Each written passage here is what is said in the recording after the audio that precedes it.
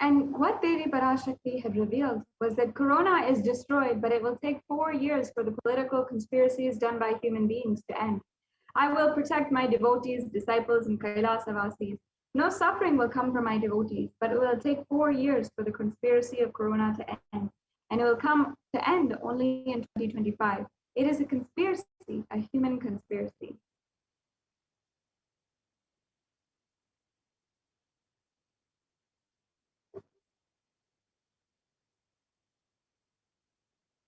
And as we know, as for Devi Parashakti's revelations, we can see in the below article that there is more of COVID-19 expected in the coming months. And as many of us have already heard across India, they will be seeing a third wave coming up and new variants coming from different parts of the world. And of course, the Supreme Pontiff of Hinduism has already revealed that we will be seeing the effects of Delta Plus variants and the Lambda variants in India very soon. And this article also continued on to say that if a new variant was discovered, it would spread faster during this third wave. So unfortunately, as Devi has revealed, we will be seeing more and more effects of COVID-19 on our lives, and it doesn't look to be ending anytime soon. This pandemic, this pralaya, it does not see an end in sight, unfortunately.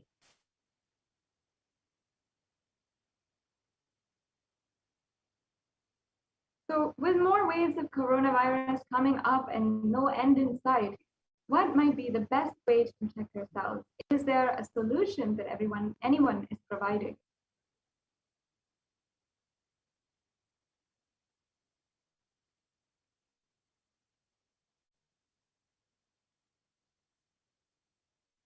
And the solution is simple. Kailasa is the only place that is safe, and the Supreme Pontiff of Hinduism is, in fact, the only hope. And the Supreme Pontiff of Hinduism has opened up the Kailasa COVID care centers in Adi Kailasa Sarvagna Peetham, as well as 13 other locations in India, and as well has enforced strict COVID protocol with a multi-layer quarantine in order to safeguard Kailasians and anyone who is in need of protection right now. If you want to protect yourself from the ongoing pandemic and you need this opportunity, you can go to kailasa.org/Kailasa care and avail yourself of this extremely gracious blessing from the Supreme Pontiff of Hinduism, where he is literally protecting each and every one of our lives out of his utmost compassion. Yes, and the Kailasa COVID care centers are a huge blessing for humanity. Not only is the Supreme Pontiff of Hinduism providing multi-layer quarantine for any being who chooses to reside in one of the Kailasas in India, but you will also be provided free accommodations, free food, free classes, free internet services, and much more, just to ensure that you are protecting yourself, that you are protecting your life during this time. As the Supreme Pontiff of Hinduism and Devi Parashakti have been continuously reminding us, the only priority for this year is to keep yourself alive. That is the only profit for this year. So if you are living in India, especially, and you want to ensure that you are keeping yourself and your family protected, you can sign up for the Kailasa COVID care at kailasa.org/Kailasa care. So with this, we will be concluding this portion of the program and we'll be entering into the next segment where we will understand some of the various offerings that we can make to Devi Parashakti.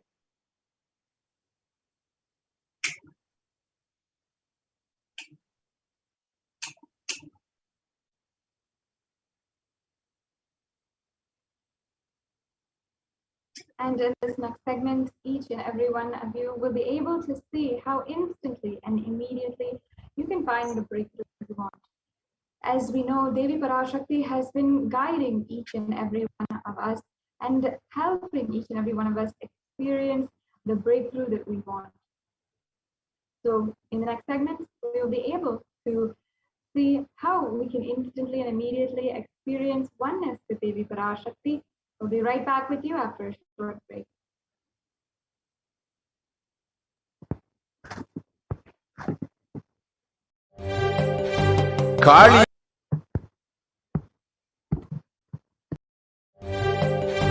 காளியின் ஆட்டத்தை ஆனந்தத்தை ஆனந்தத்தொடு ஆடிய ஆட்டத்தை கண்டோர் உயிருக்குளெல்லாம் இறங்கி குண்டலினிவில் உயிர்ப்பிக்கச் செய்து மாய மனத்தின் இருளை அகற்றி மாயம் அழித்து மங்களம் தந்து குரு பக்தியும் சிவ பக்தியும்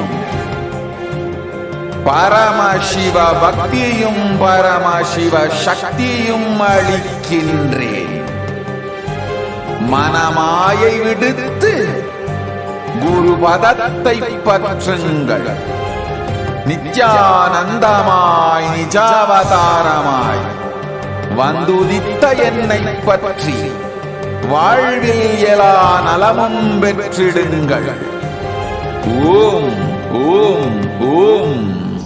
யாதுமாகி நின்றாய் காளி, ஓம் காளி ஓம் சக்தி, ஓம் காளி ஓம் சக்தி, ஓம் சக்தி ஓம் சக்தி ஓம் சக்தி. ஓம் ஓம் ஓம் ஓம்.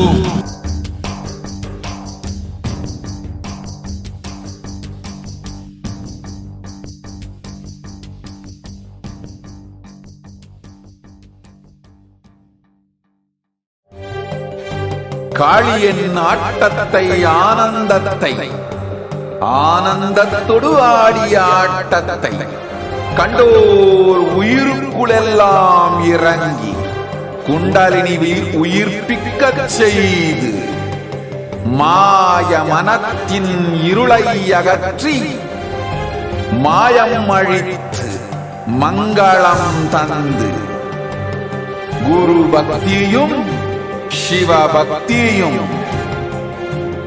பரமசிவ பக்தியும் பரமசிவ சக்தியும் அளிக்கின்றேன். மனமாயை விடுத்து குரு பதத்தை பற்றுங்கள். நித்யானந்தமாய் நிஜாவதாரமாய் வந்துதித்த என்னை பற்றி வாழ்வில் எல்லா நலமும் பெற்றிடுங்கள். ஓம் ஓம் ஓம். யாதுமாகி நின்றாய் காளி.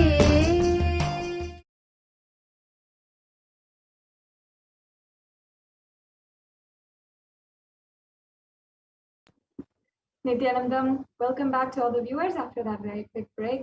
And I hope that you have been enjoying and staying tuned with us throughout this whole program.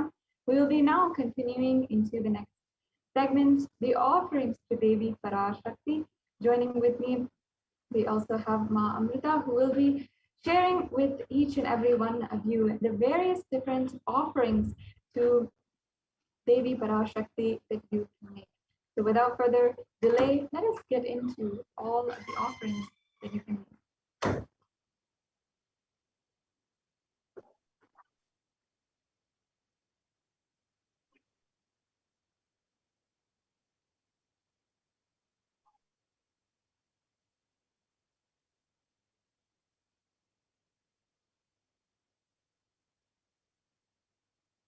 Yes. So to begin, an offering is a giving of a divine gift, pure love, devotion, and oneness. And it consists of two parts. One is giving, and the second is accepting. Only when the divine accepts what one offers, the offering becomes complete. Offering is not made out of any fear or out of greed. When an avatar lands, the incarnation of Paramashiva, the offerings are made purely a part of the grand Leela played out for the only purpose of enlightenment.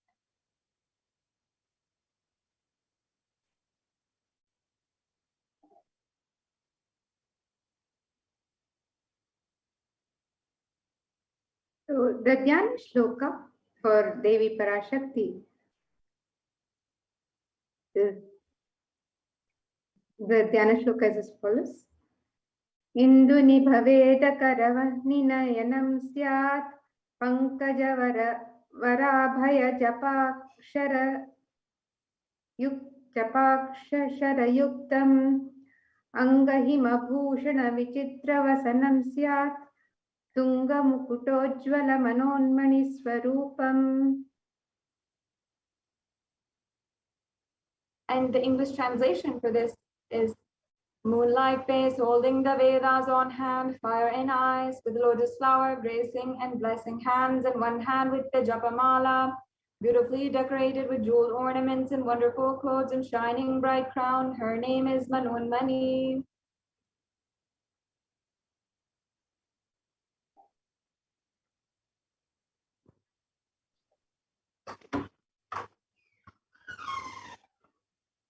And we have another Dhyana Shloka on Devi Parashakti.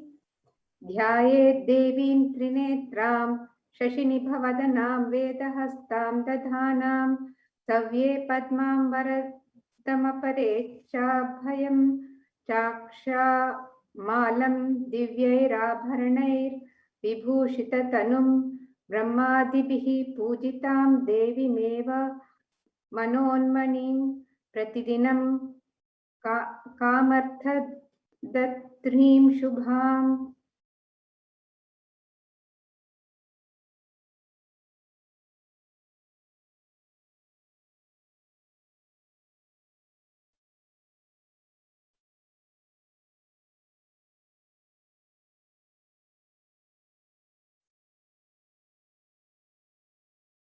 And the meaning for this Dhyana Shloka. I meditate on Devi with 3 eyes glowing like a moon and holding the Veda, the lotus, and gracing with blessing and gracing hands. She is wearing beautiful ornaments. She is worshipped by Brahma and other many gods and showers auspicious boons for all actions every day. And this is from the Mula Agama, Manonmani Dhyana.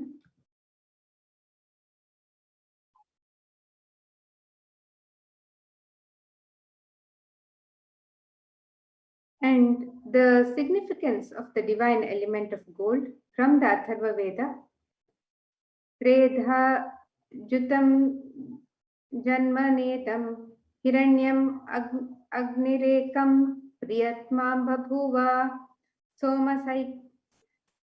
Somasaikyam Insitasya Parapatata Apamekam Vedhasam Reta Ahutatte Hiranyam Trividasvaivishe. The translation is, triply born by birth is this gold. From the atoms of Agni is one, it becomes dearest to Agni. One fell away from the Soma when it was hurt.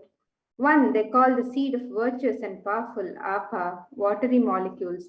Let that triple gold be for your long life. Gold is a divine element. It purifies anything it touches. It is an element of spiritual significance and great spiritual power of healing and enlightening. The vibration of gold has the power to infuse sattva energy and positive thought currents in anyone who wears and anyone who sees or operates in its vicinity.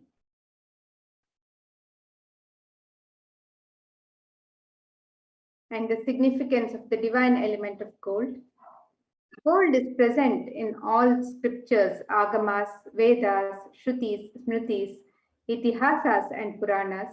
In all Hindu scriptures, it is abundantly displayed that gold is the most auspicious and purest metal, which purifies our being. In the Hindu civilization, everything was built in gold, exchanged in gold. Ritual feasts were offered in gold bricks. When one was to be saved from life-threatening illnesses, gold was offered as a ritual fee. Gold was in abundance and used for weighing equivalent amounts of commodities, including cows. Kingdoms were built with huge doors of gold. The streets would have huge columns and huge archways made of gold. Horses and cows were dressed in gold. And some more on the significance of the element of gold. Hindu civilization thrived on the banks of rivers of gold. Indus River was called Hiranmaya, the river of gold in Rigveda. The river Saraswati was called Hiranyavartini in Atharva Veda. Gold is the supreme element for offering gifts to the ones you love and revere. Temples are constructed and paved in gold. Deities are made in gold and decked and adorned in gold because it preserves the enlightenment energy for thousands of years. It lasts forever. And today, some of the offerings to Devi Parashakti, some of the offerings that you can offer at the feet of Devi Parashakti during the darshan. One option is the e-hundi, and Devi is fond of true devotion. So we have the Shastra Pramana for this offering. Bhakti Priya, Bhakti Gamya, Bhakti Vasya, Bhayapaha, Shambhavi Sharadharadhya, Sharvani Sharmadhaini. The meaning is Devi is fond of true devotion and is realized through true devotion. She can be won over through true devotion, and she removes all fears. If there is any fear in the minds of devotees, Devi is sure to remove that fear. It is stated that Devi likes to be worshipped in autumn. Here it is meant that autumn of our lives, when thoughts turn more and more inwards, the role of the divine is known and understood clearly. The need for Devi worship becomes stronger. Shambhavi is the consort of Shambhu or Lord Shiva. Sharadharadhya means worshipped by Sharada, Devi Saraswati. Sharvani is the wife of Lord Shiva. In the Linga Purana, Lord Shiva is called Sharva in his earth form. Sharmadhaini is Devi who bestows happiness on devotees. You can offer gratitude and devotion to Devi Parashakti by offering your kanika, and your name shall be chanted during the puja offered to Devi Parashakti.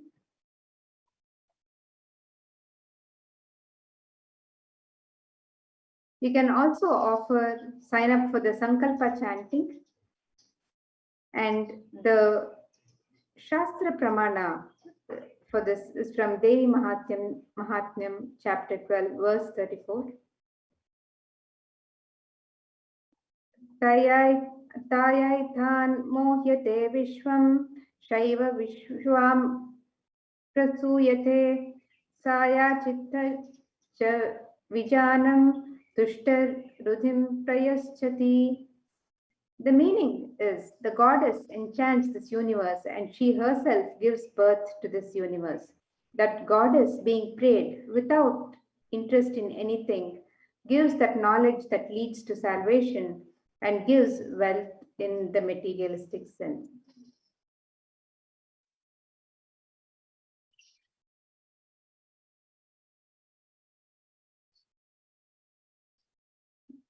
And next we have the Sahasranama Swarnakasu, which can be offered to Devi Parashakti. It is the offering of gold coin, and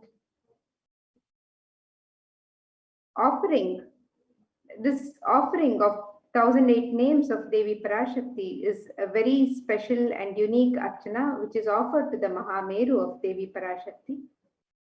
And you can offer a gold coin inscribed with each one of the 1008 names and receive the blessings to have the Ananta Kalyana Guna, all the divine qualities of Devi Parashakti. So Devi is known as the Nama Parayana Prita, she who likes repetition of her various names, and in the Lalita Sahasranama verse 731. So each of these coins, the Sahasranama Swarna Kasu, which can be offered in 3 different denominations of $75, $151, or $251 US. It can be offered at the link tiny.cc/devi-offerings, and each one of these coins will be inscribed with one of the 1008 names of Devi and offered to Devi Parashakti.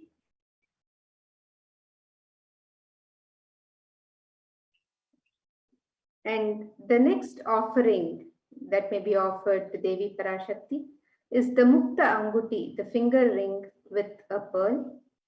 And this offering can be made in denominations of 251 USD, 501 USD, or 750 USD.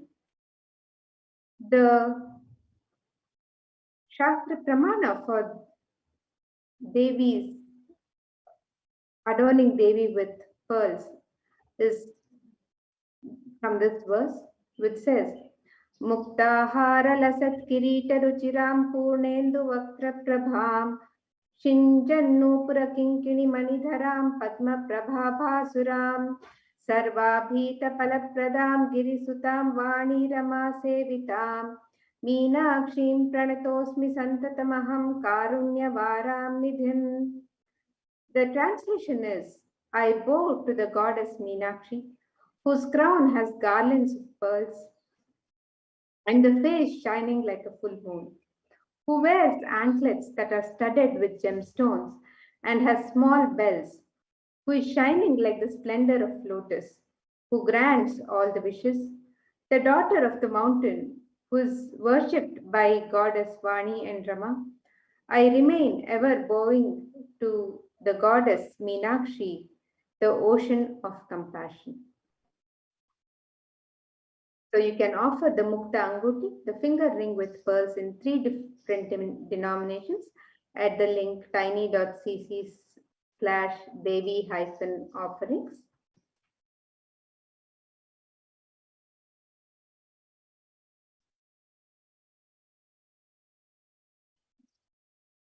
And the next offering to Devi Parashakti is the Swarna Padma Pushpa, the golden lotus, which can be offered for $600 US. You can offer this also at the link tiny.cc/devi-offerings. And the Kamika Agama verse says, Ashta Vidyeshwaropeta Kumbha Varana Samyutam Sarve Sutra Vastradhya Hema Pankaja Bhushita Sapidhana Kurachascha Pakwa Bilva Palaprabha Snapanadhyaya Samsiddha Pramanena Smanvitaha. The meaning is, all the kalashas should be wound around with a suitable thread and covered with a new cloth. They should be adorned with lotus flower made of gold. So this is the Shastra Pramana for the Swarna Padma Pushpa, the golden lotus, which will be adorned on the kalashas for Devi Parashakti. And you can offer this at tiny.cc/devi-offerings.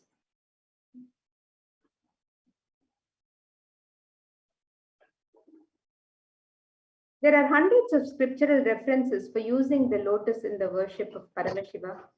Almost everything in the worship of the ultimate involves the consecration of deities of worship or meditating on the mudras and asanas used during worship, involves the lotus flower, the lotus leaf, the lotus pericarp, the lotus petals.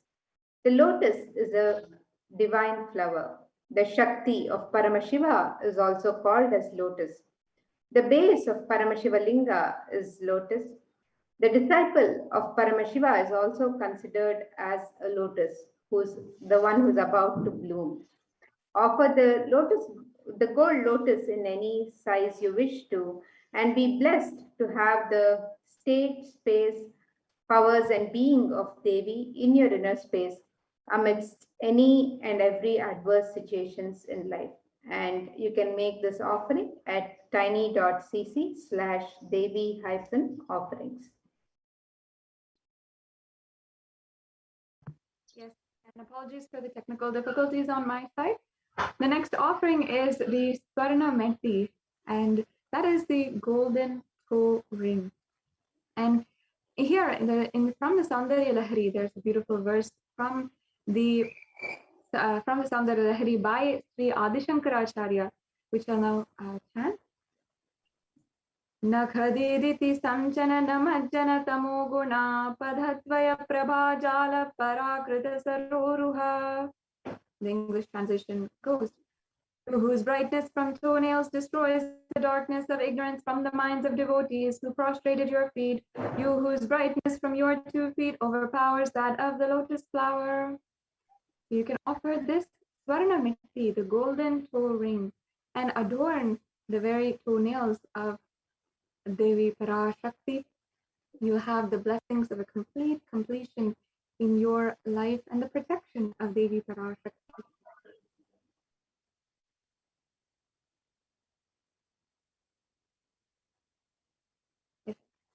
Can offer the toe ring to Devi, adorning her sacred feet, to be in constant gratitude for receiving her blessings, even in the most difficult aspects of your life.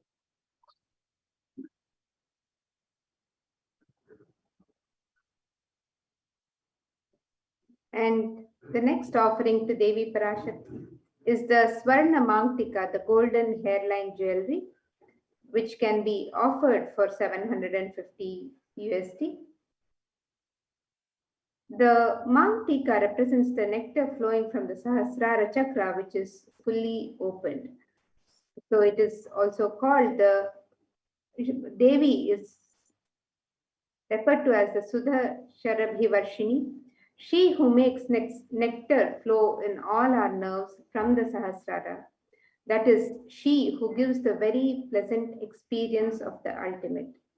So this offering can also be made at the link tiny.cc/Devi-offerings. And it is the offering of Swarna Mangtika, the gold hairline jewelry, which can be offered for 750 USD.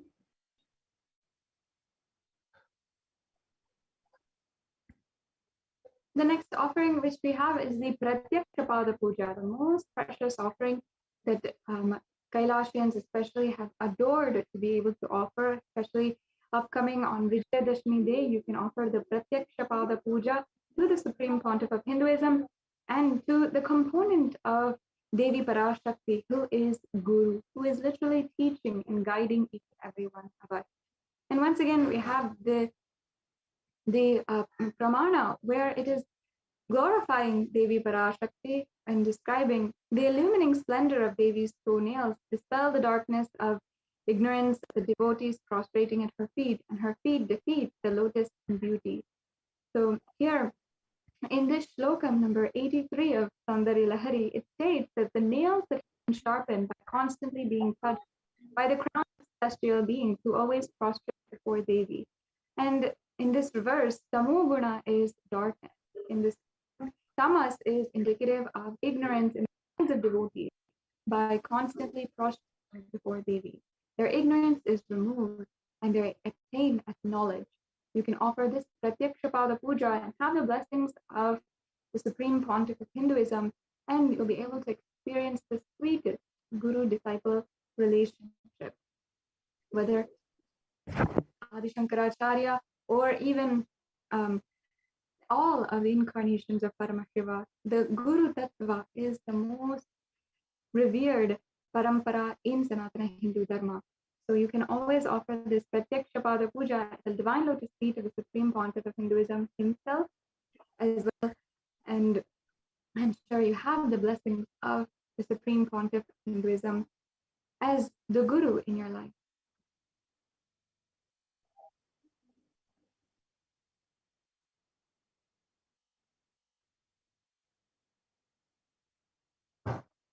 And the next offering that can be offered to Devi Parashakti is the Vastra Seva for $1,008. And offering of the Vastra Seva blesses the Yajaman with all auspiciousness and blessings of the Supreme Pontiff of Hinduism, Jagadguru Mahasannidhanam, His Divine Holiness Bhagwan Sri Nithyananda Paramashivam. And the offering can be made at the link tiny.cc/Devi-offerings.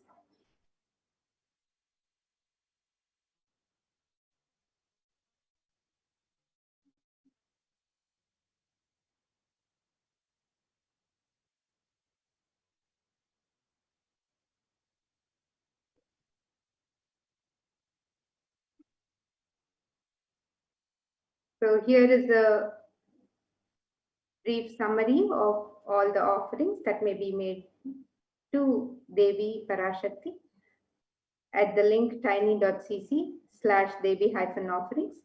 You can offer at the e-hundi, you can offer any amount of your choice in any currency of your choice. The Sankalpa chanting, an offering of conscious resolution, can be made for just $1. The Devi Sahasranama Kasu, which is a pure gold coin, each with a sacred name of Devi inscribed on it, one of the 1,008 names of Devi inscribed on it, can be offered in 3 different denominations of $75, $150, and $251. And the Mukta Anguti, the pearl finger ring, can be offered for in the 3 denominations of $251, $501, or $750. The Swarna Padma Pushpa, the golden lotus flower, can be offered again in 3 different sizes in 3 different denominations of $600, $1,200, or $1,800. The Swarna Metti, the gold toe ring for the lotus feet of Devi Parashakti, can be offered for $750. The Swarna Mangtika, the gold hairline jewelry, can also be offered for $750. And the Pratyaksha Pada Puja, the ritualistic offering of gratitude to the Supreme Pontiff of Hinduism, can be offered at $1,008. And the Vastra Seva for Devi Parashakti can be offered for $1,008. So all of these offerings, you can sign up for any of the offerings that you would like to offer. You can make the offerings at tiny.cc/Devi-offerings.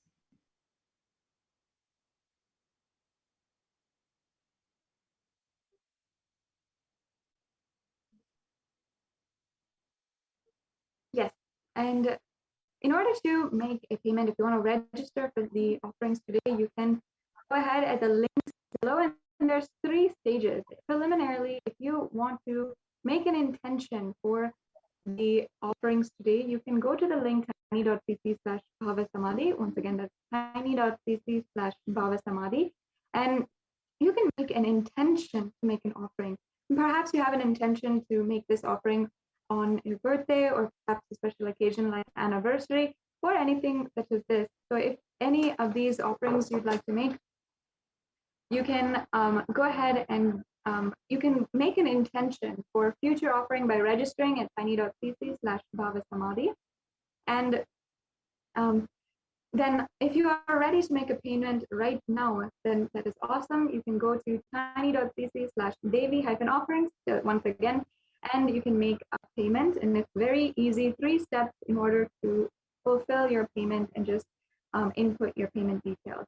After that, we request all of the Yajamans, everyone who has made a payment, to go to tiny.cc/Sankalpa2021 in order to submit the details needed for the puja, and all the names that will be chanted during the puja can be submitted in this form after the payment. So once again, it's a very easy 3-step process to make a payment, and as well, you can consciously build gratitude in your life just by making these offerings. And if we can take a few minutes right now and just display the link for the payment, tiny.cc/Devi-offerings. We can show to the viewers and be able to have the newer viewers know what it looks like and how easy it is to make an offering right away. If you make either even an e-hundi offering, there's also another option, which is the YouTube Super Chat. And it's a very cool and unique feature of YouTube where you can go to our Kailasa's HDH Nithyananda YouTube channel and make a donation of any amount that you want through the e-hundi. And all of us Hindus know the love and joy that it comes out of offering a few coins, $1, or even, how much ever we want, $50 or $100 into the hundi whenever we go to the temple. And I myself remember the joy of being just offering a few coins or $1 when I went to the temple with my mother. It was just an offering of gratitude every single time that we go to the temple. And the Supreme Pontiff of Hinduism is making these sessions available to each and every one of us, wherever we are, not just the Archavatara, but the Nijavatara, the living presence of an avatar who is radiating that super conscious energy. So we can offer our gratitude through the YouTube Super Chat. And if you're already on YouTube, I invite you to join us, join Kailasa's HDH Nithyananda YouTube channel, which is the YouTube channel, and you can join as a member and make a donation in that platform. So as you can see here, as Ma Amrita is kindly showing us, you can see that the this is the donations landing page, and you can go to this landing page and select in the drop-down menu the offerings that you would like to make. And all the offerings that we have discussed will be made available there. And then you can add that to your cart. Once you've added it to your cart, you can fill out the payment details that are needed and the billing details that are needed. And you'll also be able to see there what are the various different payments that are accepted. Yes, as you can see here, we have the drop-down menu, and you can see all the various offerings, the array of offerings that you can do for Devi Parashakti today.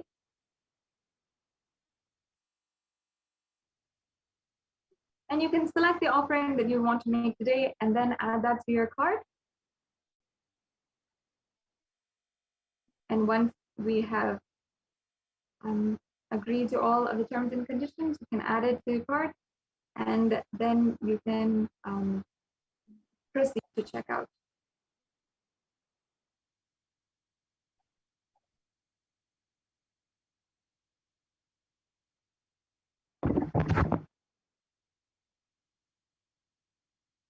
And once you have proceeded to your checkout, we'll be proceeding to the payments and billing details form. You'll just be filling that out with your credit card details, and then you can ensure that you have filled out the payment. You'll get an email notification to the email that you have submitted. And once you have done that, you should go to tiny.cc/Sankalpa2021 in order to ensure that you are the names that should be chanted during the puja are submitted, and during the puja, your name will be chanted with the information from this form and the payment order from this form. So make sure that you are submitting that form. It's a very quick and easy form once again. And as you can see, here's the link. And again, if you want to make an e-hundi donation, you can make it through the YouTube Super Chat. And that is another very unique and cool way, easy way. If you'd like to, you can also, the YouTube Super Chat has the option for PayPal and the option for Google Pay as well. Many of us are switching over from credit card to Google Pay and to PayPal. So if you'd like to, you can go to YouTube and make an offering in that way, if that is more suitable to you. So yes, as you can see here, we have the live YouTube channel. And I request if anyone wants, you can join, and the join button, as you can see here, we have the join button. Then you can go to the live feed. Yes, and you can join this channel.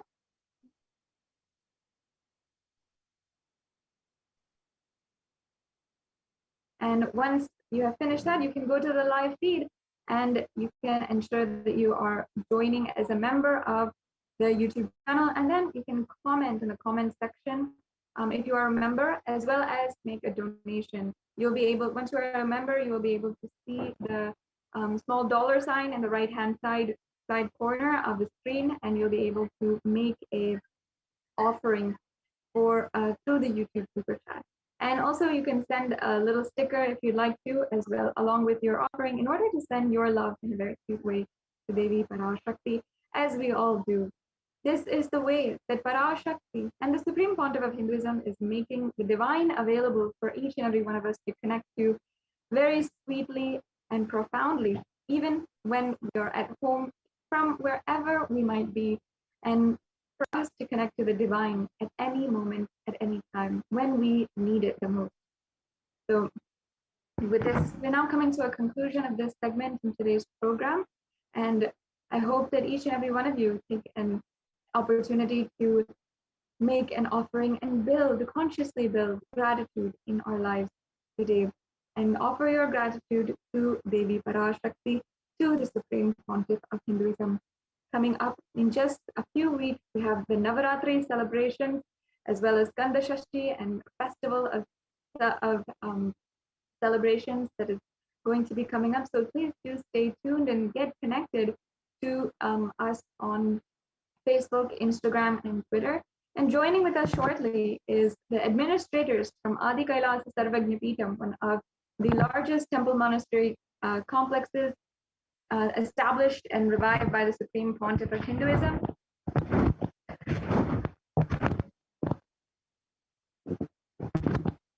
And you will be able to literally see for yourself how the Supreme Pontiff of Hinduism has made so much of contribution to the Kailasa COVID care centers. So now we will be entering into the next segment of today's program.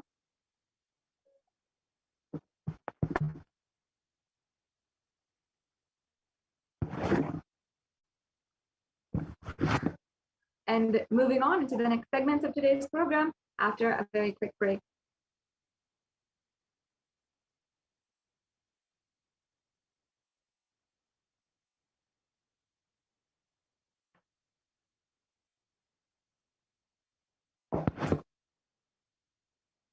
I invite all the viewers, once again, you can get connected to Kailasa on Facebook, Instagram, on Twitter, and YouTube as well.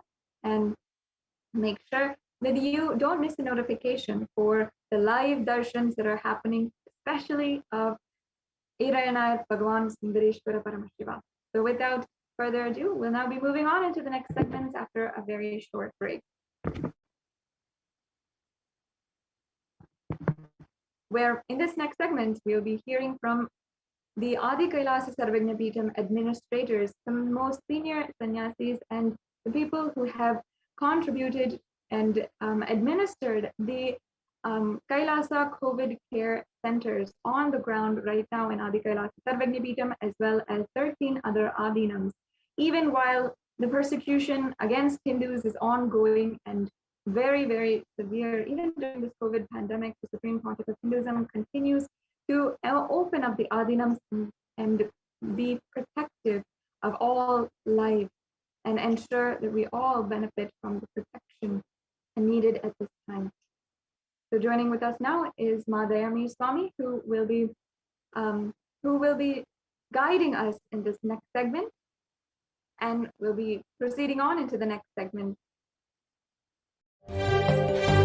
காளியின் ஆட்டத்தை ஆனந்தத்தை ஆனந்தத்தொடு ஆடிய ஆட்டத்தை கண்டோர் உயிருக்குளெல்லாம் இறங்கி குண்டலினிவில் உயிர்ப்பிக்கச் செய்து மாய மனத்தின் இருளை அகற்றி மாயம் அழித்து மங்களம் தந்து குரு பக்தியும் சிவ பக்தியும் பரமசிவ பக்தியும் பரமசிவ சக்தியும் அளிக்கின்றேன்.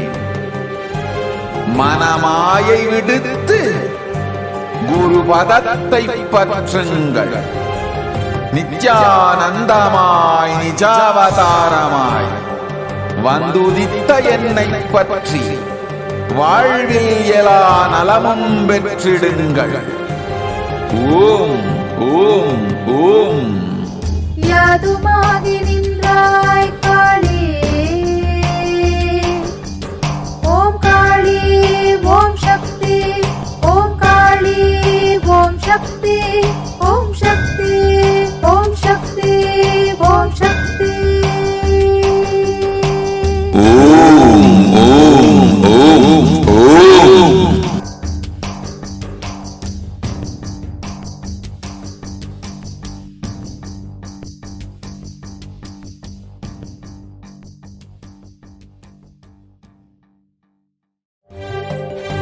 காளியின் ஆட்டத்தை ஆனந்தத்தை ஆனந்தத்தொடு ஆடிய ஆட்டத்தை கண்டோர் உயிருக்குளெல்லாம் இறங்கி குண்டலினியில் உயிர்ப்பிக்கச் செய்து மாய மனத்தின் இருளை அகற்றி மாயம் அழித்து மங்களம் தந்து குரு பக்தியும் சிவ பக்தியும்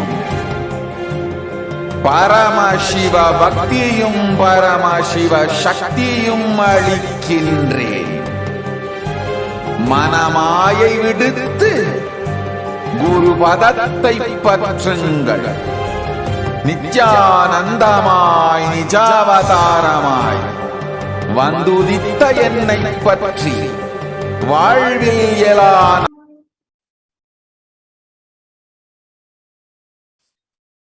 Nithyanandam, welcome back to this segment.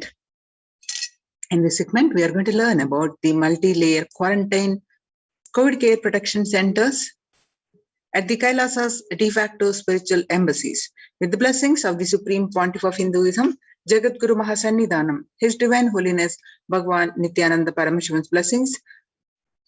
Nithyanandam Paramasugadam Kevalam Jnanamurtim Dvandvatitam Gagana Sadusham Tattvamasyaadilaksham Ekam Nityam Vimalamachalam Sarvadi Sakshibhutam Bhavatitam Trigunarahitam Sadgurum Tam Namami.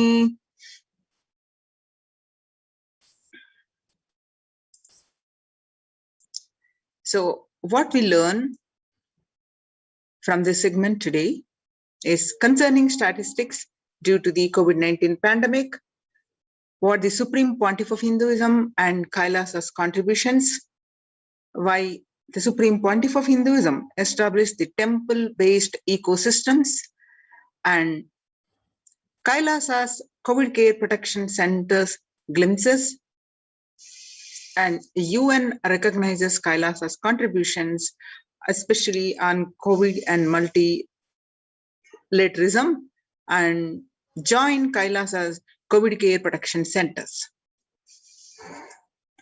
The statistics across world today, in the United States, statistics on September 7th, 2021, that COVID-19 Delta variant still the most concerning, say World Health Organization experts. Even with the emergence of the new more COVID-19 variant, the Delta strain remains the top concern globally, appearing to outcompete others, senior officials with the World Health Organization said recently.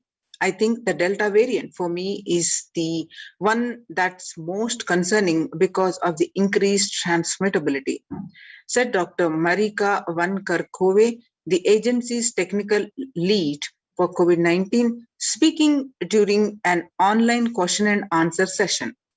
It's doubly transmittable compared to the ancestral strain, which means that it can spread to more people.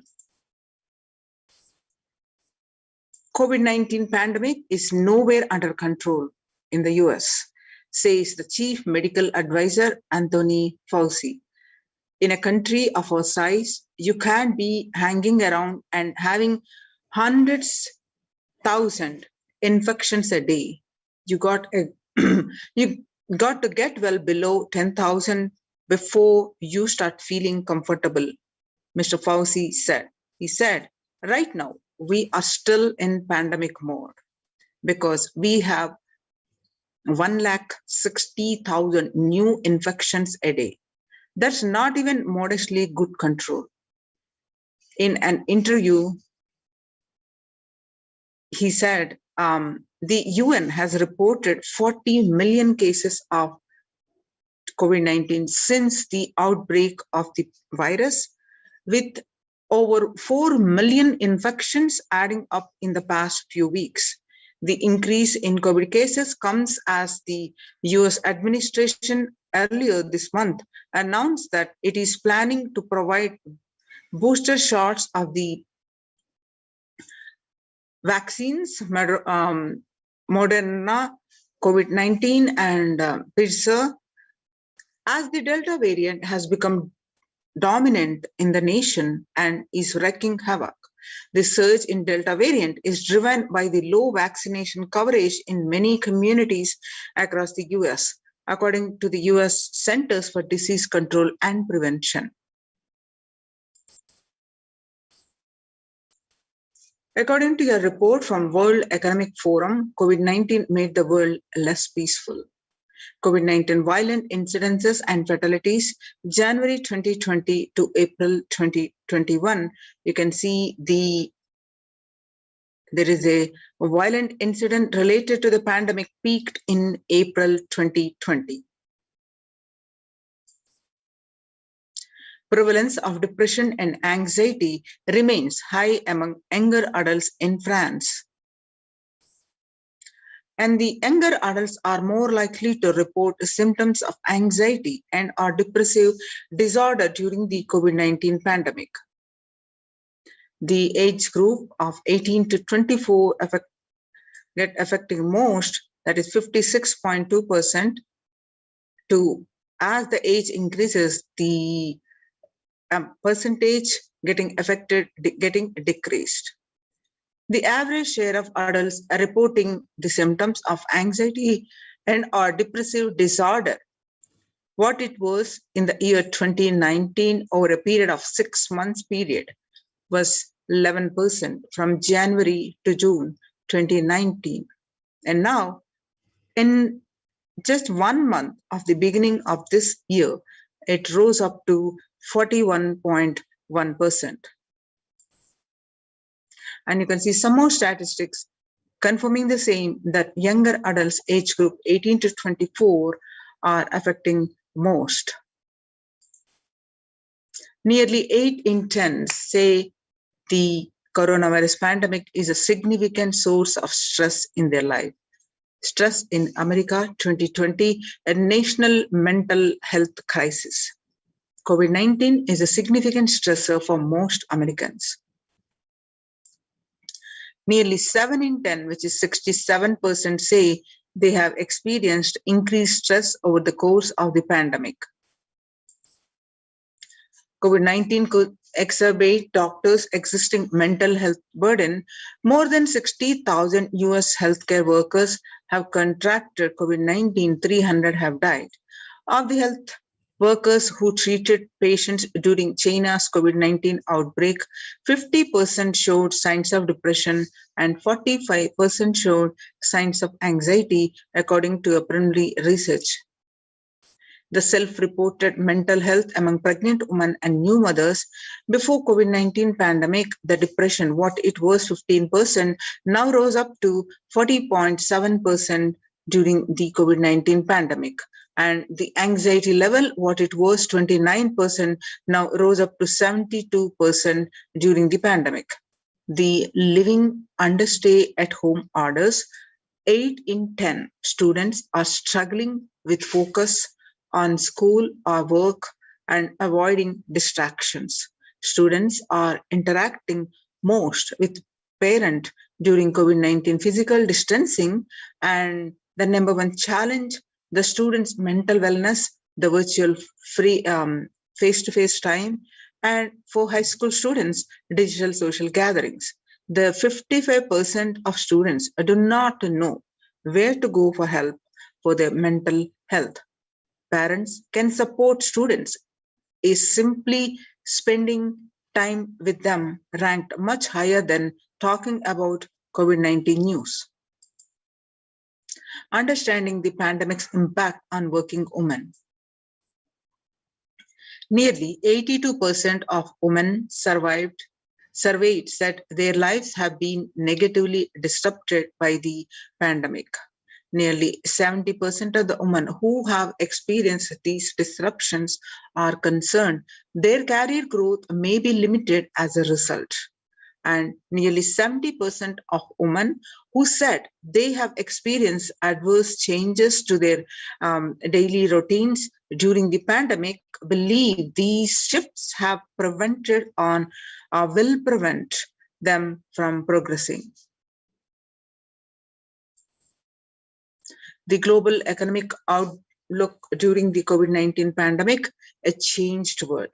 The pandemic is expected to plunge most countries into recession in 2020, with per capita income contracting the largest fraction of countries globally since 1870. The COVID-19 recession has seen the fastest, steepest downgrades in consensus growth projections among all recessions since 1990. Most countries are expected to face recessions in 2020.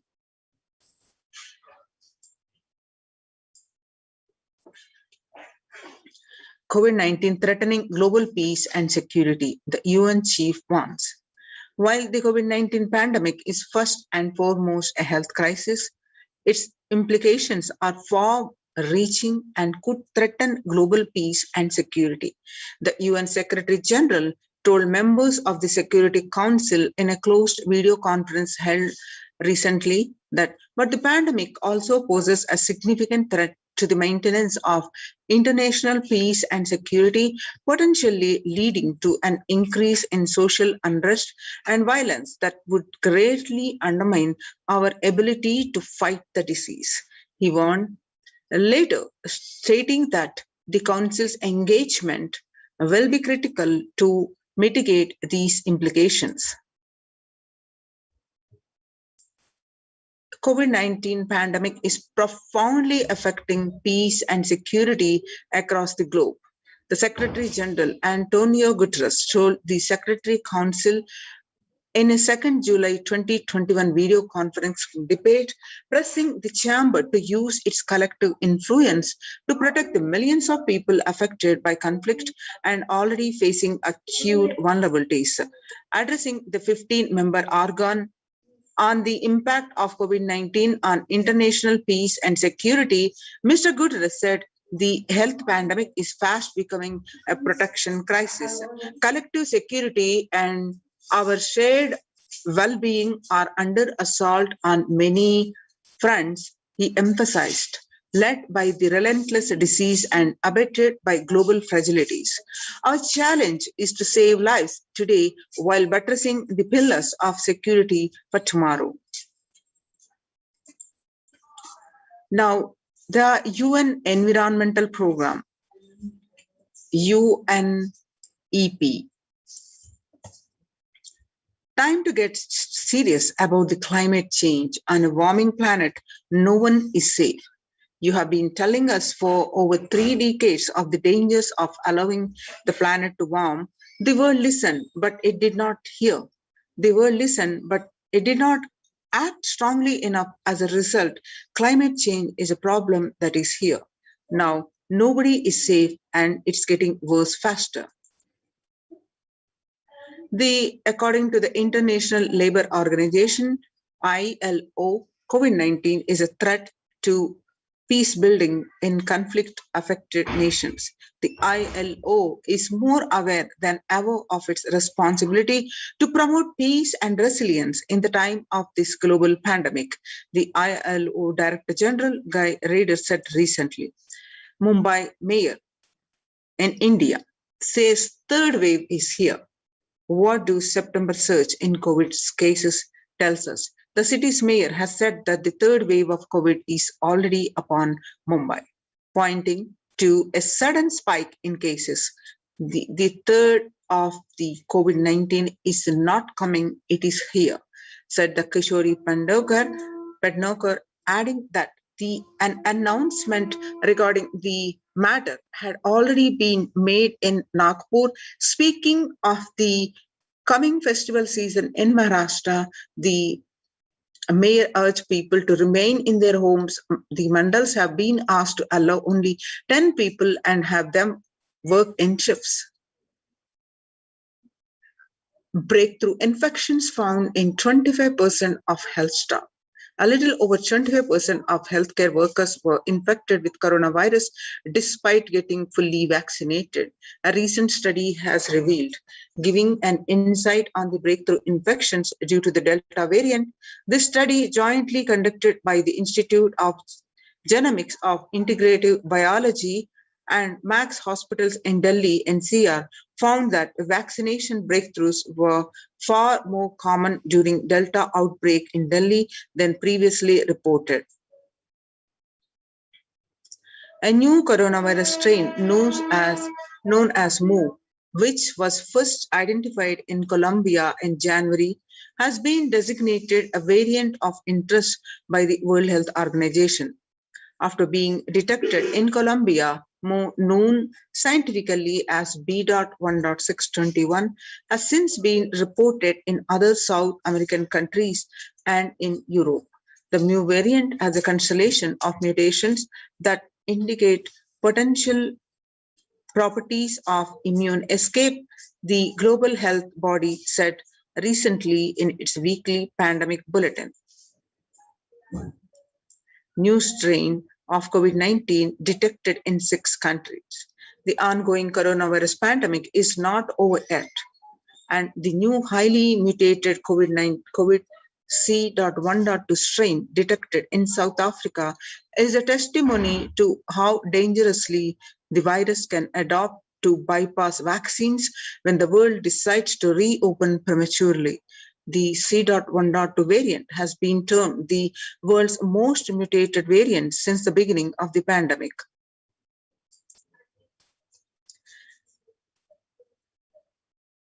The WHO has said that to date, there are 100 sequences of C.1.2 reported globally from the earliest reports from the May 2021 from South Africa, and currently it does not appear to be increasing in circulation. The new variant was first found in South Africa in May. Researchers from South Africa have described the C.1.2 variant, which has 40 to 59 mutations more than the original Wuhan virus. And the spread of evolution for this variant is 1.8 times faster than the average.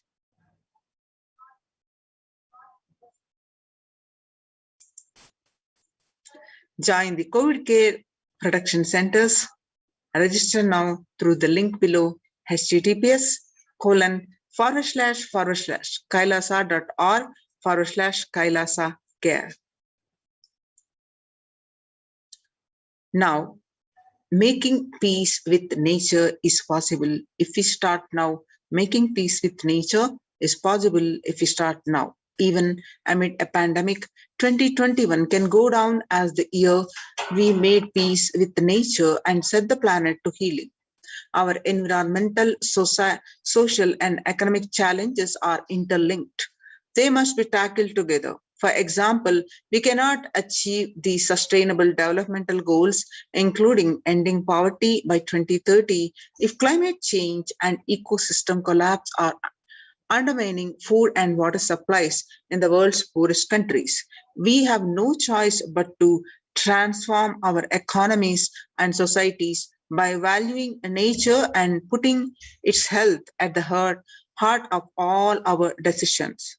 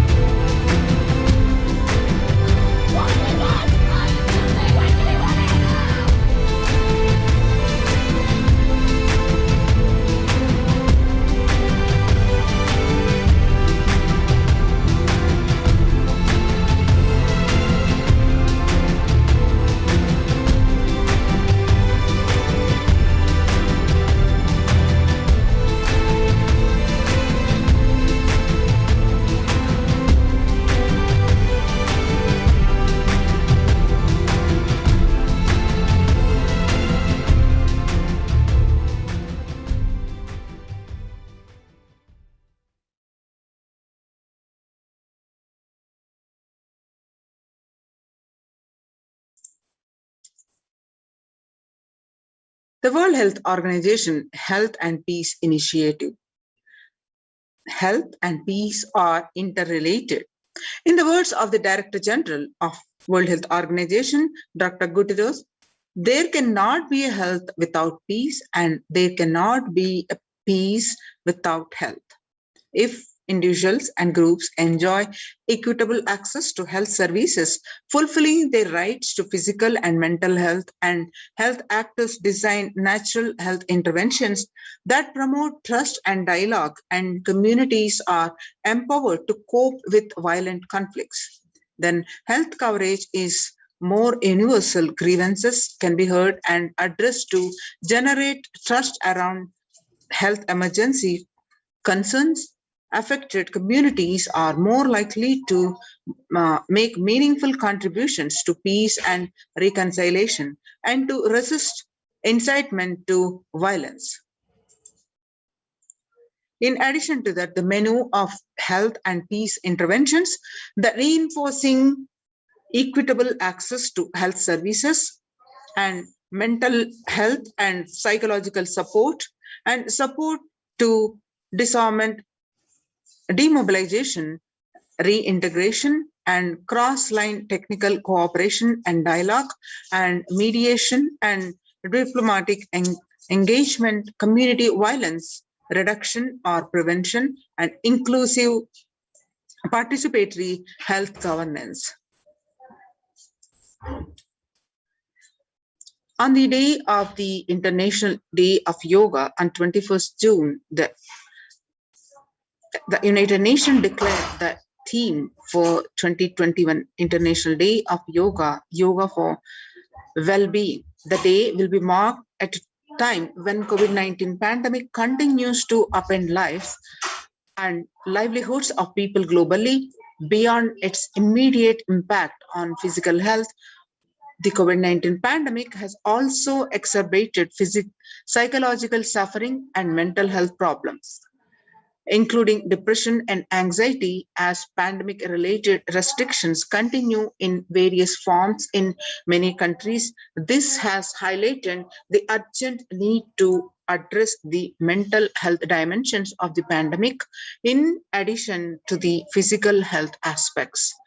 The message of yoga in promoting both the physical and mental well-being of humanity has never been more relevant. A growing trend of people around the world embracing yoga to stay healthy and rejuvenated, to fight social isolation and depression has been witnessed during the pandemic. Yoga is also playing a significant role in the psychosocial care and rehabilitation of COVID-19 patients in quarantine and isolation. It's particularly helpful in allaying the fears and anxiety. Amid the COVID-19, we need enhanced international coordination to build peace, according to the United Nations Institute of Peace. Tackling the pandemic and building resilience in fragile states requires concerted international action at local, national, and global levels. As the humanitarian and economic toll of the COVID-19 pandemic continues to grow, so does the risk that this crisis will fuel new conflicts around the world while stemming prospects for resolving ongoing crises. Sustainable Developmental Goals, UN spotlights health benefits of yoga, ancient practice that can ease off our modern laptop lives. Yoga is a practice that can be relevant to all ages, relevant to all cultures, irrespective of what socio-economic status people represent. It can be used to unite our complex and difficult world, to promote not only healthy lifestyle, but to promote peace and security in the world, said Dr. Nata Manapte, Executive Director of the New York office of the World Health Organization, at an event entitled Conversation, Yoga for Health. The stronger health systems and universal health coverage must be a priority. Remarks to the General Assembly special session in response to the COVID-19 pandemic. For the first time since 1945, the entire world is confronted by a common threat, regardless of nationality, ethnicity, or faith. A new social contract between people, governments, the private sector, civil society, and more can tackle the roots of inequality with fair taxation on income and wealth, universal benefits, and opportunities for all. The food systems hold key to ending world hunger. Effects of the COVID-19 pandemic, the UN has noted a dramatic increase in world hunger. According to the state of the food security and nutrition in the world, 1/10 of the global population, as many as 811 million people, were undernourished in 2020, an increase of 118 million from 2019.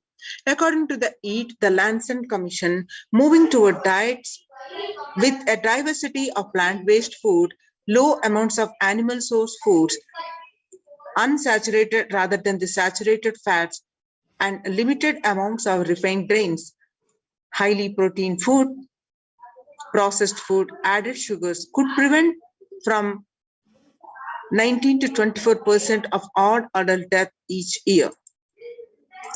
International peace and security. Our contemporary world is showing no signs of decline in the intensity of violent conflicts, crime and displacement, and the prevalence of a continued state of tension in many regions of the world.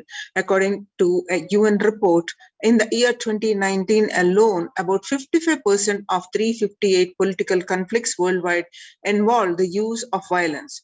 Geopolitical tensions, which have been on the rise even before the COVID-19 pandemic, have only prolonged violent conflict, making it difficult for policymakers to come together and resolve their differences peacefully and amicably. The last decade witnessed the highest number of people internally displaced by conflict and violence. The Vedic tradition beautifully describes that Yasta sarvani bhutani atmani ivanu pashyati sarva bhuteshu chatmanam tatona vigupchate. The verse 6 from Ishavasya Upanishad. That means inner peace leads to world peace. Now let us see the Supreme Pontiff of Hinduism contribution to the world peace. Self-transformation, a secret to achieve global peace. Let us listen from the Supreme Pontiff of Hinduism's own voice. Social answer means I'll tell, oh, you should all work for global peace. You should all work for turning the world. You should work for revolution. You should work for all these, that things. You should vote only the party which says that it will stop the war and all these things. This is the social answer. Nonsense. If you want the honest answer, I tell you, simply transform yourself. You can't do anything. If at all you can do, you would have done it. Be honest. If you can do, you would have done it. You are raising this question because you are not able to do. Am I right? So let us be very clear. Let us be honest. We are not able to do. Socially. That's the truth. That's the reason you are sitting here and raising the question. I tell you, understand few important things. There are a lot more attached to this question. There are many things which is attached to this question. We always feel the present is the world is totally spoiled. It is not going according to the rules or how it is supposed to be. It was wonderful once upon a time. In ancient time, things were going properly, everything was well and great. And I tell you, 10,000 years ago, they found some writings on stone in Harappa Mohenjo-daro culture. Some stone writings have been discovered. The other day I read a beautiful book about that stone writings. That writings, it says, oh, nowadays the society is not as it should be. So much of war. There is no peace. In the early times, there was so much of peace. Society was really great. Things were as it should be. And it almost looks like a today newspaper editorial. 10,000 years ago, the same thing carved on a stone. Then understand, there was no such time as only good prevailed. It is just a fantasy. Hinduism, they call it Satya Yuga, the age of truth. There was a time only truth prevailed. And every religion, Christianity, they say the Garden of Adam and Eve. There was a time everything was wonderful. Every religion has got the fantasy. The past was great. There was golden past. Always the idea of golden past exists only in the past. The more you go back, again you say the past was great. And I tell you one thing, it is a wonderful way of postponing accepting the reality. Otherwise, I can be sure the world was same as it is today. Whether it is 5,000 years ago or 10,000 years ago. Maybe one thing, there was no CNN channel that time. So the news did not reach you so quickly. That's all. The news did not reach you so quickly. That may be the only difference. But otherwise, I can be sure the good and the bad was equal. Good and the bad was equal. The same amount of wars were there. All the other things were there. If you read the Puranas, the mythological stories of India, you see enough of things. Enough of dirty things. I think sometimes I find a little more. And if you read completely the Puranas or the Hindu scriptures, there are a lot of things much worse than modern day. The criminal activities or bad things or negative things, whatever you say, all this stuff. And never think only present day is corrupted or violent. In the ancient days also, all these things were there. Only one thing was not there, the CNN news or the internet. So the news did not reach you. But otherwise I can tell you, enough the good and bad was there. It always will exist. It will exist. All you can do is, if you awaken yourself, if you reach the enlightenment state, you can go beyond it. And I tell you, enlightenment is the only service you can do to the society. Just become enlightened so that you will reduce the negativity. Now, as of now, you are also the part of negative group. Naturally, we will be a negative group. As long as we are unenlightened, we will be the part of collective negative consciousness. So if you become enlightened, at least you will reduce your weight. That's the only thing we can do. Nothing else can be done. So all I request you to do is just become enlightened. Realize that you are a lion. That's the only way to help yourself and the society. Otherwise, all revolutions, you see, all revolution again end up as one more tradition. In last 2000 years, 3000 wars have happened in the humanity. In 2000 years, 3000 wars. Human beings have not done anything except doing wars, except fighting. Everybody claims he wants to do revolution. He wants to spread peace. You see, every country claims their army is a defensive army. Then who is offending? Tell me. Every country says defensive army. Then who is offending? These are all just, games. The idea of peace is a pure game. Everybody wants to spread the peace according to them, not according to the other person. They want peace according to them. The other day I was in one interreligious gathering. One guy is preaching, let all of you convert to my religion so that we will not have fight. He wants peace the way in which he wanted, not the way in which. And there's a beautiful saying, the sword of Muhammad, it is written, peace alone should survive, something like that. He has written some statement about the peace on the sword. We all take sword to spread the peace. So no revolution is going to help, because in the last 2000 years 3000 revolutions have happened. but still world is same, I think much worse. So, no revolution is going to help, only individual evolution is going to help. So be very clear. Instead of working in the outer world, start working in the inner world. That will help you and society some way.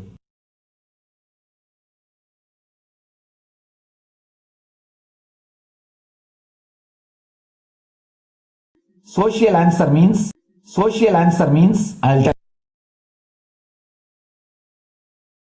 Now, let us listen from the Supreme Pontiff of Hinduism that Sri Kailas is all about peace-based powerfulness. Listen carefully. The space of Shanti,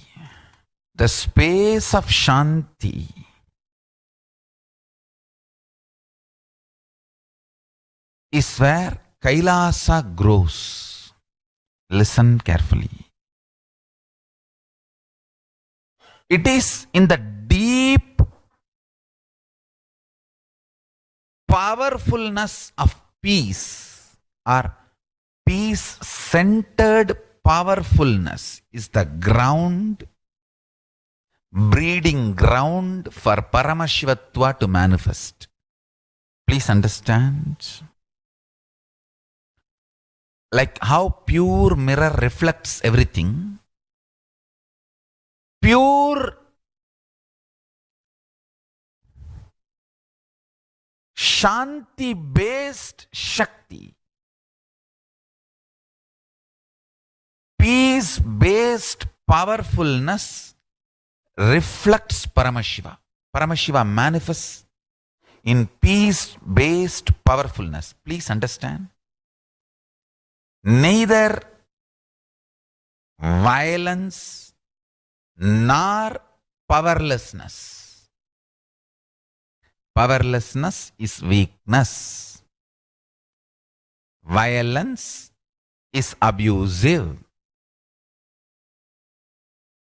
Peace-centered powerfulness. Powerfulness-centered peace. All the Upanishads starts with peace, completes with peace. Shanti Mantra starts with Shanti Mantra, gets completed with Shanti Mantra.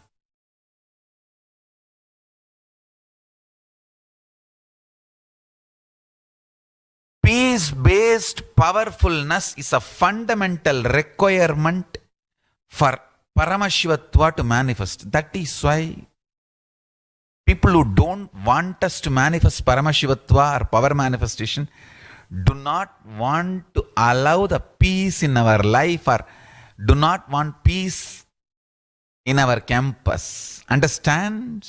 But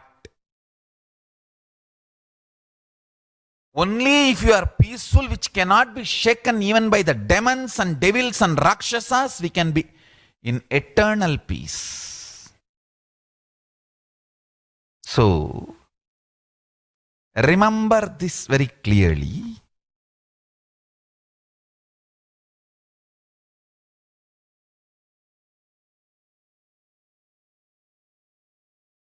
Peace alters the very DNA structure, genetic structure, the core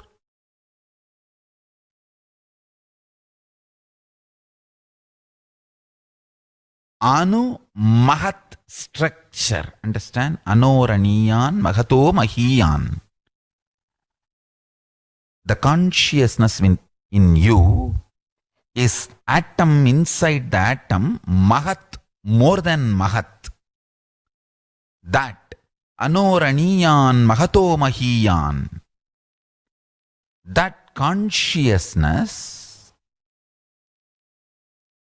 starts growing in you with more and more peace-based powerfulness developing in you. Nothing can be compared to unclutching. Spend more and more time, energy in unclutching. It will never be wasted. Time spent on unclutching is the most productive time for you in your life, because unclutching completely makes you altogether a different material. Understand? It makes your very biomemory, muscle memory, core structure, molecular structure, genetic structure, DNA structure, everything. All the 8 energy flow circuits, 7 energy flows, 1 the pure conscious explosion. So totally 8 energy flow circuits exist in you. All the 8 explodes when you unclutch. Understand? Unclutching is the space of Sri Kailasa.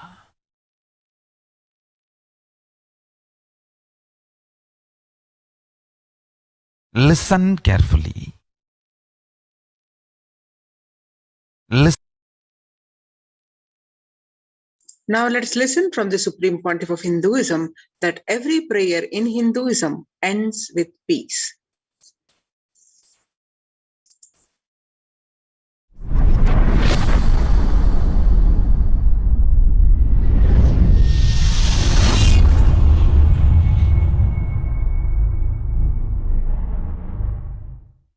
Every chanting, every prayer in Hinduism ends with Shanti, Shanti, Shanti 3 times. Means peace, peace, peace. Hinduism is the real religion. Loving peace, living peace. Individual level, social level, global level. Understand? Hinduism lost all its 56 nations, 200 states, 10,000 kingdoms, samsthanas, is not a loss to Hinduism, it is a loss to planet Earth, human beings. Wherever Hinduism is practiced, kept alive, the ideal of global peace is kept alive. Just do this one simple statistics. You yourself study. Google and study. Take the top 10 religions and list how many people they converted in last 200 years, how many people they killed. List for each religion. I can be 200% sure you yourself will realize Hinduism is the most peace-loving and peace-living religion, neither conversion nor terrorism. Neither conversion nor terrorism. Being the Supreme Pontiff of the most peace-loving, peace-living religion, I give you all my blessings on this International Peace Day. Understand? It is we Hindus need to keep the global peace as a living possibility, and we need to make this global peace as reality. Just talking about global peace will not work. Working for global peace only is the responsibility of the real living Hindu. Anyone who wants to claim themselves as a Hindu or practicing Hindu should work for global peace. Global peace is our responsibility.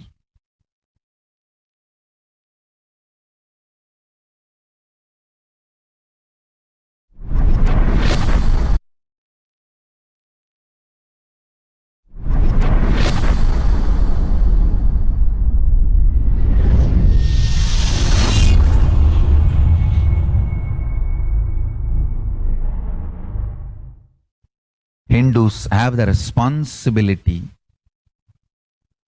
to bring global peace. So you can also throw a challenge. See, if you are making a Hindu micronation, you can throw this challenge to each one, your friends, family, 10 people.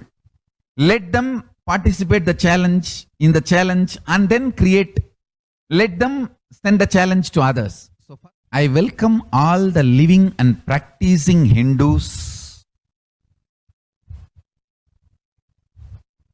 to become founding fathers of Kailasa micronation in your countries. You can also make a challenge, like how they made ice bucket challenge and all that. We can make a challenge. You form Hindu micronation and claim, I am the founding father of the Hindu micronation Kailasa. And then you can invite your family, friends for a challenge, 11 people. You form and you challenge 11 people and they also form and they spread. So let us start spreading. This project is my message on this International Day of Peace. Let us start working for global peace instead of just talking. The work we do will talk for us. The talk we do will not work for us. This is the message.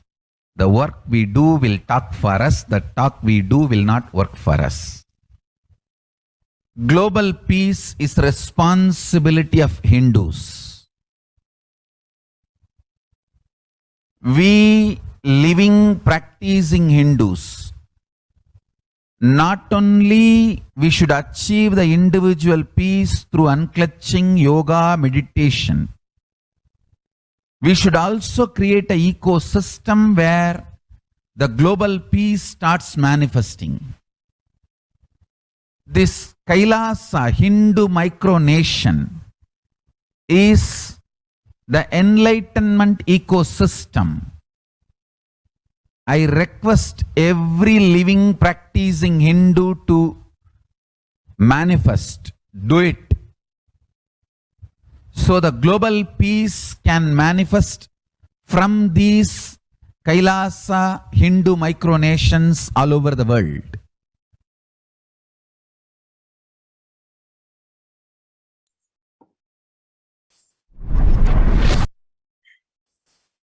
Now, let us see the Supreme Pontiff of Hinduism, the contributions.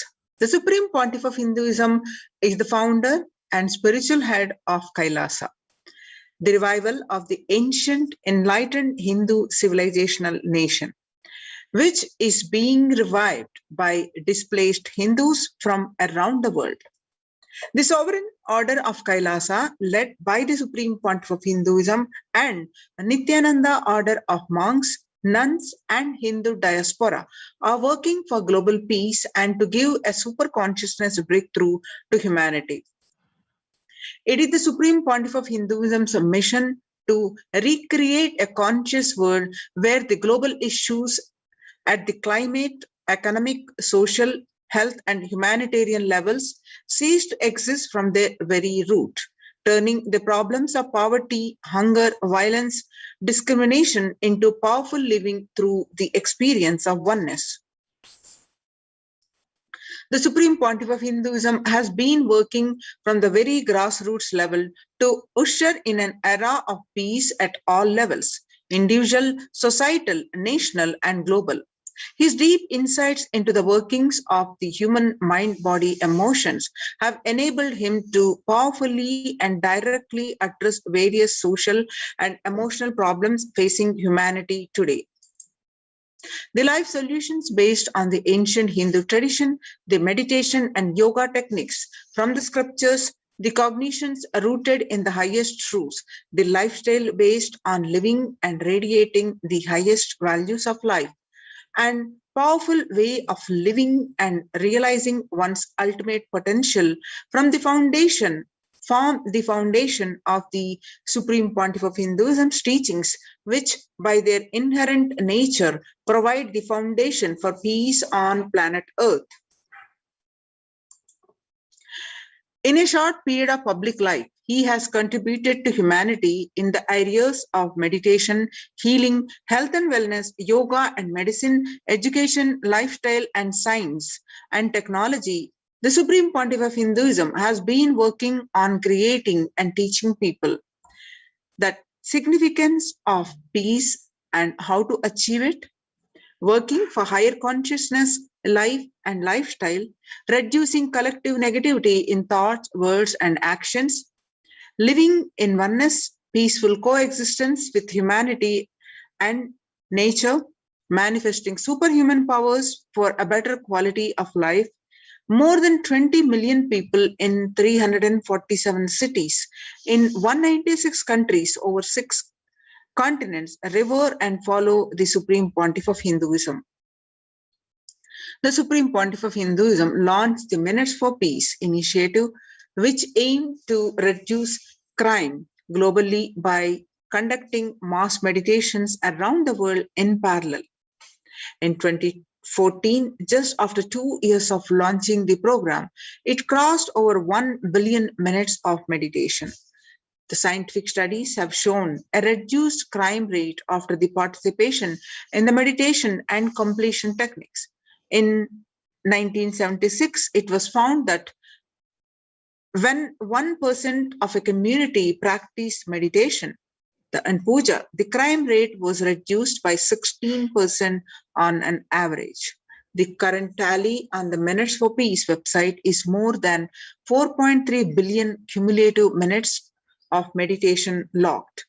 Include all the events, programs, and festivals where people have gathered in large numbers and participated in meditations and rituals, and total count comes out to be a staggering 409 billion minutes for peace so far.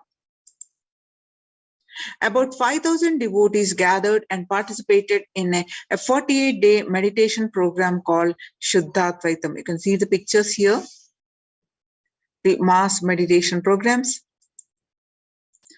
The Supreme Pontiff of Hinduism, one of the great contribution is hosting Kumbh Melas in USA, Los Angeles since 2007.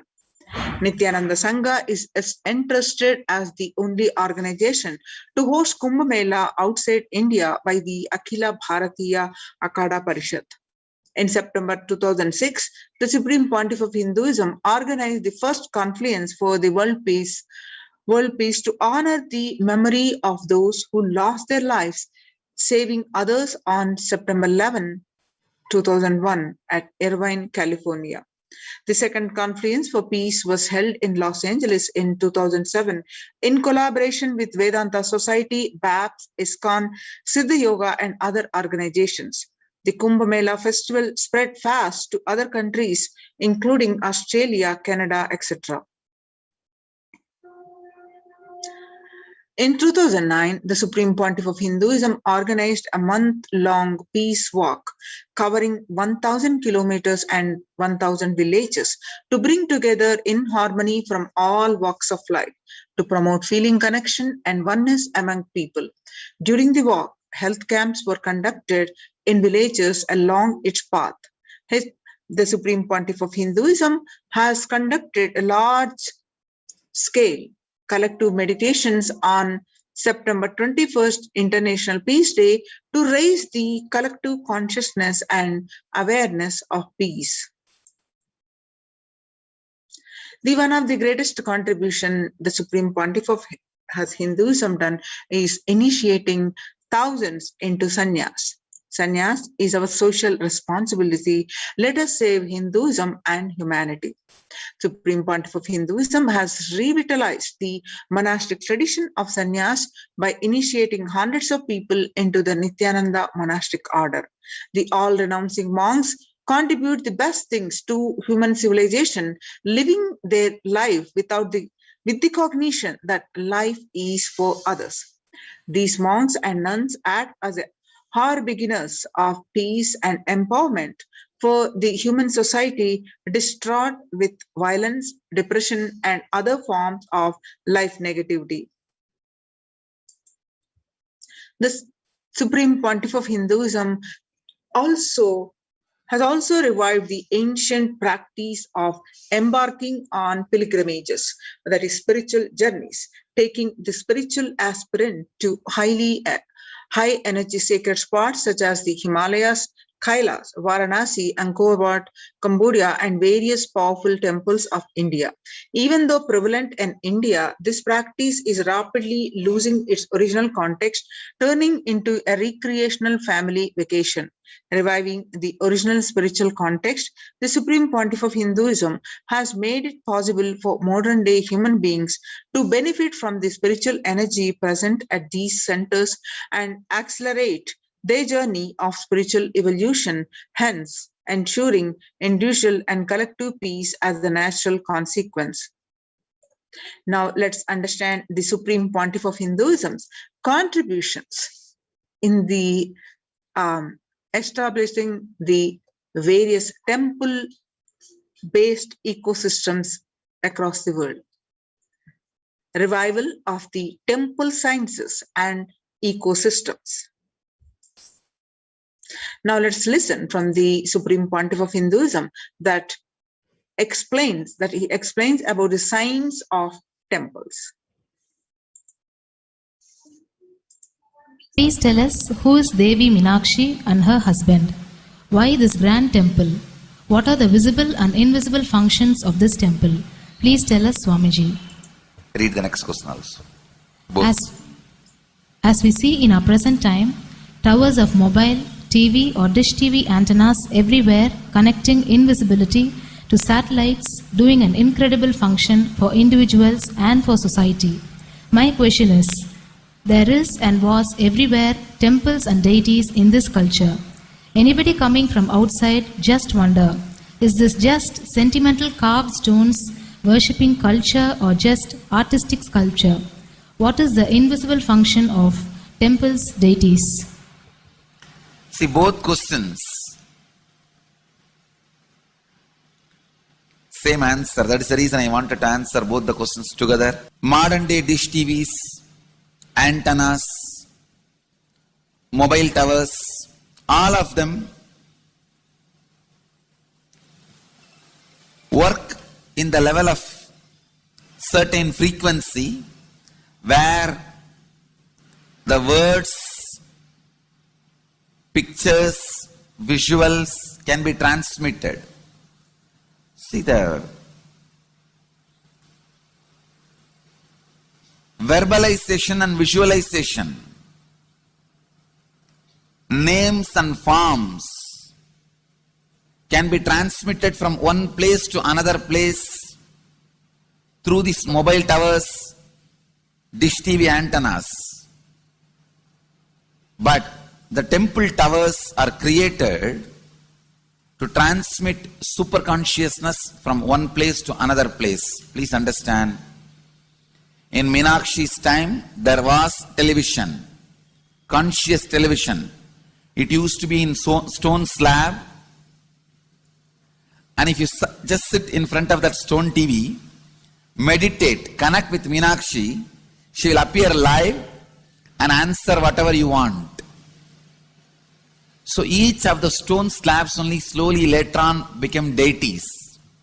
You can see in our temples this happening. The TVs in which I am appearing and speaking are slowly becoming deities. They are receiving worship. Flowers are offered to it. Aarti is done to it. Incense is given to it. Now, all our temples are planning to have a separate throne for this TV. In Los Angeles, already I am on the throne. The TV is in the throne. The TV, in which people are seeing me, have already become deity. Same way, please understand, the stones through which people were able to connect with the super consciousness have become deities. Same way, all our temples, deities, everything is a connecting mechanism with superconsciousness. The mechanism which connects with the superconsciousness.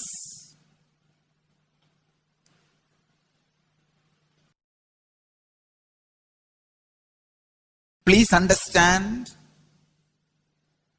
the deities and temples are not just sentimental carved stones, or they are not just artistic sculptures, they are conscious transmitters. They raise you to the superconsciousness. In each house in Vedic tradition, we have a puja room.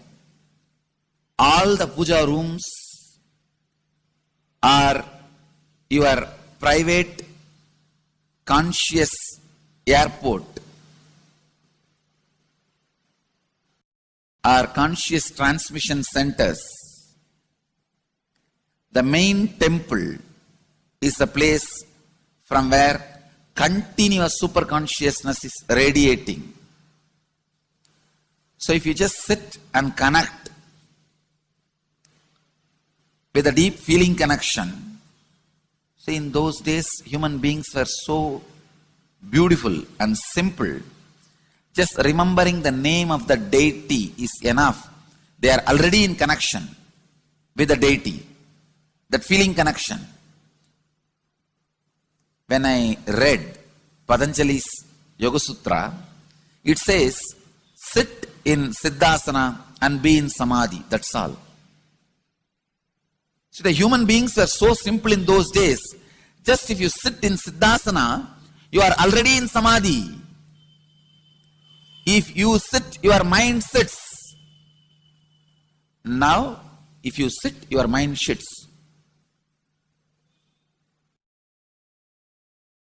Mind is completely away from the body. In those days, human beings are so simple and intelligent. All the non-mechanical parts of their brain were awakened. It is Western culture which killed the non-mechanical parts of the brain, the functions of the non-mechanical parts of the brain. Please understand, in the Vedic civilization, always human beings were brought up in such a way that non-mechanical parts of the brain was fully alive and awakened. It is a cultural invasion, destroyed the greatest possibility of the human being when the non-mechanical parts of the brain is not functioning anymore. The temples, deities, all these are looking useless.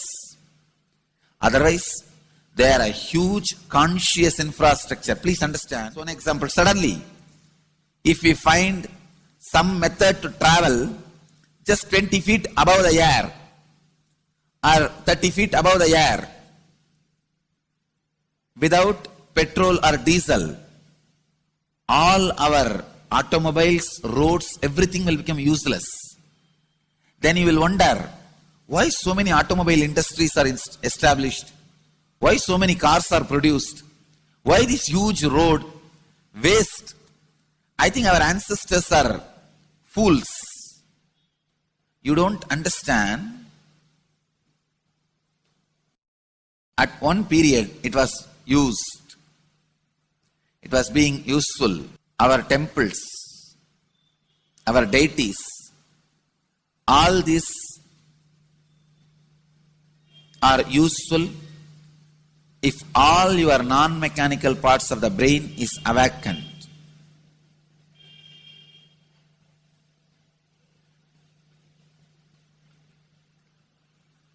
Unclutching is the process to awaken your non-mechanical parts of the brain. When your non-mechanical parts of the brain is awakened, you will understand temples, deities, how useful they are, how directly useful they are, how they are part of our life, how they enrich our life, and how they make human beings intelligent, enlightened. These are the methods created to create enlightened civilization.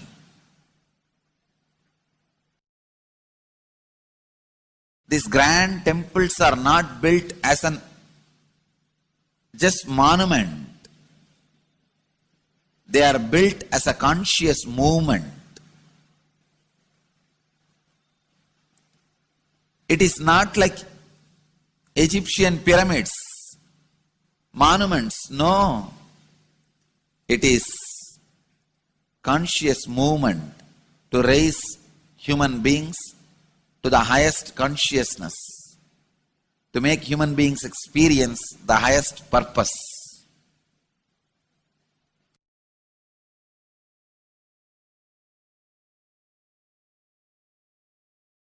Understand, unclutch, use the temples to achieve the highest consciousness.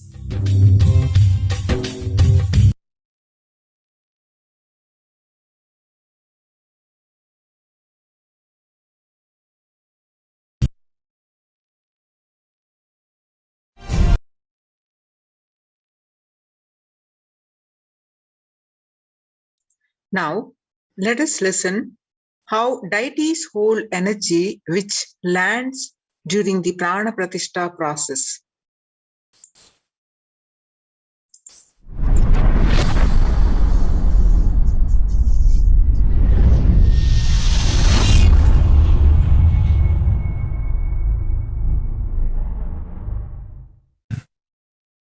Actually, after the great pause settling, I wanted to do this Kumbhabhishekam,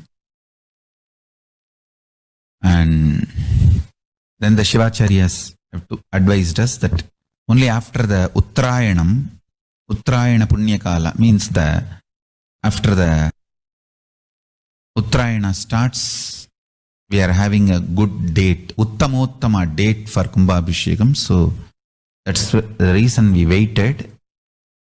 And see, fundamentally, deity intensely receives the energy like a lightning and holds it and manifests continuously for the whole humanity. You see, it's like if I have to talk to you in a normal social language, it's like a lightning holder.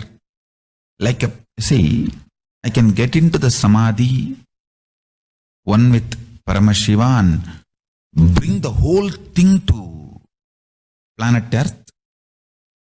But the deity should be able to hold it and manifest it, radiate it for the humanity. So that is the reason the beautiful, dense, most dense granite deity is made. The earlier, the Avudayar we made, too much of power manifestation, it has given crack in multiple places. I don't know how you guys will be able to believe. Maybe I'll tell them to show the video. Such dense granite cracks to pieces and so carefully maintained with so much of all the Abhishekam, Puja and everything. Crack is the last thing you can imagine in dense granite, but so many places that earlier Avudayar has had, and that's the reason we made the new deity with more dense granite now. More dense granite, the deity is done, so it can withstand the power manifestation and hold the power for quite a long time. Maybe at least next 12 years it can hold. And before that I'm planning for the different level of granite for Avudayar. I wanted to teleport from the other planets where the 100 times more dense than planet Earth's granite is available. And anyhow, all that I'll do it and then show, and instead of giving material for trolls, I'll give information after everything is achieved, after everything is done.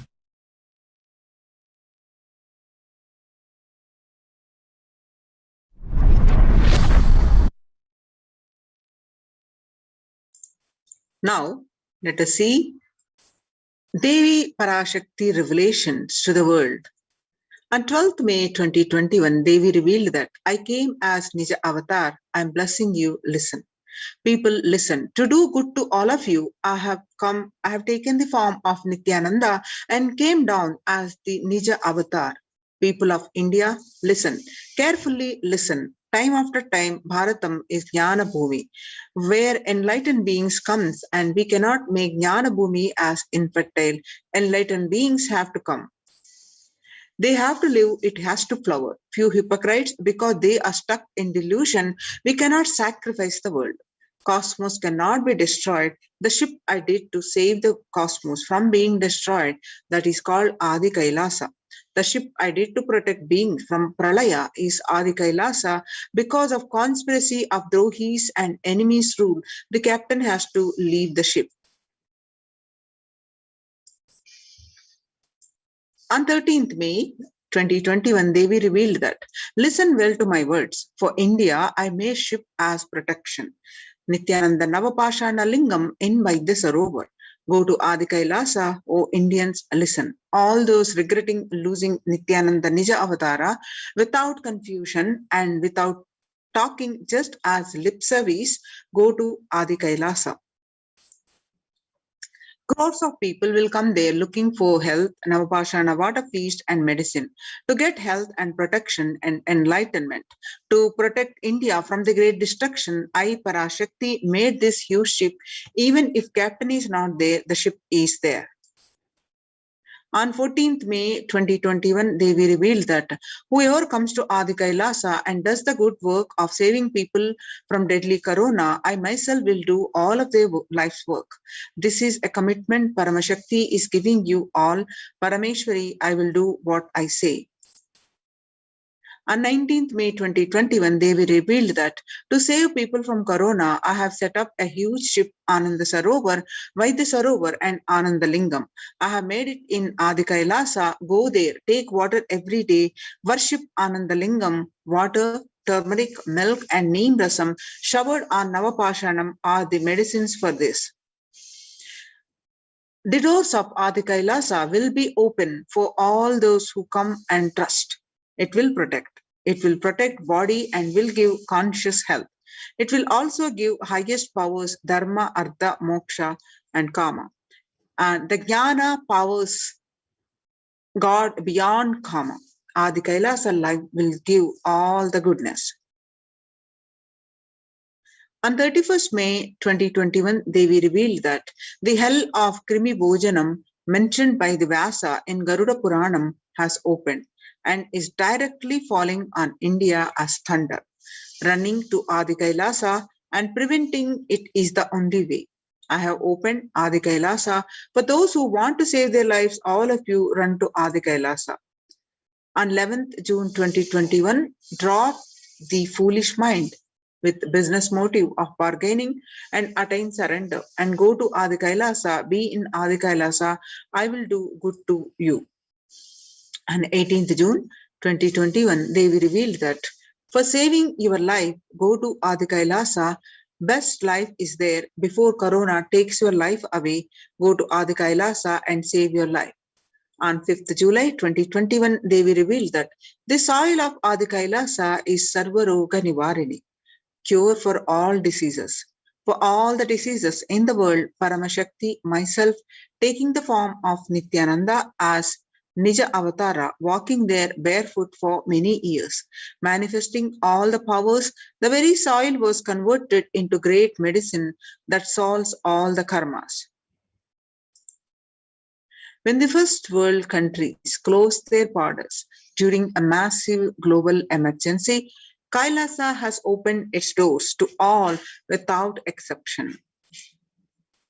The free COVID care centers open across India are Adi Kailasa in Bidadi, Bangalore, Salem, Tiruvannamalai, Rajapalayam, Pattanam, Srirangapadi, Madurai, Avatipalam, Hosur, all are from Tamil Nadu, and Puduvai Adinam in Pondicherry, and Sripuram Adinam from Hyderabad, and Baroda Adinam from Gujarat. Kailasa rushes to aid India as India finds itself on the verge of COVID-19 third wave. Multiple free COVID care centers opened across India. Various social services offered during the pandemic in Kailasa's de facto spiritual embassies across India. Spiritual services also offered during the pandemic. Cosmic revelations on global pandemic. The free social services offered during the pandemic in de facto spiritual embassies across India are medical care, allopathy, Ayurvedic, Siddha, medicine, infrastructure to accommodate thousands, and accommodation for multi-layered quarantine, emergency ambulances, ICU on wheels, personal protective medical equipment, food security management through food banks, and organic farming. Now you can see some of the glimpses of the Adi Kailasa COVID care participants enjoy life. Participants of the COVID care protection program offered by the Supreme Pontiff of Hinduism are enjoying a healthy, blissful, and spiritual lifestyle in multi-layered program.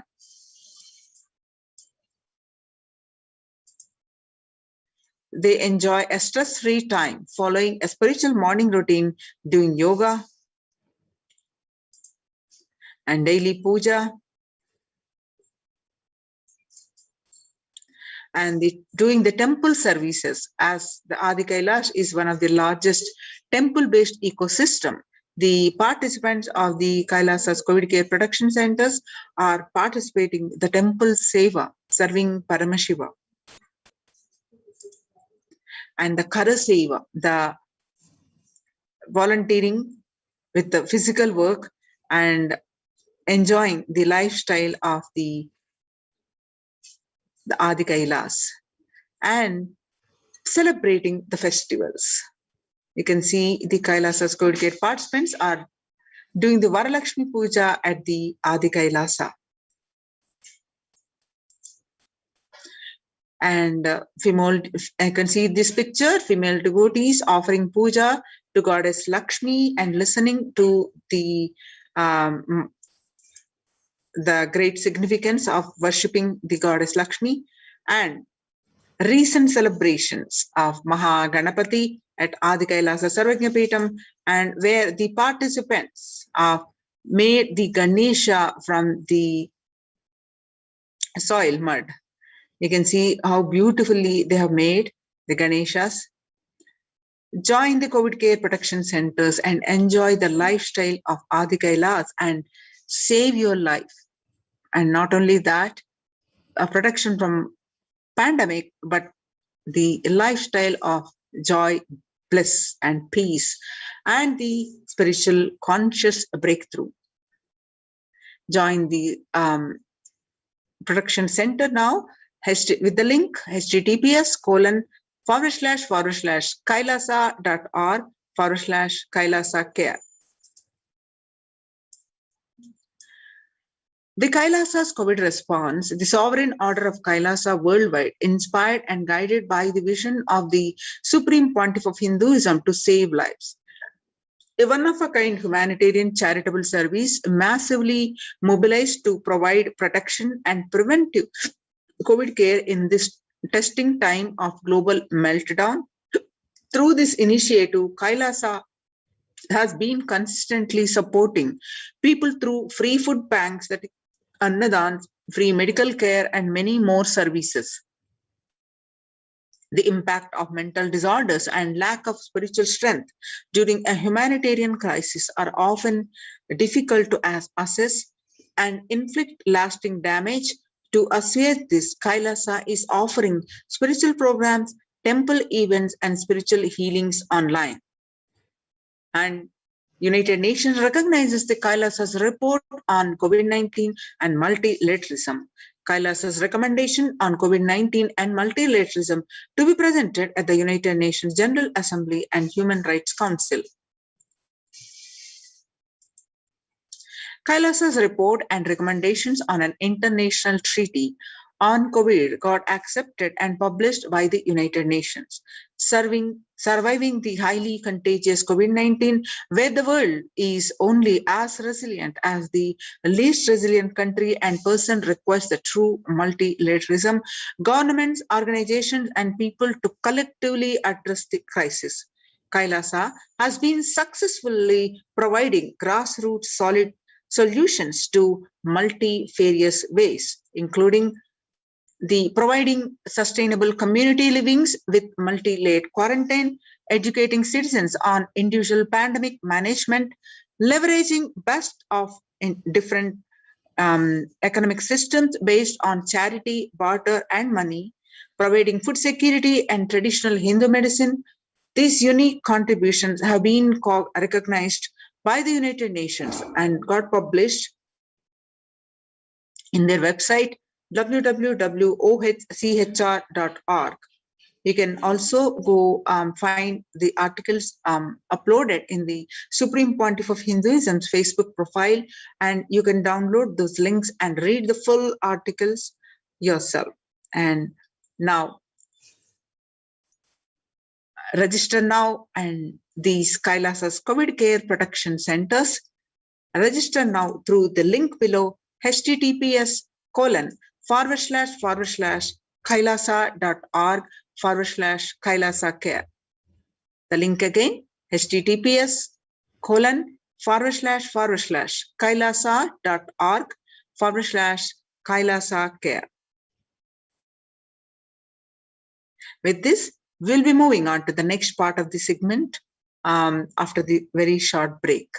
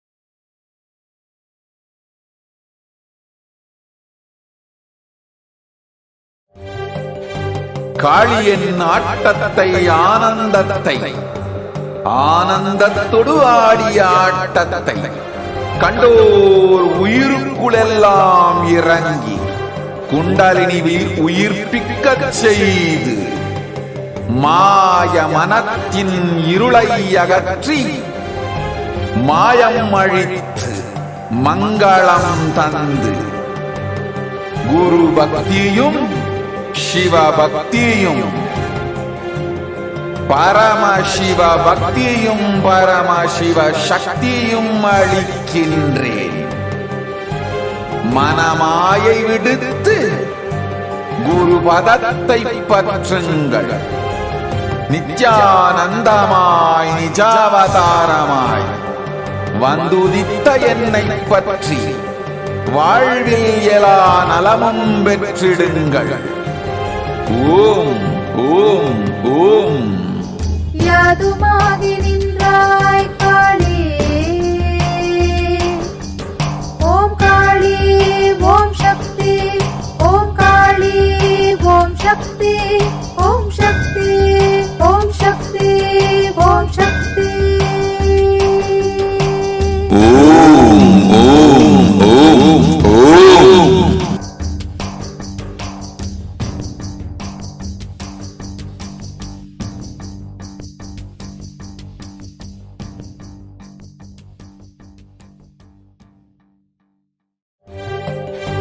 காளியின் ஆட்டத்தை ஆனந்தத்தை ஆனந்தத்தொடு ஆடிய ஆட்டத்தை கண்டோர் உயிருக்குளெல்லாம் இறங்கி குண்டலினிவில் உயிர்ப்பிக்கச் செய்து மாய மனத்தின் இருளை அகற்றி மாயம் அழித்து மங்களம் தந்து குரு பக்தியும் சிவ பக்தியும்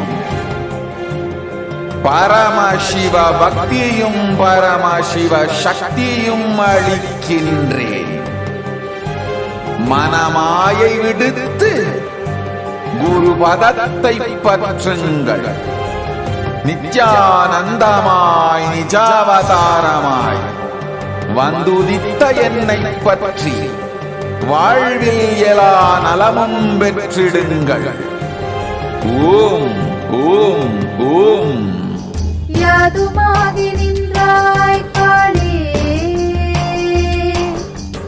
ஓம் காளி ஓம் சக்தி, ஓம் காளி ஓம் சக்தி, ஓம் சக்தி ஓம் சக்தி ஓம் சக்தி. ஓம் ஓம் ஓம் ஓம்.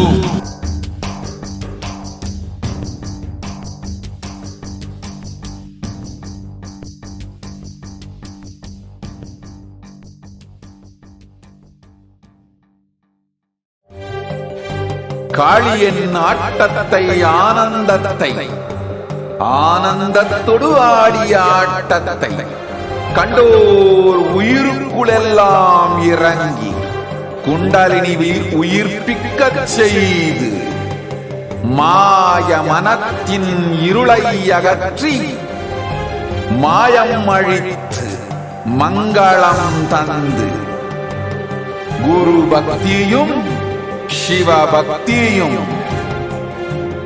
பரமசிவ பக்தியும் பரமசிவ சக்தியும் அளிக்கின்றேன். மனமாயை விடுத்து குரு பதத்தை பற்றுங்கள். நித்யானந்தமாய் நிஜாவதாரமாய் வந்துதித்த என்னை பற்றி வாழ்வில் எல்லா நலமும் பெற்றிடுங்கள். ஓம் ஓம் ஓம். யாதுமாகி நின்றாய் காளி, ஓம் காளி ஓம் சக்தி, ஓம் காளி ஓம் சக்தி, ஓம் சக்தி ஓம் சக்தி ஓம் சக்தி. ஓம் ஓம் ஓம் ஓம்.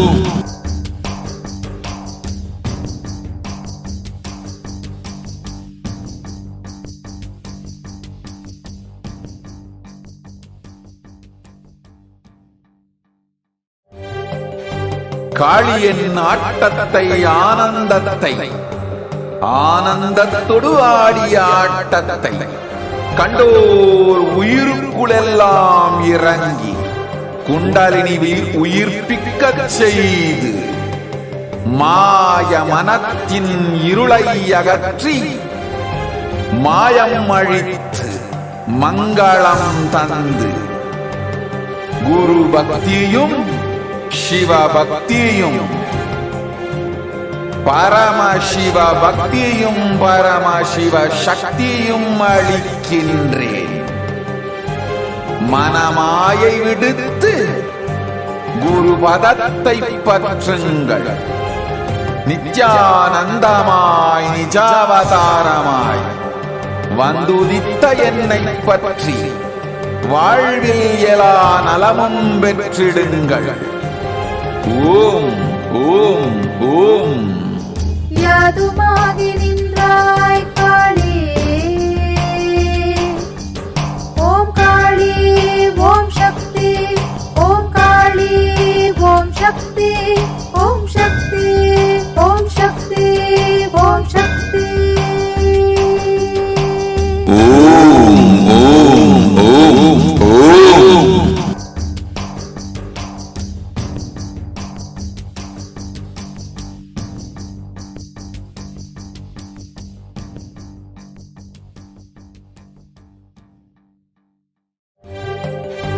காளியின் ஆட்டத்தை ஆனந்தத்தை ஆனந்தத்தொடு ஆடிய ஆட்டத்தை கண்டோர் உயிருக்குளெல்லாம் இறங்கி குண்டலினிவில் உயிர்ப்பிக்கச் செய்து மாய மனத்தின் இருளை அகற்றி மாயம் அழித்து மங்களம் தந்து குரு பக்தியும் சிவ பக்தியும் பரமசிவ பக்தியும் பரமசிவ சக்தியும் அளிக்கின்றேன். மனமாயை விடுத்து குரு பதத்தை பற்றுங்கள். நித்யானந்தமாய் நிஜாவதாரமாய் வந்துதித்த என்னை பற்றி வாழ்வில் எல்லா நலமும் பெற்றிடுங்கள். ஓம் ஓம் ஓம். யாதுமாகி நின்றாய்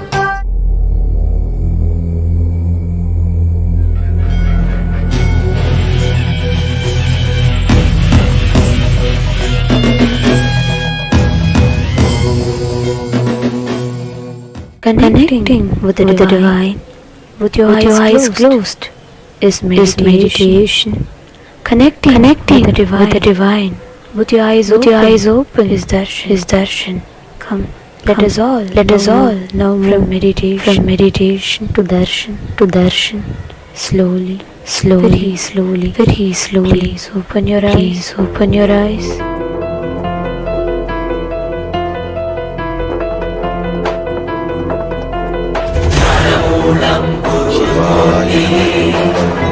Shivaya Namah.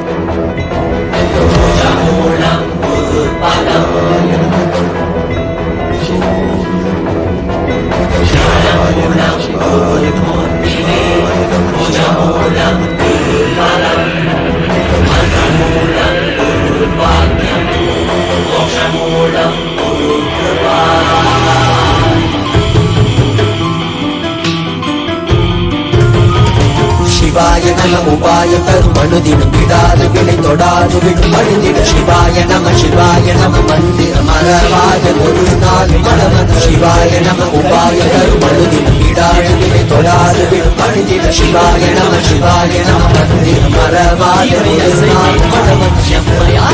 அருணை மலையாளி கருணையில் அருளவாராய். பஞ்சபூதத்தில் ஆட்சி புரிகின்ற வாராய்.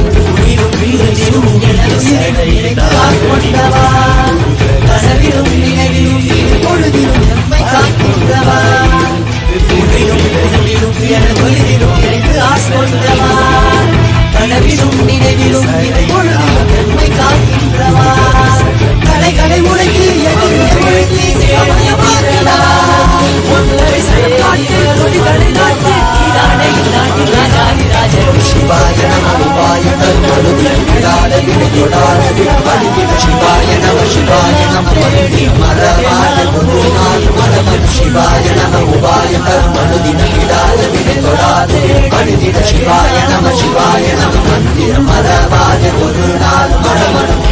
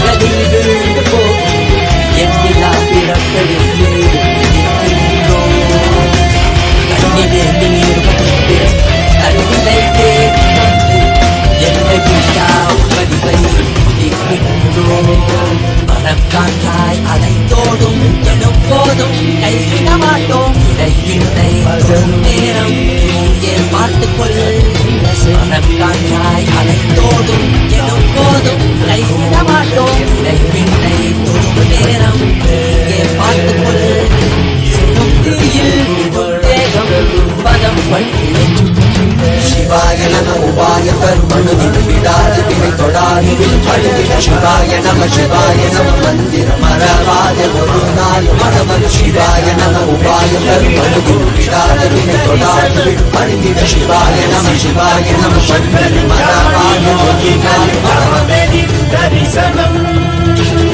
அடியும் முடியையும் ஒன்றாய் காண்பதற்கு கையிலையில் தரிசனம் சதுவேத கோஷமுடன் நாத நீல கனி பொழியும் தரிசனம்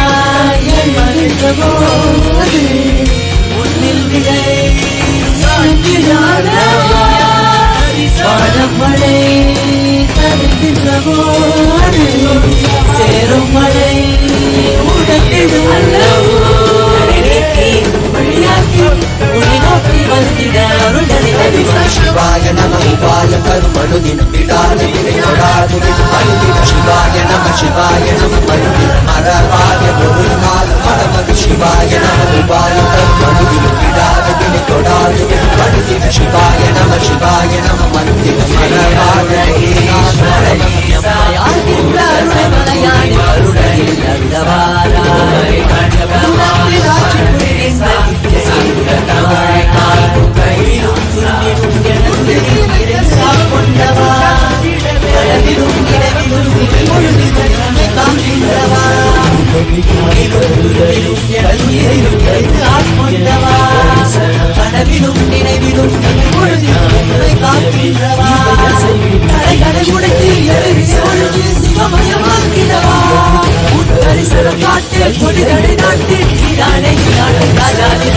சிவாய நம உபாய கருமனுதினம் விடாத வினை தொடாது விடுபடுகிற சிவாய நம மந்திர மரபாத ஒரு நாள் மரபன் சிவாய நம உபாய கருமனுதினம் விடாத வினை தொடாது விடுபடுகிற சிவாய நம மந்திர மரபாத ஒரு நாள் மரபன் சிவாய நம உபாய கருமனுதினம் விடாத வினை தொடாது விடுபடுகிற சிவாய நம மந்திர மரபாத ஒரு நாள் மரபன்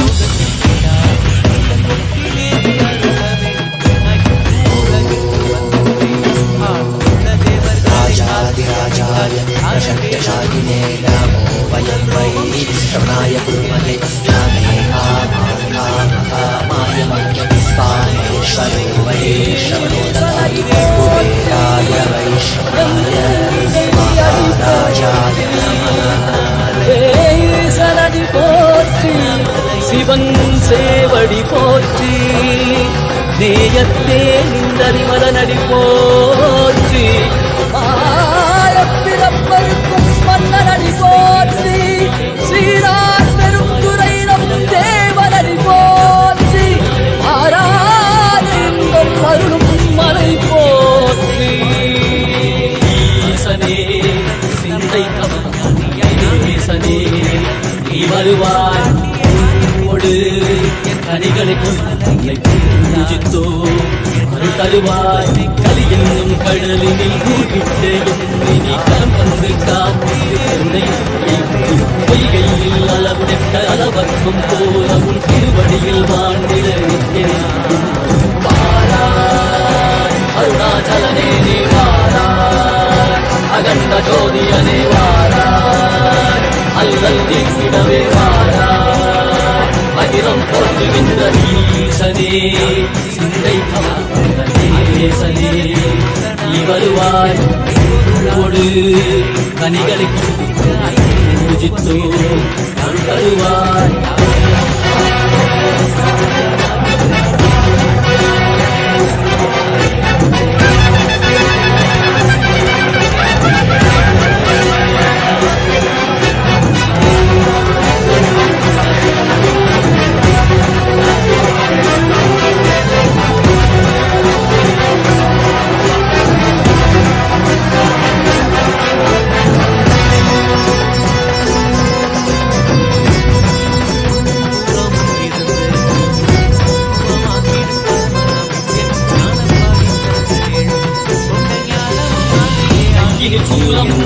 வெயிலில் வில்வம் இதையான் கடல் நீர் குடியோடு தரிசனமல்லவாய் பொன்மாட சித்தவை தனிலே காந்த உன்னை என பிடித்தேனே தன்னும் புகழ் பெறும் நான் வரை நாயனா மதியனில் நிறைந்திடுவாய் மதி உணராதவர்க்கு மதி உணர் செய்திட வான்மழை தேவாடிட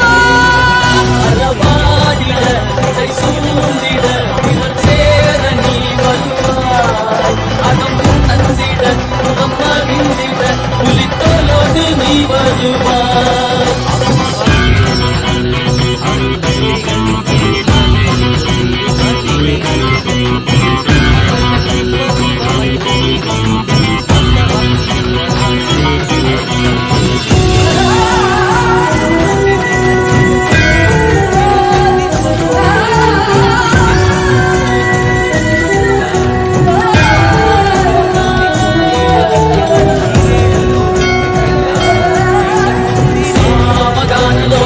विमुक्ति कारणे नादिकेश दिव्य ब्रह्मरूपणे मीनाक्षि शक्ति सहित सुंदरे सने नामलै नित्य नित्यानंदने चित्त अचित्त मुन्नाले मुन्नाले उन्दन कन्नाले सिगैल अनित्य मरियाले मरियाले तेरितिरु मरियाले जीवन मुक्ति बल विளைந்தோமே திருப்படியில் தொழுதோமே ஆகினாய் ஆகினாய் காரணமாகினாய் ஆகினாய் ஆகி அறுபடை கல்ம விதைகள் நீக்கும் காசிநாதனே கல்மம் போக்கி எப்பயாலும் நேசனே ஏகாந்தமாக ஏக பாதம் தூக்கியே மதியாரை காக்க வேண்டும் நித்யானந்தனே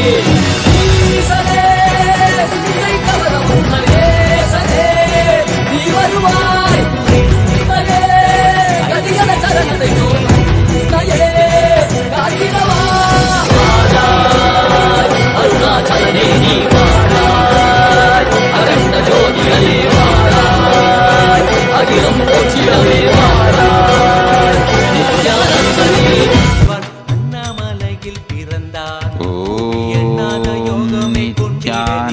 நித்யானந்தேஸ்வர பரமசிவ சமாரம்பாம் நித்யானந்தேஸ்வரி பரமசக்தி மத்யமாம் अस्मदाचार्यपर्यन्तां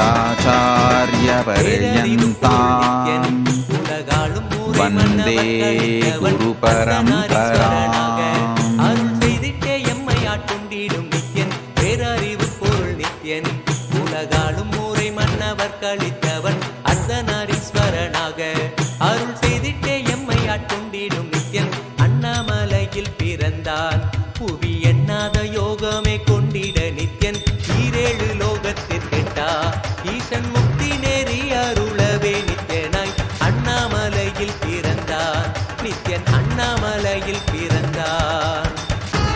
I welcome you all with my love and respect.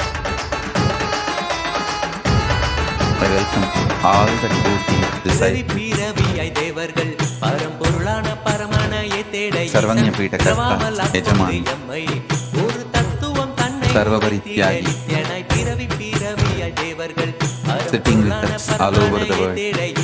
பிறவாமல் ஆட்கொண்டு எம்மை ஒரு தத்துவம் தன்னை Mantreshwaras, Vidyeshwaras, Ganeshwaras, Lokeshwaras, Astreshwaras, கொண்டிட Nithyan ஈரேழு லோகத்திற்கெட்டா with my love and blessings. நித்யனாய் அண்ணாமலையில் பிறந்தான் திருவண்ணாமலையில் பிறந்தான். Paramashivoham's message directly from Kailasa. Listen. Conscious sovereignty becomes your reality just by spending your time and space to understand, cognize, realize conscious sovereignty. No other pre-qualification is required. Listen. You spend a lot of time and space in forgetting your conscious sovereign state.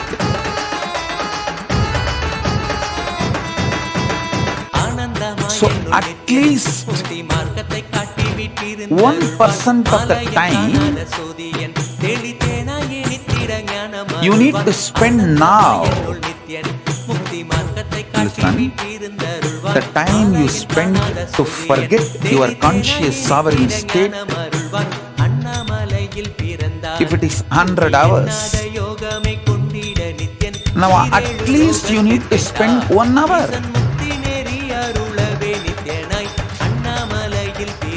To remember your conscious sovereignty.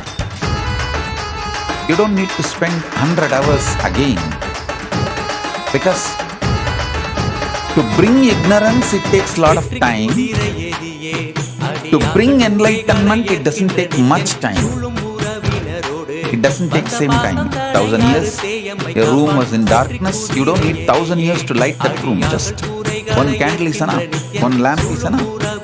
The room is lit. So, you need to spend at least 1% of the time, but you need to spend time and space. Be very clear.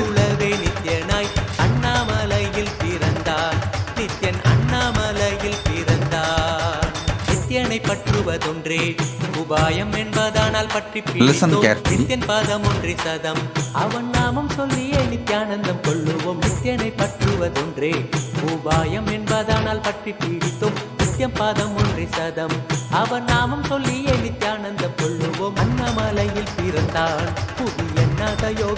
With whatever you spend time, that will become part of you. For example, if I was sitting in India and spending time waging a stupid war imposed on me by these yellow journalists, and this actually the Indian yellow journalists they run pornography added with violence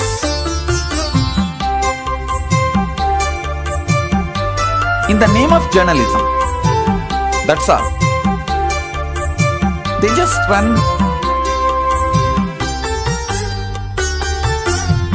pornography and violence mixed in high dosage and use celebrities as the characters and sell pornography material to common mass and keep the common mass in a very cheap, low standard of the mentality. That's all. So if I spent my time and space with them, waging war with them,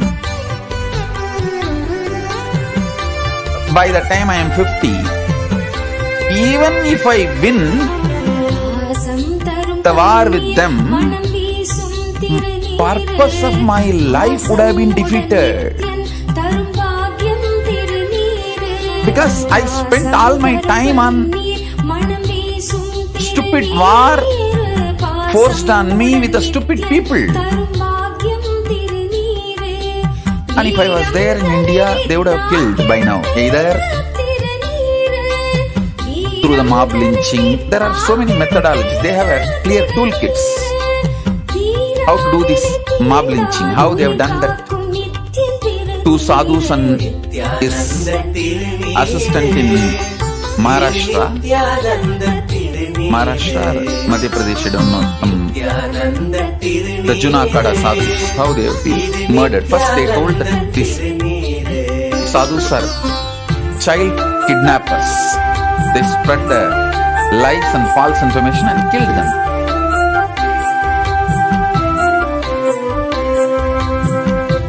Fortunately, we know their identity and they are from a very well-known Akada and Mahants. And they have come just then to that area. They were actually crashing. So all that information was available, including the video of police handing them over to the criminals for murder. Palghar district, Maharashtra. So because we got so much of evidence, we were able to prove it is a lynching, mob lynching. So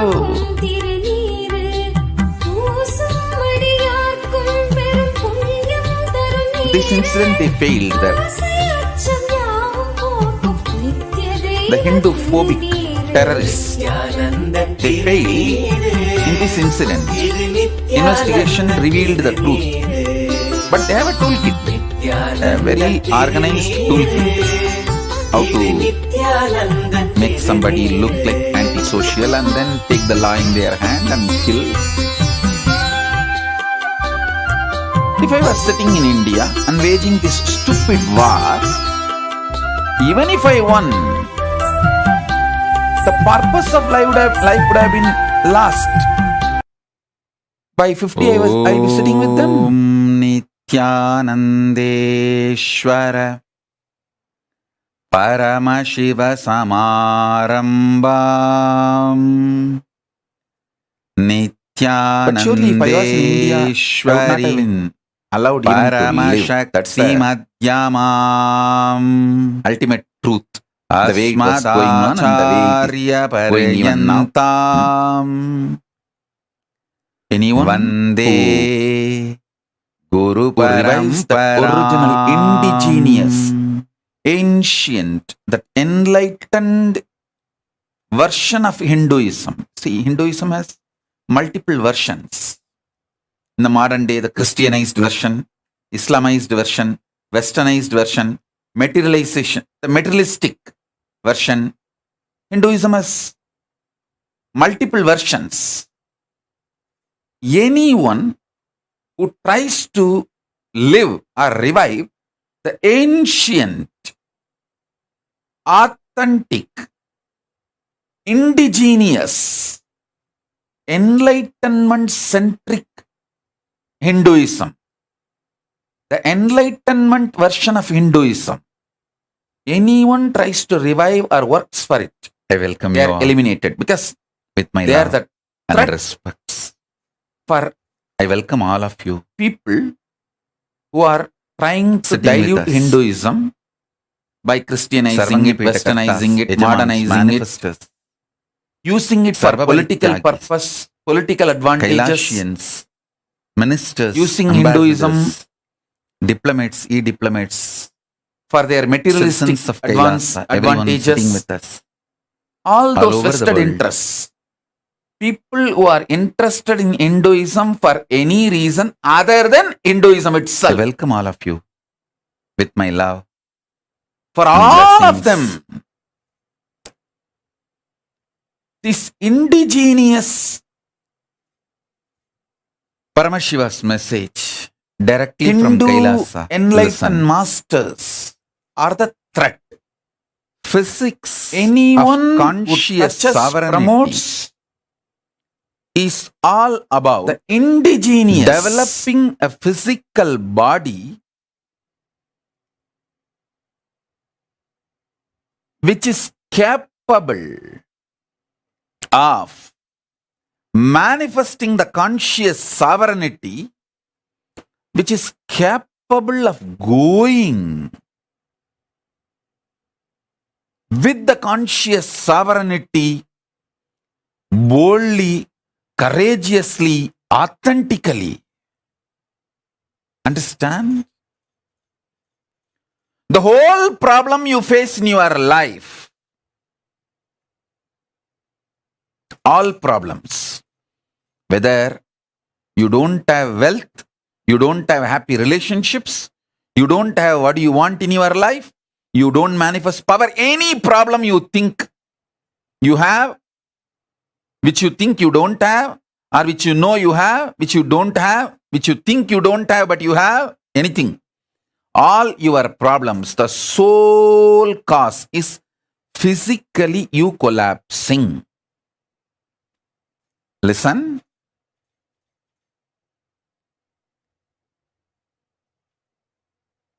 If your stomach is strong, you will never decide to break up a relationship or go for a divorce. If your brain is cool to perceive the inputs of all five senses and process it coolly without friction, you will never be poor. Your brain getting hot, stressed, even the stressed word is more like a mental, and I'll use the word physical words. Your brain getting heated up, physically getting heated up, and not processing the information. That is why during this summer, traditionally, during the summer, the Agni Nakshatra, we call it as Agni Nakshatra period, we are not supposed to start any big project, any big work, because the mind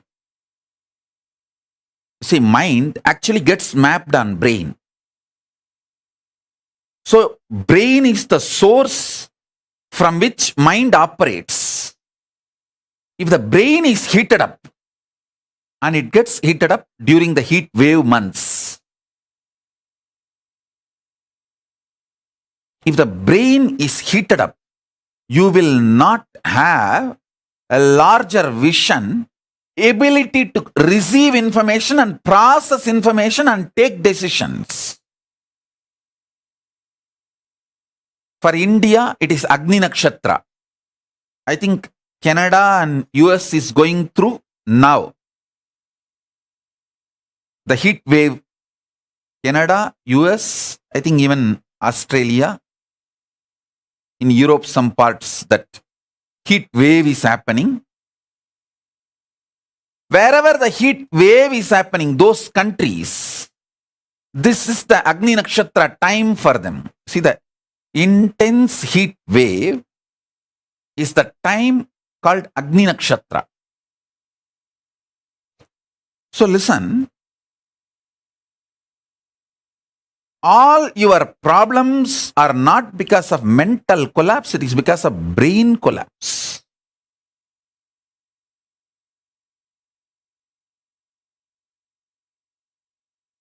Actually, mind is neither good nor bad because it doesn't exist. How can you call somebody who doesn't have an existence as good or bad? It doesn't exist.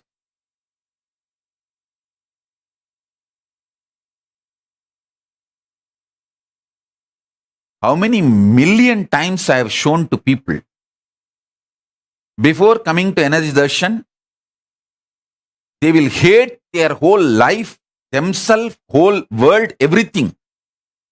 All I do is just one touch on the third eye, maybe few seconds, my hands on their shoulder, looking into their eyes. Enna vanunganne? The fellow is already forgotten what he wants in the life. இது போதாதுன்னு ஒரு ஹக் வேற, முடிஞ்சு போச்சு அவன். அடுத்த 3 ஜென்மத்துக்கு அவனுக்கு எதுவும் தேவையும் படாது, என்ன வேணும்னு தோணாது. And the moment he goes from the energy darshan, he loves everything he sees. Himself, others, world, everything.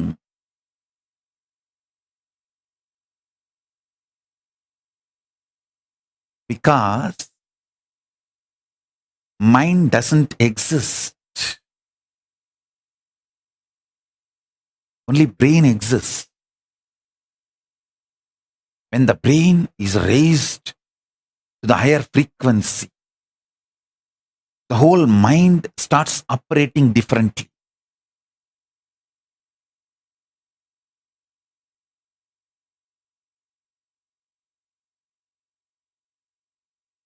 People ask me how we are just transformed with one energy darshan. Because I don't try to work on your mind, I just work on your body.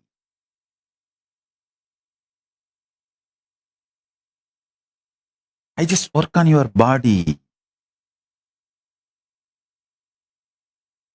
You being told your problems are due to mind is the worst brainwashing done to you.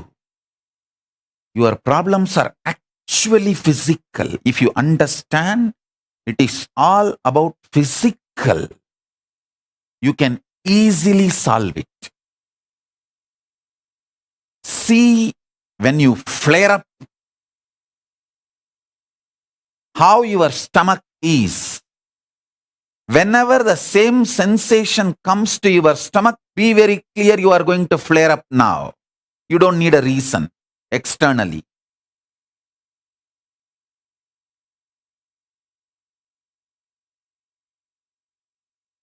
When you get honey, see the feeling your body carries. Whenever that feeling comes back into the body, be very clear. You are going to experience the same honeyness. It's not that you need an external stimulation. So understand,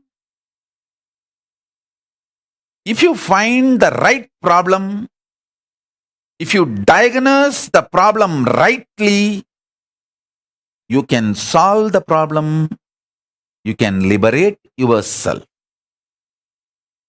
Throbhava, delusion, is not mental, it is physical. When you say your body, you accept your creation is centered on your body, your sustenance is centered on your body, you perceive even your death or destruction based on your body, then why are you trying to perceive your delusion in mind? that is also body, physical. Don't you see your srishti, creation, sthiti, sustenance, samhara, destruction? All these are centered on your body. You agree that? Then why you are not agreeing? Your delusion is also centered on body.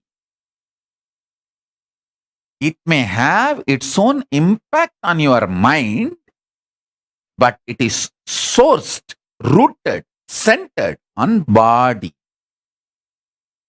So,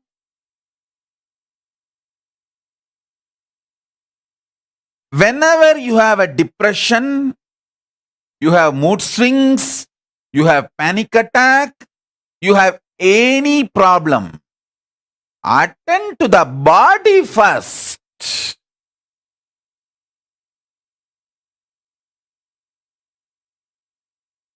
Many times I have seen people attending only the mind. If you attend only the mind, the problem will come back within next few days. And you will start losing confidence on yourself.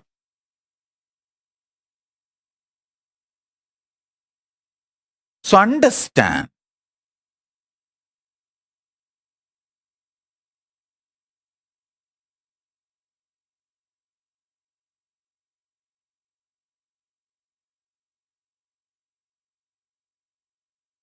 The physics of conscious sovereignty is all about making your body right, perfect for manifesting Paramashiva.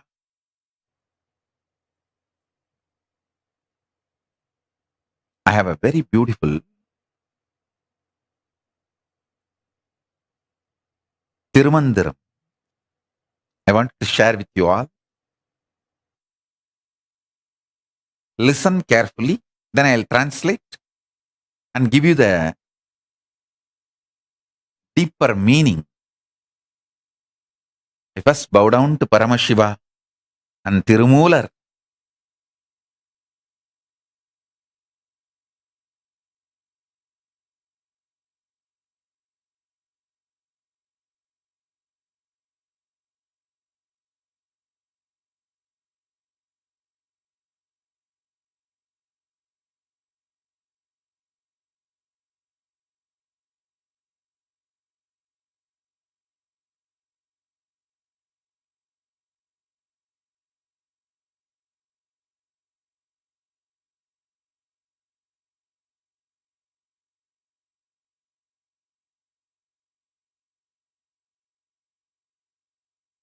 These great verses are directly what Tirumular heard from Paramashiva in Kailasa. He gave it in beautiful poetry form.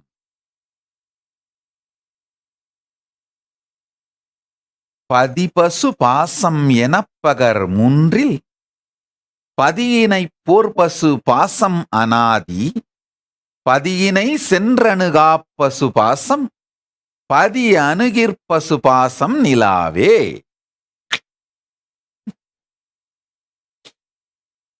Listen.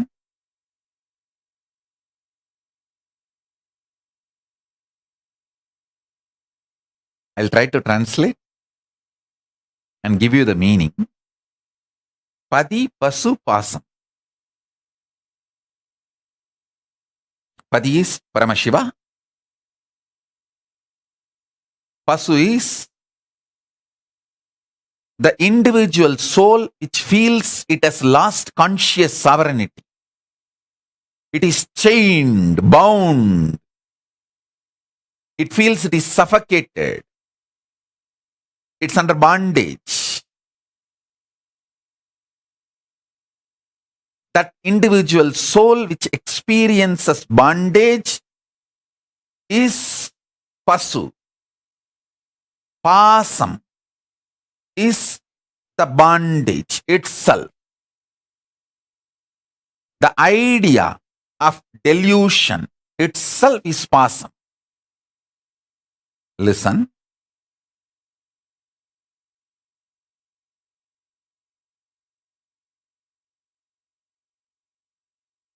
பதி பசு பாசம் எனப்பகர் மூன்றில் பதியினை போர் பசு பாசம் அனாதி. It means padi, pasu, pasam. All three are eternal. He uses one word. Padiyinai pol pasu pasam anadi means like padi, pasu and pasam also anadi. Anadi means there is no beginning or end. Because he uses the word like padi, it is not like all the qualities of padi, pasu and pasam also have, but this quality of beginningless as is attributed to padi is reflected on pasam and pasu also. Understand? He is not saying padi, pasu, pasam, anadi. No. He is saying padiyinai pol pasu, pasam, anadi. It means only the quality of the anadi of padi is attributed to pasu and pasam. When I elaborately explain, you will be able to understand what I am trying to convey through this. It's a very deep, subtle truth which you all need to understand. Just by understanding, you will experience conscious sovereignty. Padiyinai sendru anuga pasu pasam. The bound soul and the delusion both cannot reach the padi, Paramashiva, ultimate. But padi anugir pasu pasam nilave. If the Paramashiva comes, the individual soul and the delusion both loses its identity. They can't stand there. They can't be there. Layers and layers and layers of truths revealed in this one verse. First thing, you can never win delusion by working on delusion. The individual bound soul can never be liberated by itself working on anything. Only when Padi, Paramashiva approaches, the individual soul loses its individuality and is liberated. Same way, only when the Padi approaches, Paramashiva approaches, the delusion disappears. Importance of Shaktini Pada and Shakti Pada. Importance of Padi, Paramashiva approaching you. That is why the last word beautiful. Padi anugir pasupasam nilave. Padinai cendru anuga pasupasam. Neither the individual soul nor the delusion can go near Padi, Paramashiva. Because how do you know? What is Paramashiva? Paramashiva has to approach you. Listen, he is approaching you by giving a clear understanding. Shaktipada and Shaktinipada. பதி பசு பாசம் எனப்பகர் முன்றில் பதியினை போல் பசு பாசம் அனாதி. பதியினை சென்று அணுகா பசுபாசம் means the pasu, the bound soul, and the delusion both can never go to Paramashiva, Padi. This also has multiple meaning, means neither the bound soul can reach Paramashiva, nor the delusion can bind Paramashiva. But if Paramashiva comes, the Pasu bound soul is liberated and the Pasam delusion disappears, dissolves. Padi means Paramashiva ultimate. Pasu means bound soul, individual jiva. Pasam means delusion. I am giving you the rough translation. If I speak in Tamil, explaining this 4 line, it may go 4 hours. So I'll just give you the translation. In English,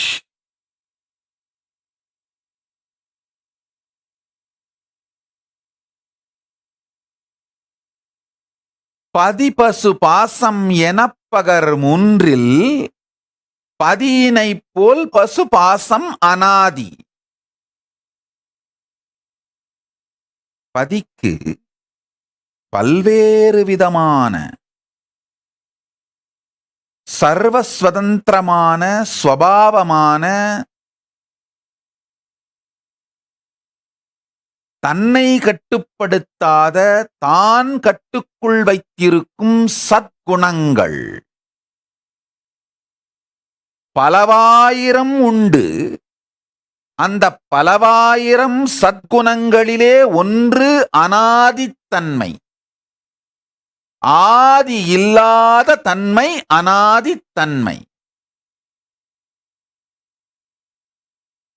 பதிக்கு இருக்கின்ற பல்வேறு சத்குணங்களிலே அனாதித்தன்மை மாத்திரம் பசுவுக்கும் பாசத்திற்கும் உண்டென்று சொல்வதற்காகத்தான் பதியினை தனியாய் வைத்து பதியினை போல் பசுபாசம் அனாதி என்கின்றார் திருமூலப் பெருமான். பதி பசு பாசம் அனாதி என்று சொல்லவில்லை. பதி பசு பாசம் அனாதி என்று சொன்னால் பதிக்கு இருக்கின்ற பல்வேறு சத்குணங்கள் சார்ந்து வருகின்ற அனாதித்தன்மை பசுவுக்கும் பாசத்திற்கும் உண்டு என்று ஆகிவிடும். அது பரம அத்வைதத்திற்கு பாதகம், இழுக்கு. பரம அத்வைதத்திற்கு பாதகமோ இழுக்கோ மாற்றாகவோ சுத்தாத்வைத சைவ சித்தாந்தம் அமையவில்லை. சுத்தாத்வைத சைவ சித்தாந்தம் ஞான சுகபோத பரமாத்வைத சத்தியத்தையே சென்றடையும் வழிமுறைகளையும் சீராக்கி வடக்கிலே பல இடங்களில் கங்கைக்கு கருங்கல் படித்துறை கிடையாது. அப்படியே போய் இறங்கி குளிக்கணும். அது பல நேரத்தில் பாதுகாப்பு இல்லாமல் போகும். ஆனா கருங்கல் படித்துறை இருந்தால் செல்வதும் வருவதும் சிறப்பாய் பாதுகாப்பாய் இருக்கும். காசியில பாத்தீங்கன்னா எல்லாம் கருங்கல் படித்துறையா இருக்கும். அதே மாதிரிதான் சுத்தாத்வைத சைவ சித்தாந்தம் தெளிந்த கருங்கல் படித்துறையாக அனுபூதிக்கு பரமாத்வைத அனுபூதிக்கு இனிமையாக, எளிமையாக, முறையாக செல்வதற்கான கருங்கல் கட்டுமான படித்துறையாகத்தான் சுத்தாத்வைத சைவ சித்தாந்த சத்தியம் விளங்குகிறதே அன்றி பரமாத்வைதத்திற்கு பாதகமாகவோ பங்கமாகவோ மாற்றாகவோ ஒரு கீற்று கூட சுத்தாத்வைத சைவம் சொல்லவில்லை என்பதே அறுதியான, இறுதியான, உறுதியான சத்தியம். ஆழ்ந்து கேளுங்கள். பதிக்கு இருக்கும் எல்லா சத்குணங்களின் காரணத்தின் பொருட்டு வந்த அனாதித்தன்மை பசுவுக்கோ பாசத்திற்கோ கிடையாது. பசுவுக்கும் பாசத்திற்கும் இந்த அனாதித்தன்மை மாத்திரமே உண்டு. அதன் காரணங்களான மற்ற சத்குணங்கள் கிடையாது. அதனாலதான் 4வது வரியிலே தெளிவாகச் சொல்லுகின்றார் திருமூலப் பெருமான், பதி அணுகில் பசு பாசம் நிலாவே. அப்படின்னும் போது பதிக்கு இருக்கின்ற பரம அனாதி தன்மை பசுவுக்கும் பாசத்திற்கும் சாட்டப்பட இயலாது. பதிக்கு இருக்கின்ற பல்வேறு சத்குணங்களில் ஒன்றான அனாதித்தன்மை மாத்திரமே பசுவுக்கும் பாசத்திற்கும் சாட்டப்பட இயலுமே தவிர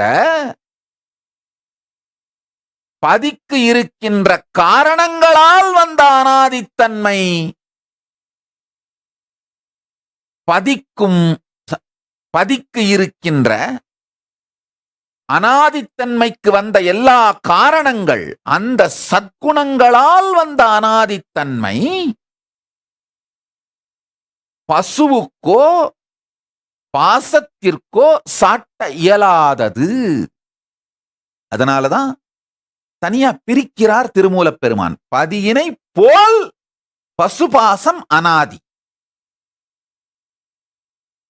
பதிக்கு சமமான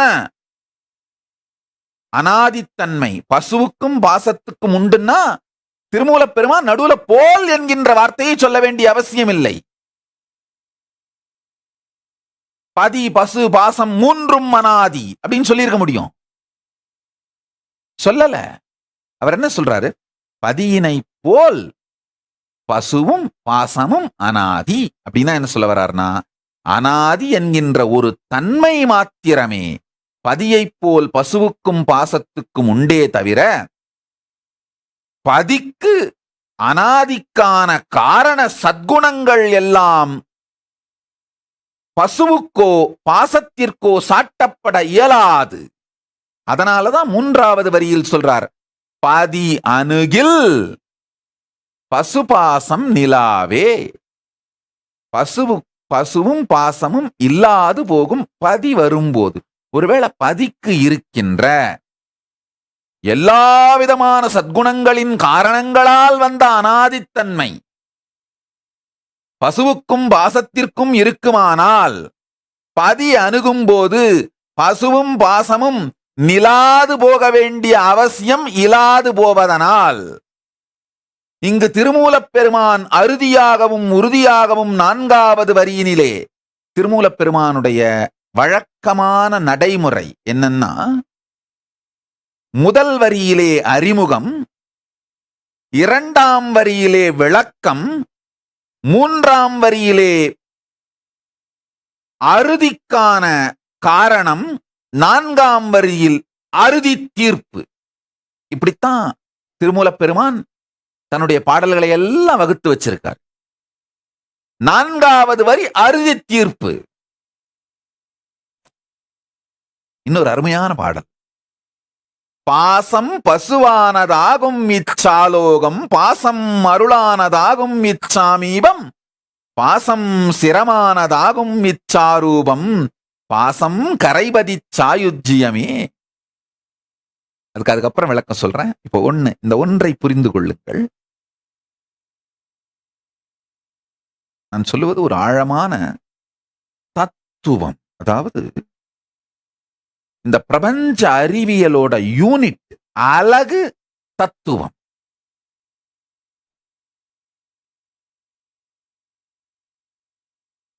இந்த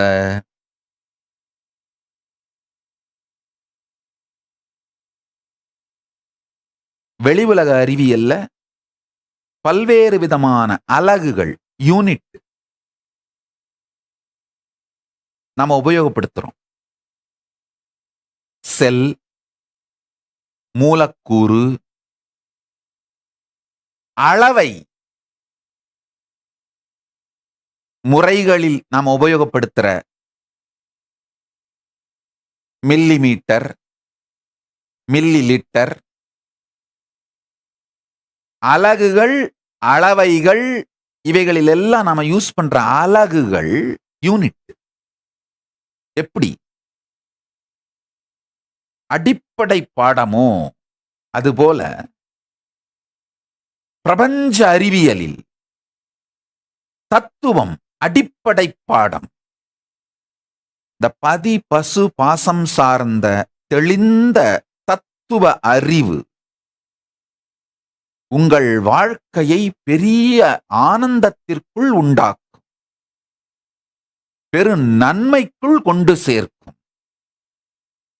நான் சொல்வது வெறும் வார்த்தை சார்ந்த அறிவு அல்ல, நேரடியாக உங்கள் வாழ்க்கையில் நீங்கள் வாழக்கூடிய தத்துவ தெளிவு, யூனிட் ஆஃப் காஸ்மிக் சயின்ஸ், பிரபஞ்ச அறிவியலின் அலகு தத்துவம். திருமூலப் பெருமான் பதி பசு பாசம் என்பதை பற்றி சொல்லுகின்ற அலகு தத்துவம், யூனிட் பிரின்சிபிள், அதை புரிந்து கொண்டீர்களானால் உங்களுடைய டெல்யூஷன், பாசம் கழன்று போவது மட்டுமல்லாது,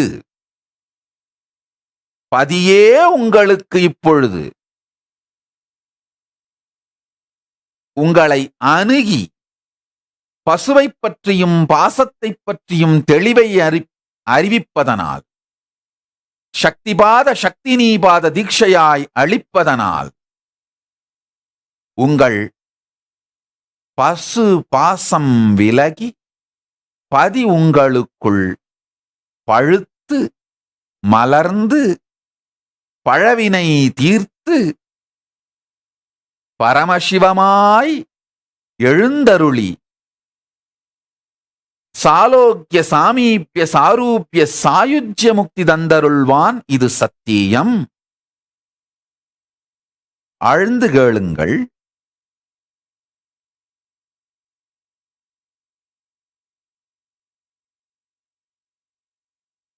திருமூலப் பெருந்தகை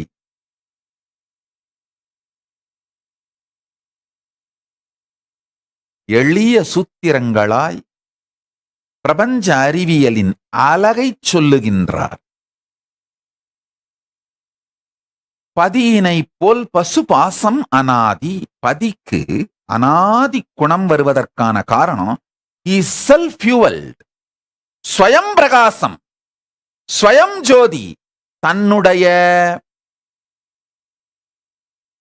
பஞ்ச கிருத்தியங்களையும் இயக்கிக் கொள்வதற்கான எரிபொருளும் தானாகவே இருக்கின்ற, தனக்கு வெளியிலிருந்து வேறொரு எரிபொருளோ ஊக்குவிப்பு சக்தியோ தேவைப்படாத தன்னுடைய ஸ்வயம் பிரகாச குணத்தினாலே அவருக்கு அனாதித்தன்மை வந்தது.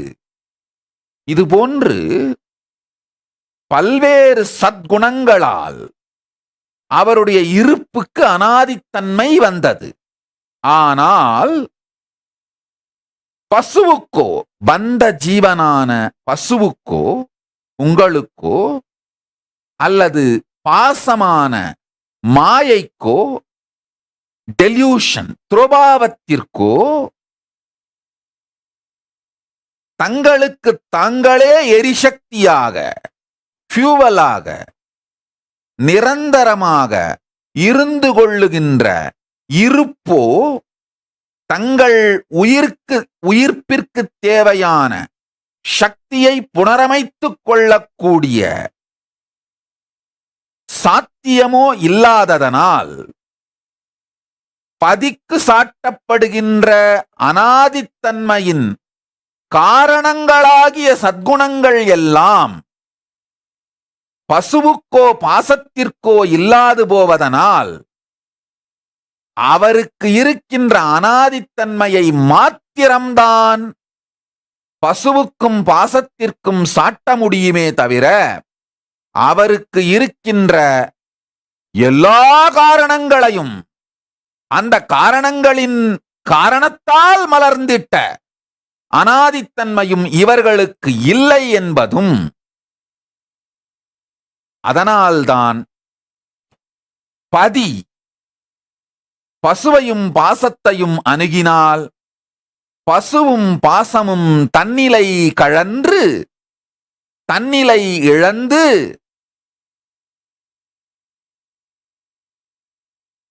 பதியோடு இரண்டும் அற ஒன்றும் அற கரைகின்றார்கள். அதாவது கரைகின்ற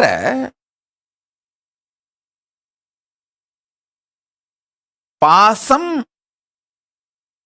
இல்லாமல் போய் பதியும் பசுவும் மட்டும் இருந்தால் துவைத்தம், கரைகின்ற பாசம் பசு இரண்டும் கரைந்து போய் பதிமாத்திரம் இருந்தால் அத்வைத்தம், கரைகின்ற பசுவும் பாசமும் இரண்டும் பதிக்குள் கரைந்ததனால் பதி என்கின்ற தனி கருத்து கூட இல்லாமல் போயிருக்கும். இருப்பதே இருப்பாய் இருப்பதே பரமாத்வைத்தம்.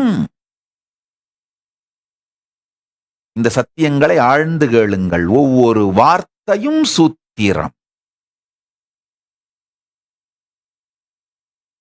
திருமூலப் பெருந்தகை அருளிய திருமந்திரத்தின் ஒவ்வொரு வார்த்தையும் சூத்திரம்.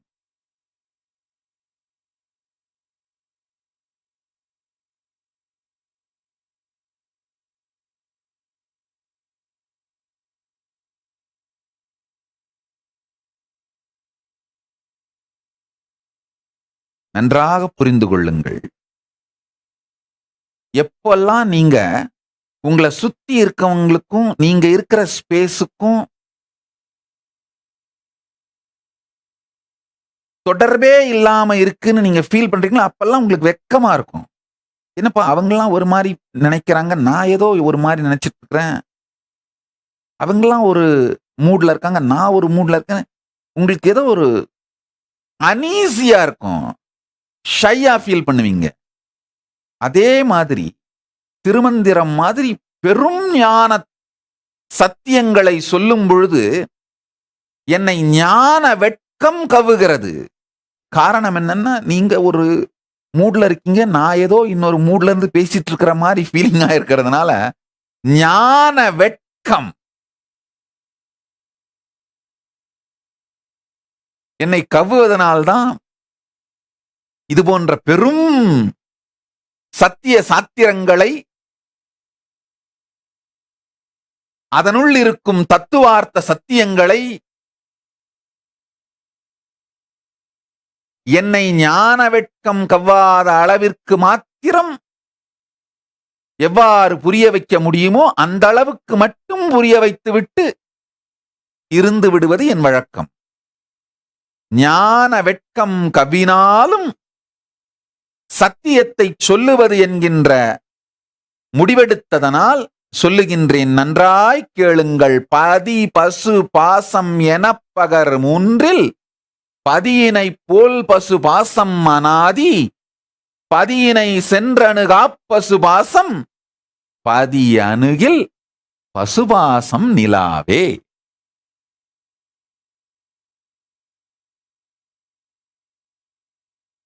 பதி பசு பாசம் மூணுமே அனாதின்னா திருமூலப் பெருமான் போல் அப்படிங்கிற வார்த்தையை சொல்ல வேண்டிய அவசியம் இல்லை. கம்பேர் பண்றாருனால என்ன சொல்ல வர்றாருன்னா, அது மாதிரி இல்ல.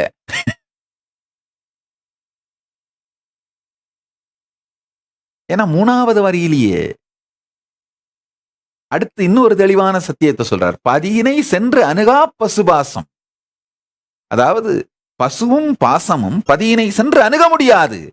ஒருவேளை பசுவும் பாசமும் பதியைப் போன்றே எல்லா விதமான சத்குணங்களின் காரணத்தினால் வந்த அனாதியாக இருக்குமானால் இவைகள் இரண்டும் அவரை அணுக முடியாதுங்கிறாரு.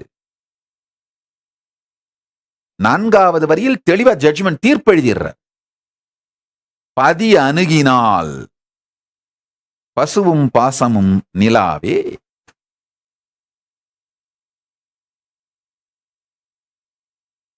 தீட்சை சக்தி பாதமும் சக்தினி பாதமும் தீட்சை. உங்களுக்குள்ள இருக்கிற அந்த பந்த ஜீவனான பசுவை விடுவித்து விடும். பந்தமான துரோபாவமான டெல்யூஷன் மாயையை மயக்கத்தை இல்லாது செய்துவிடும்.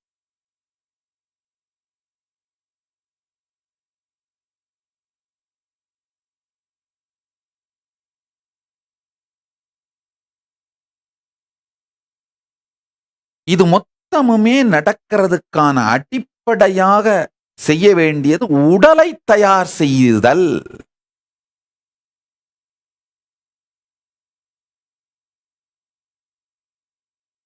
உடலை தயார் செய்யுதல்.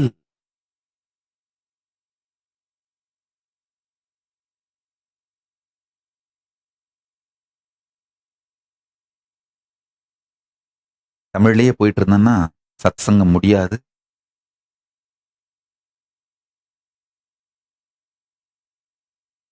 நேரம் விடியும் காலம் விடியாது.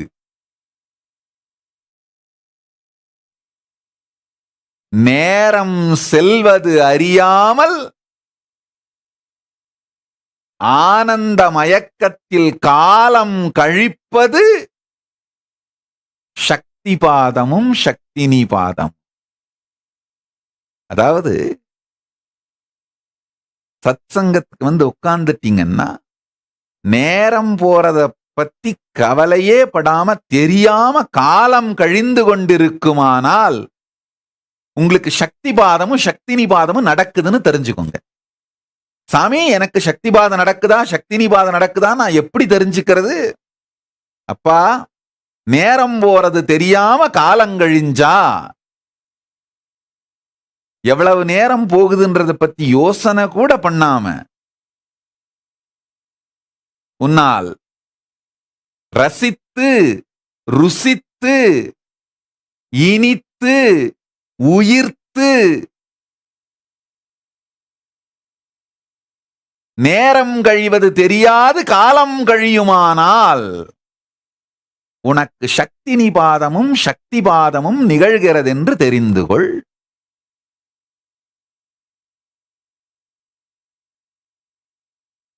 நேரம் கழிகிறதே என்று நீ நினைப்பாயேயானால்,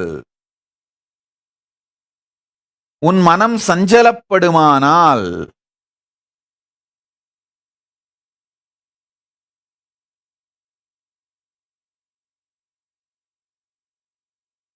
வார்த்தைகளை வேண்டுமானால் நீ கேட்கலாம்.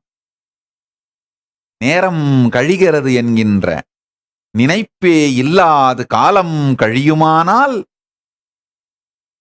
ஆனந்த சக்தி பாதமும் சக்தினி பாதமும் குருவோடு நிகழ்கின்றது.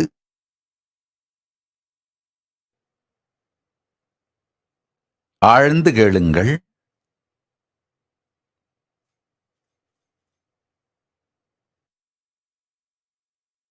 தமிழாலே சத்தியங்களை சொல்லும் பொழுது ஏற்படும் ஞான வெட்கம் 3 நிலை. நீங்கள் இருக்கும் நிலை, நான் இருக்கும் நிலை வேறு வேறாய் இருக்கும் பொழுது நான் இதை சொல்ல முயற்சிக்கின்றேனே என்கின்ற ஒரு வெட்கம். நான் இருக்கின்ற நிலையையே கூட என்னால் வார்த்தைகளால் வடிக்க முடியவில்லையே என்கின்ற இரண்டாவது வெட்கம் நான் இருக்கும் நிலையை சொல்வதற்கு வார்த்தைகள் சிக்கவும் இல்லை, சிக்கப் போவதும் இல்லை என்கின்ற தெளிவினால் வரும் மூன்றாவது நிலை வெட்கம். மூவெட்கமும் கொண்டு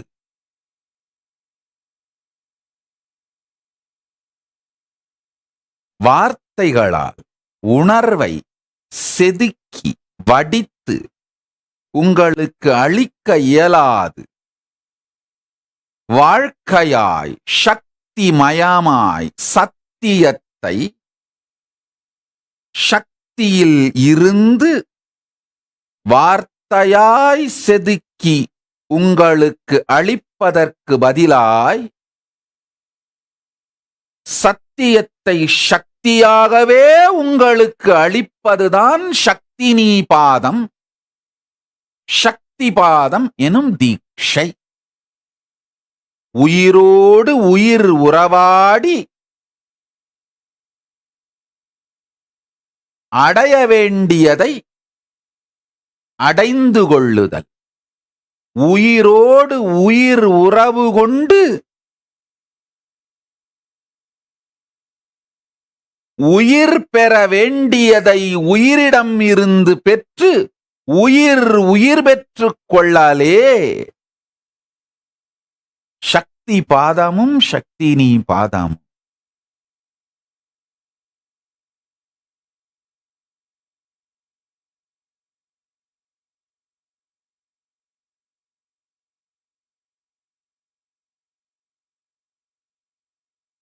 உள்ளத்து ஒருவனை உள்ளுரு சோதியை உள்ளம் விட்டு ஓரடி நீங்கா ஒருவனை உள்ளமும் தானும் உடனே இருக்கினும் உள்ளம் அவனை உருவு அறியாதே.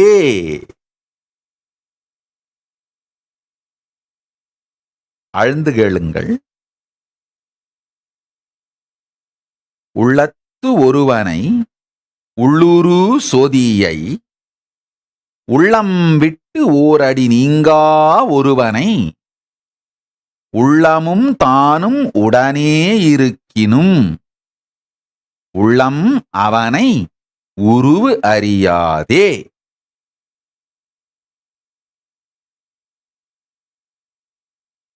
பிரபாவத்தை பற்றி, டெல்யூஷனை பற்றி திருமூலப் பெருந்தகை 431வது பாடலாக சொல்லுகின்றார். இவைகளை பாடல்னு சொல்வது கூட அவ்வளவு பொருந்தாது நினைக்கிறேன். பரமசிவ பரம்பொருள் நடராஜ பெருமான்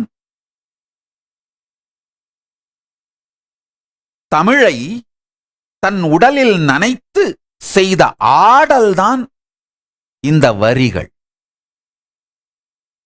பெருமான் சித் சக்தியாக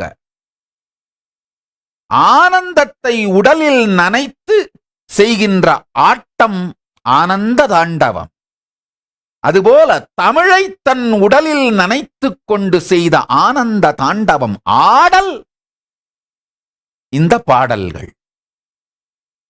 சத்தியத்தை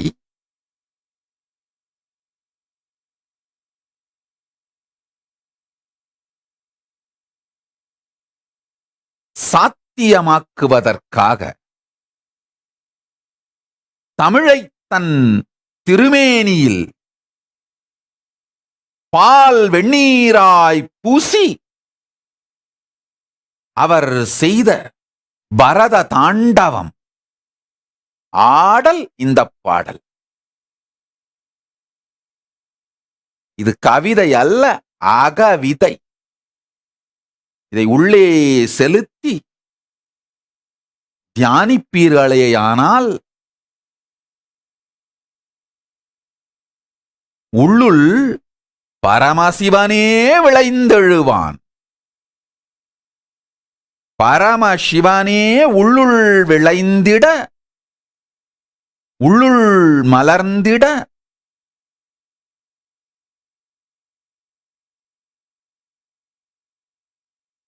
அவன் விதைக்கும் அக விதை இந்த கவிதை. அவன் தமிழை பூசிக்கொண்டு செய்யும் ஆனந்த தாண்டவம் ஆடல் இந்த பாடல். உள்ளத்து ஒருவனை உள்ளுரு சோதியை உள்ளம் விட்டு ஓரடி நீங்கா ஒருவனை உள்ளமும் தானும் உடனே இருக்கினும் உள்ளம் அவனை உருவு அறியாதே. ஆஹா, அதாவது உள்ளத்து ஒருவனை உரு சோதியை, உங்களுடைய உள்ளுக்கு உள்ளே ஏகமாய் இருப்பவன் சோதியாய் அப்படின்னா இருப்பின் மூலமாய் ஒளியாய் விழிப்பாய் ஸ்வயம் பிரகாசமாய் இருப்பவன். அவனை நீங்கள் நினைக்க இயலாது, அவனால்தான் நீங்கள் எல்லாவற்றையும் நினைக்க இயலும். எதனால் நீங்கள் எல்லாவற்றையும் நினைக்கின்றீர்களோ அதுவே உங்கள் உள்ளிருக்கும் சோதி Arunachalam. Cognizing. Arunachala can be only cognized, not remembered. ஸ்மரணிக்க முடியும், நினைக்க இயலாது. உள்ள இயலும், நினைக்க ஒண்ணாது. உள்ளல் சத்தியம், எண்ணல் சத்தியம் அல்ல. எதனால் எண்ணம் சத்தியமோ அதுவே உள்ளம். அந்த உள்ளல், உள்ளல்னா காக்னைசிங், எண்ணம்னா நினைப்பது. எதனால் நினைப்பு உங்களுக்குள் நிகழ்கின்றதோ அது உள் உரு சோதி. உள்ளம் விட்டு ஓரடி நீங்கா ஒருவனை, உங்களுடைய உள்ளத்தை விட்டு ஒரு அடியும் அது விலகுவதில்லை. கனவு காலத்திலும் தூக்க காலத்திலும் மரண காலத்திலும் எக்காலத்திலும் உங்களுடைய இருப்பை விட்டு விலகாத நீங்காத ஒருவனை, அது நமக்குள்ளே உள்ளமும் தானும் உடனே இருக்கினும், உங்களுடைய நான் அப்படிங்கிற கான்ஷியஸ் சாவரனிட்டியும் பரம்பொருள் பரமசிவ பரம்பொருள் பதியும் உடனேயே இருந்தாலும் கூட உள்ளம் அவனை உருவு அறியாதே.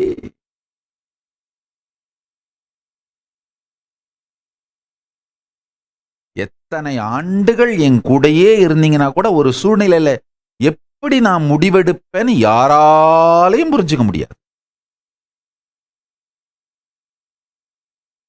நீங்க மிக பெரும் தவறுன்னு நினைக்கிற ஒரு சூழ்நிலையை ரொம்ப எளிமையா சிம்பிளா தீர்த்துருவேன். ரொம்ப சின்ன தப்புன்னு நீங்க நினைக்கிற சூழ்நிலையை ரொம்ப ஆழ்ந்து புரிய வைப்பேன். நல்லா புரிஞ்சுக்குங்க. யார்கிட்ட இருந்து எதுவுமே எதிர்பார்க்க மாட்டேன். ஆனா கமிட் பண்ணாங்கன்னா அந்த இன்டெகிரிட்டியை மெயின்டைன் பண்ணணும்னு எதிர்பார்ப்பேன். யாரிடமிருந்தும் எதையும் எதிர்பார்க்காத, ஆனா கமிட் பண்ணா, ஏன்னா அந்த கமிட்மெண்ட்ஸை வச்சு, உங்களுடைய கமிட்மெண்ட்ஸை வச்சு உங்கள் எல்லோருக்கும் உபயோகமாகின்ற பல விஷயங்களை தைத்திருக்கின்றேன். எப்படி பல இலைகளை வைத்து ஈர்க்குகளை போட்டு தையல் இலை செய்கின்றார்களோ அது மாதிரி உங்கள் எல்லோருடைய கமிட்மெண்ட்ஸை வச்சு தைத்து தான் இந்த கைலாசத்தை ஈகோ சிஸ்டத்தை உருவாக்குறேன். நானா எதிர்பார்ப்பது கிடையாது. கமிட் பண்ணா அவர்களை வைத்து தைத்து தையல் இலையாகத்தான் இந்த கைலாசத்தை உருவாக்குறேன். அப்ப கமிட்மெண்ட்டை ஹானர் பண்ணீங்கன்னா தான் நீங்க ஒருத்தருக்கொருத்தர் நல்லது செஞ்சுக்கிற இந்த கைலாய கப்பல் இனிமையா போகும். நானா தானே கமிட் பண்ணேன், இப்ப நான் செய்ய வேண்டிய அவசியம் இல்லை அப்படின்னா முடியாது. கமிட் பண்ணாம இருந்தா தப்பு இல்லை, செஞ்சா நடத்தணும்னு எதிர்பார்ப்பேன். பல நேரங்களில்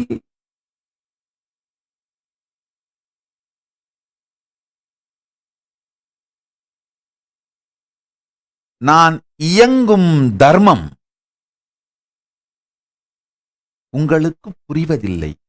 நான் இயங்கும் தர்மம் உங்களுக்கு புரிந்தால் உங்களுக்குள் இருக்கும் பரமசிவ பரம்பொருள் இயங்கும் தர்மம் உங்களுக்கு புரிந்துவிடும். அதனால உங்களுக்கு உள்ளே இருக்கின்ற பரம்பொருள் உருவு உங்களுக்கு புரிந்துவிடும்.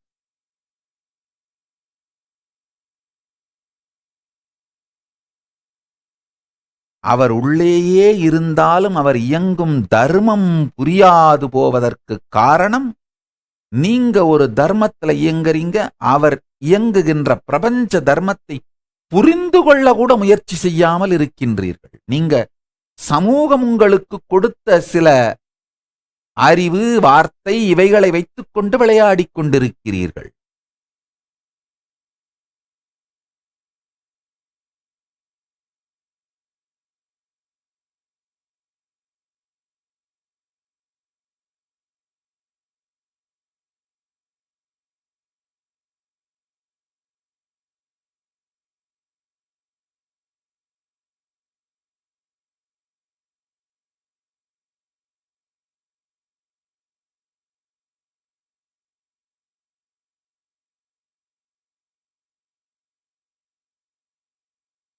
யாரோடு உங்களை ஒப்பிடுகிறீர்களோ, யாரை பற்றி நீங்கள் சிந்திக்கிறீர்களோ அவர்களாகவே அவர்களைப் போல மாறுகின்றீர்கள். பரமசிவனைப் பற்றி மாத்திரம் சிந்தித்து அவர் இயங்கும் தர்மத்தை மாத்திரம் புரிந்து கொண்டு பிரபஞ்ச பேரியக்க தர்மத்தை உள்வாங்கத் துவங்கினீர்களானால் அவர் உருவு புரியும், அவர் இருப்பு அமையும், அவர் பதம் கிடைக்கும், அவர் சக்தி மலரும்.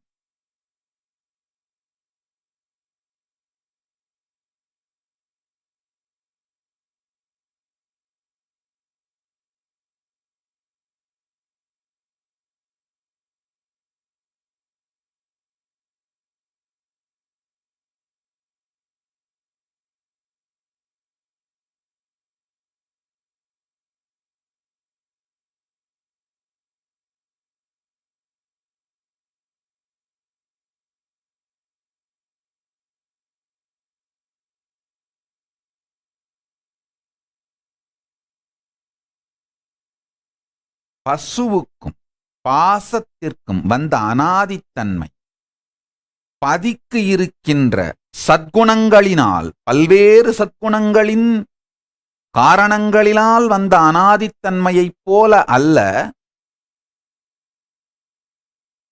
பசுவுக்கும் பாசத்திற்கும் இருக்கின்ற அனாதித்தன்மை சில சில சிறுகுணங்களால் வந்த அனாதித்தன்மை. அனாதித்தன்மை வேண்டுமானால் பதிக்கு இருப்பது போல் இருக்கலாம், ஆனால் அனாதித்தன்மைக்கான காரணங்கள் பதிக்கு இருப்பது போன்றது அல்ல.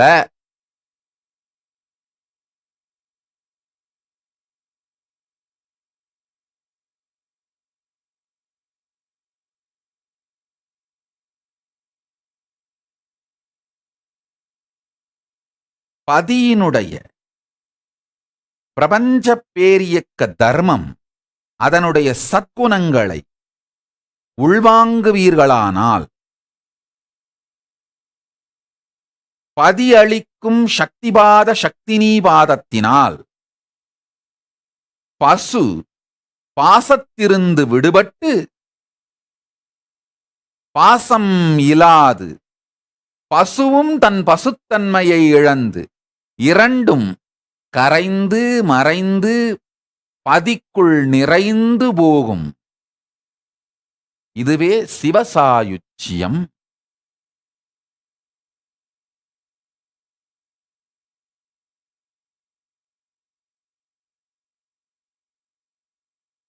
I'll shift it to English now. I'll try to give the gist. If I continue with Tamil, I don't know how long I'll go on and on.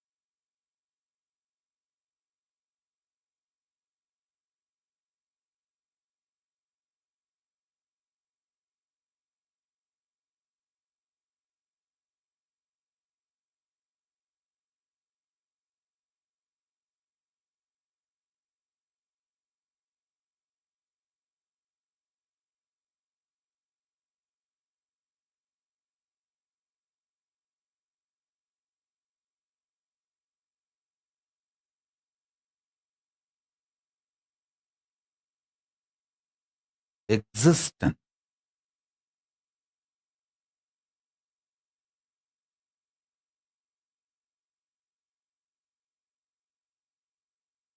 Continuously unbroken way manifests its conscious sovereignty in you, but the delusion you perceive is not the problem sourced or rooted in mind. It is experienced by mind, but sourced or rooted in body. So work on the body to manifest the conscious sovereignty. You may think what I spoke in Tamil seems to be completely different, and what I spoke in English seems to be completely different. I'll connect, explain.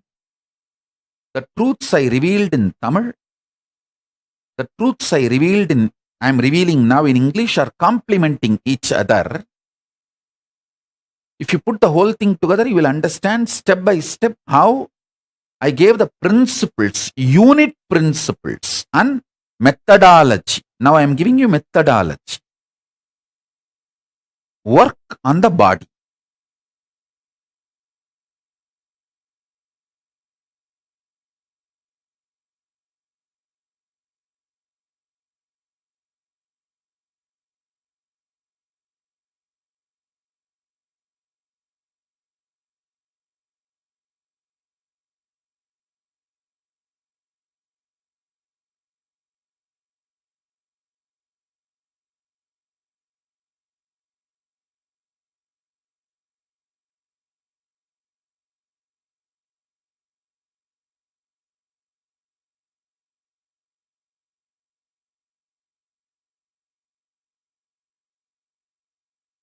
I think we can go for a long satsang.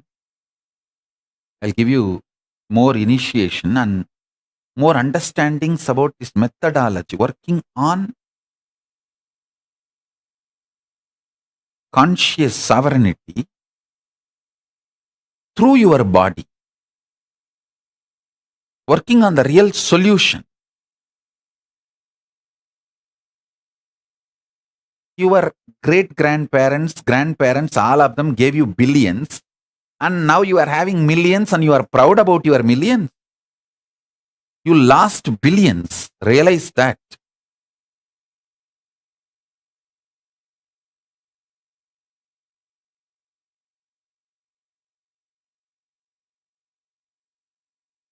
zeal to become genius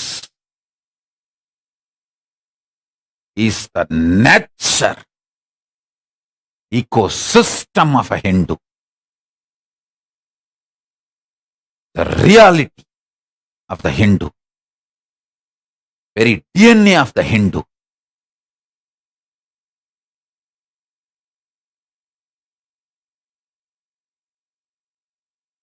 அடே, காவிரி பொன்னி அரிசியோட விளை முறையே நம்முடைய டிஎன்ஏவையே awaken பண்ணி genius ஆக்குற science அப்பா.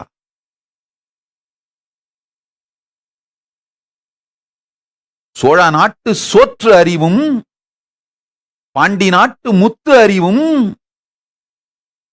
சேர நாட்டு வேழத்து அறிவும், தொண்டை நாட்டு சான்றோன் செய்வதற்கே செய்யப்பட்ட அறிவு. சோழ நாட்டு சோற்று அறிவுன்னா வெறும் சோறு மட்டும் கிடையாது, காய்கறி அது சார்ந்த எல்லா உணவு மொத்தமும். பாண்டி நாட்டு முத்து அறிவுனா வெறும் முத்து மாத்திரம் கிடையாது, மொத்த கடல் சார்ந்த வாழ்வு அறிவு. சேர நாட்டு வேழத்து அறிவுனா வெறும் யானை பழக்கும் அறிவு மட்டுமல்ல, மொத்த காடு சார்ந்த அறிவு. இது எல்லாமே தொண்டை நாட்டு சான்றோன் செய்வதற்கே. ஞானிகளை, ஜீவன் முக்தர்களை, பிரபஞ்ச பேரறிவை வாழும்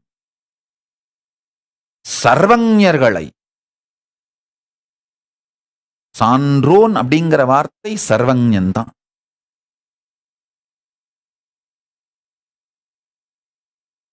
சர்வஞர்களை உருவாக்கும்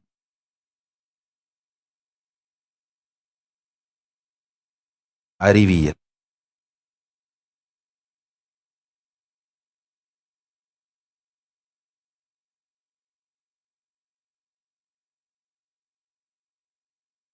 If you are a born Hindu,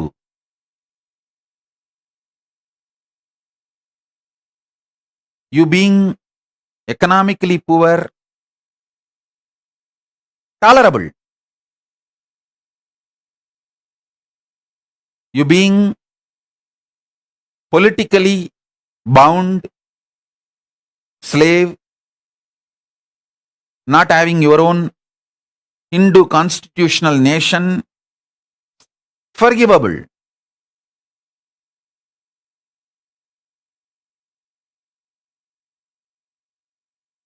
Not forgettable, forgivable.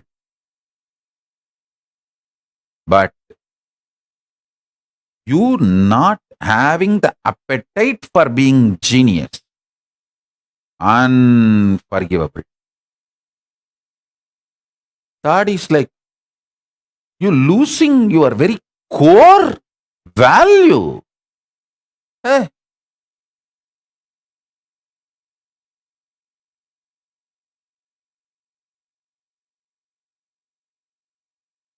No.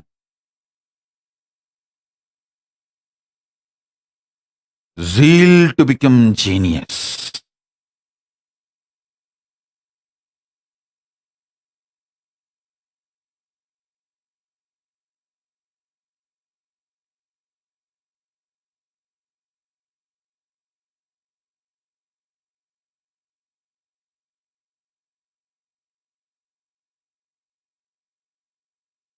I am giving you various thought currents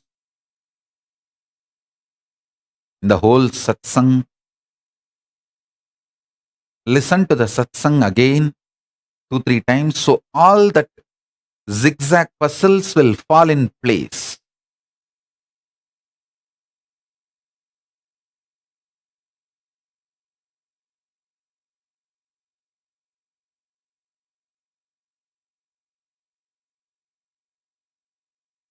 Because of the impossibilities exist in the verbalization of my realization,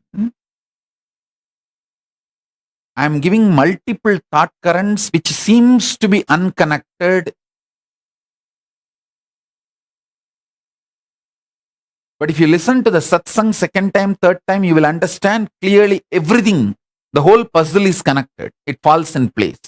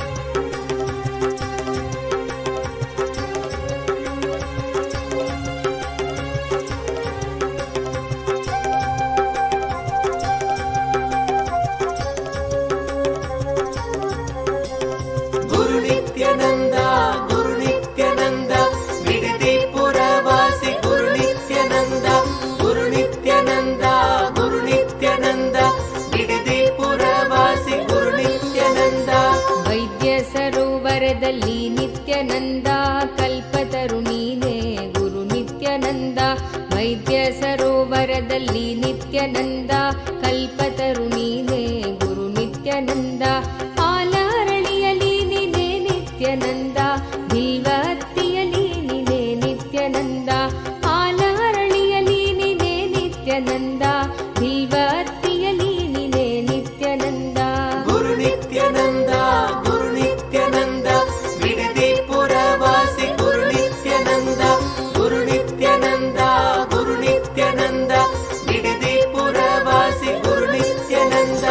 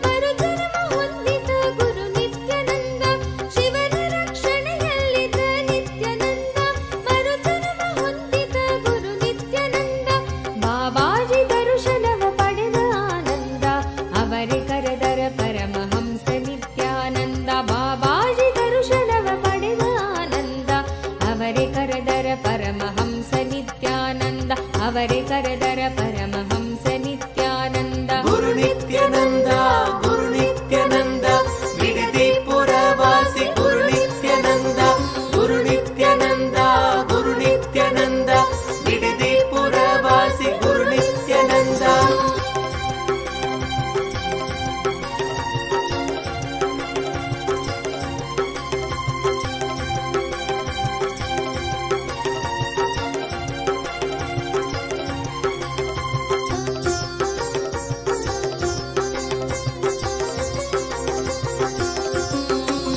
ಗುರು ನಿತ್ಯಾನಂದ ಗುರು ನಿತ್ಯಾನಂದ ಬಿಡದಿ ಪುರವಾಸಿ ಗುರು ನಿತ್ಯಾನಂದ ಗುರು ನಿತ್ಯಾನಂದ ಗುರು ನಿತ್ಯಾನಂದ ಬಿಡದಿ ಪುರವಾಸಿ ಗುರು ನಿತ್ಯಾನಂದ ಕೃಷ್ಣನ ಸಾಕ್ಷಾತ್ ನೋಡಿತ ನಿತ್ಯಾನಂದ ಕೃಪಾ ಕಟಾಕ್ಷ ನಿನೆ ಗುರು ನಿತ್ಯಾನಂದ ಕೃಷ್ಣನ ಸಾಕ್ಷಾತ್ ನೋಡಿತ ನಿತ್ಯಾನಂದ ಕೃಪಾ ಕಟಾಕ್ಷ ನಿನೆ ಗುರು ನಿತ್ಯಾನಂದ ಸರ್ವಾಂತರ್ಯಾಮಿ ನಿನೆ ಗುರು ನಿತ್ಯಾನಂದ ಸಂಕಷ್ಟ ಹರ ನೀನೆ ಗುರು ನಿತ್ಯಾನಂದ ಸರ್ವಾಂತರ್ಯಾಮಿ ನಿನೆ ಗುರು ನಿತ್ಯಾನಂದ ಸಂಕಷ್ಟ ಹರ ನೀನೆ ಗುರು ನಿತ್ಯಾನಂದ ಗುರು ನಿತ್ಯಾನಂದ ಗುರು ನಿತ್ಯಾನಂದ ಬಿಡದಿ ಪುರವಾಸಿ ಗುರು ನಿತ್ಯಾನಂದ ಗುರು ನಿತ್ಯಾನಂದ ಗುರು ನಿತ್ಯಾನಂದ ಬಿಡದಿ ಪುರವಾಸಿ ಗುರು ನಿತ್ಯಾನಂದ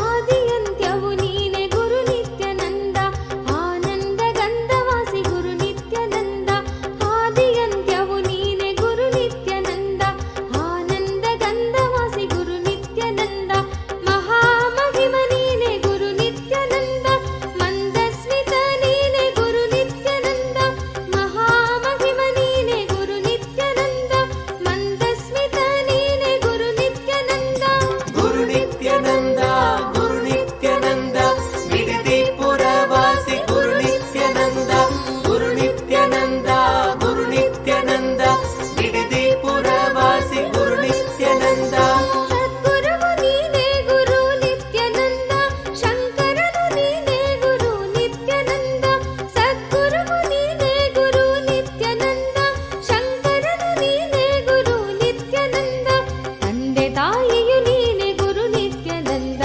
ಬಂಧು ಬಳಗವು ನೀನೆ ಗುರು ನಿತ್ಯಾನಂದ ತಂದೆ ತಾಯಿಯು ನೀನೆ ಗುರು ನಿತ್ಯಾನಂದ ಬಂಧು ಬಳಗವು ನೀನೆ ಗುರು ನಿತ್ಯಾನಂದ ಬಂಧು ಬಳಗವು ನೀನೆ ಗುರು ನಿತ್ಯಾನಂದ ಗುರು ನಿತ್ಯಾನಂದ ಗುರು ನಿತ್ಯಾನಂದ ಬಿಡದಿ ಪುರವಾಸಿ ಗುರು ನಿತ್ಯಾನಂದ ಗುರು ನಿತ್ಯಾನಂದ ಗುರು ನಿತ್ಯಾನಂದ ಬಿಡದಿ ಪುರವಾಸಿ ಗುರು ನಿತ್ಯಾನಂದ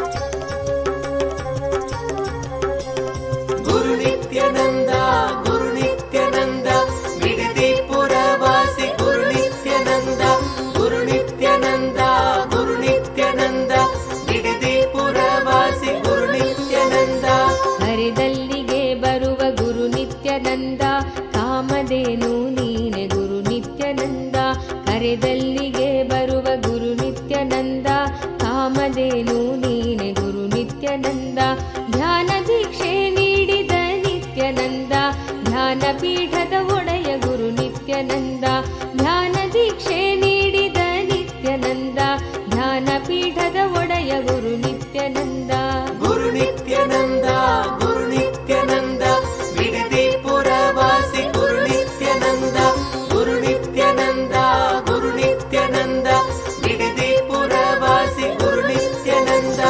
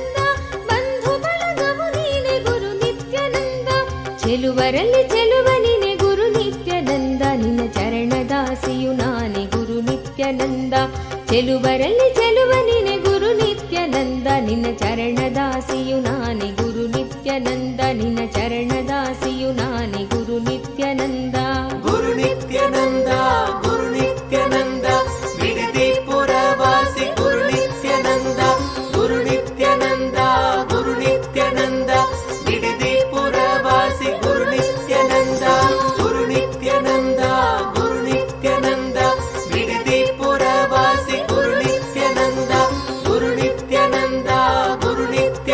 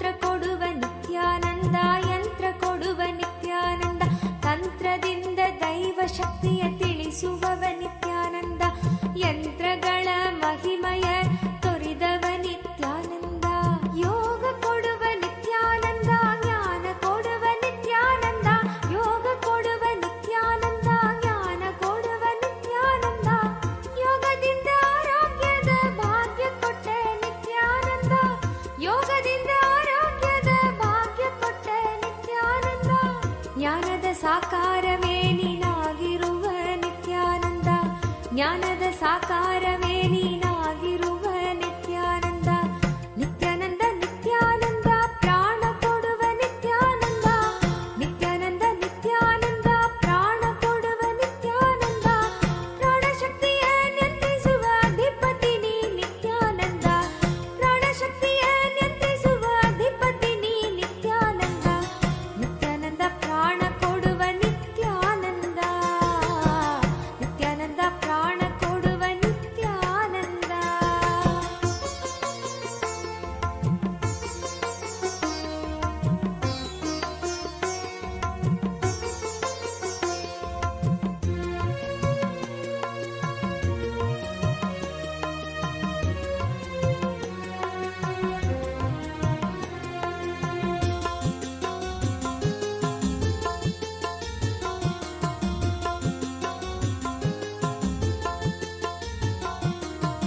ನಿತ್ಯಾನಂದ ನಿತ್ಯಾನಂದ ಬೆಳಕು ಕೊಡುವ ನಿತ್ಯಾನಂದ, ನಿತ್ಯಾನಂದ ನಿತ್ಯಾನಂದ ಬೆಳಕು ಕೊಡುವ ನಿತ್ಯಾನಂದ.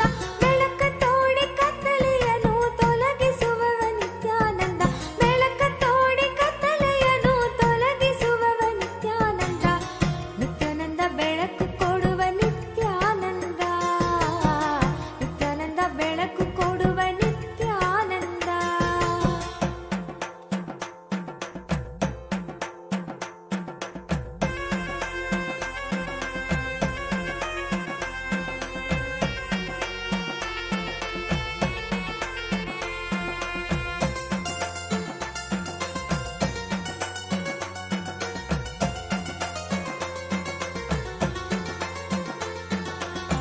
ನಿತ್ಯಾನಂದ ನಿತ್ಯಾನಂದ ಮಳೆಯ ಕೊಡುವ ನಿತ್ಯಾನಂದ, ನಿತ್ಯಾನಂದ ನಿತ್ಯಾನಂದ ಮಳೆಯ ಕೊಡುವ ನಿತ್ಯಾನಂದ.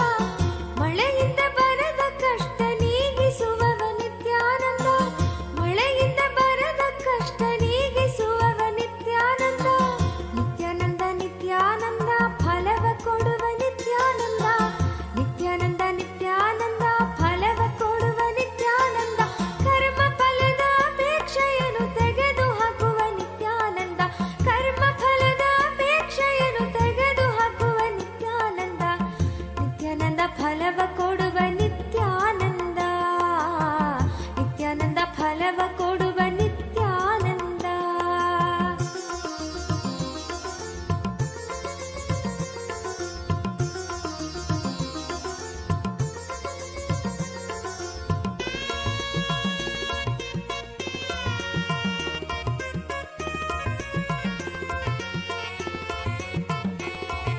ನಿತ್ಯಾನಂದ ನಿತ್ಯಾನಂದ ಸತ್ಯ ಕೊಡುವ ನಿತ್ಯಾನಂದ, ನಿತ್ಯಾನಂದ ನಿತ್ಯಾನಂದ ಸತ್ಯ ಕೊಡುವ ನಿತ್ಯಾನಂದ. ಸತ್ಯ ಅರಿತು ಪರಮಹಂಸನಾದ ನೀನು ನಿತ್ಯಾನಂದ, ಸತ್ಯ ಅರಿತು ಪರಮಹಂಸನಾದ ನೀನು ನಿತ್ಯಾನಂದ. ನಿತ್ಯಾನಂದ ನಿತ್ಯಾನಂದ ವರವ ಕೊಡುವ ನಿತ್ಯಾನಂದ, ನಿತ್ಯಾನಂದ ನಿತ್ಯಾನಂದ ವರವ ಕೊಡುವ ನಿತ್ಯಾನಂದ. ವರವ ನೀವ ಕಲ್ಪವೃಕ್ಷವೇ ನೀನಾದೆ ನಿತ್ಯಾನಂದ, ವರವ ನೀವ ಕಲ್ಪವೃಕ್ಷವೇ ನೀನಾದೆ ನಿತ್ಯಾನಂದ. ನಿತ್ಯಾನಂದ ನಿತ್ಯಾನಂದ ದೀಕ್ಷೆ ಕೊಡುವ ನಿತ್ಯಾನಂದ, ನಿತ್ಯಾನಂದ ನಿತ್ಯಾನಂದ ದೀಕ್ಷೆ ಕೊಡುವ Nithyananda.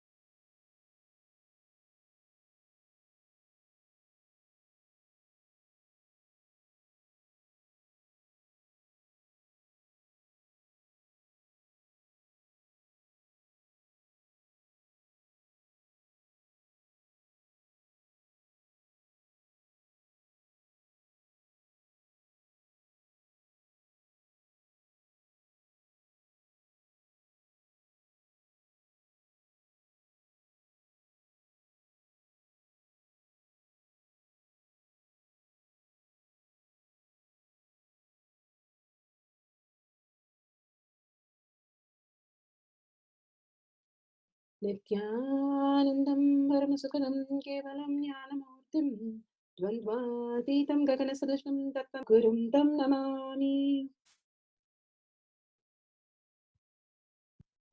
Nithyanandam recording. Important cautions.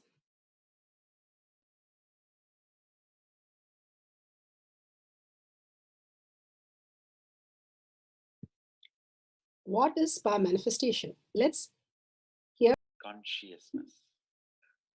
When they happen in you due to your chemicals and hormones, when you fall into sleep, it is powerlessness. When you enter into sleep, it is powerfulness. When you fall into dream, it is powerlessness. When you decide to dream, it is powerfulness. So I've added the ultimate powerfulness, Turiyatita, in your whole being and doing. Manifest all the powers. Understand, power manifestation is nothing but cognitive shift. It is not work. It is cognitive shift. Understand? It is just cognitive shift. It's not work. Work is a 4-letter word. Power manifestation is cognitive shift. Playing with life. Playing with being alive. Static matter, dynamic activity, strategic existence. All these three has no boundary. You are one with it. You are alive in everything. Everything listens to you. Everything decides as you want. Power manifestation is cognitive shift, raising your frequency, not work.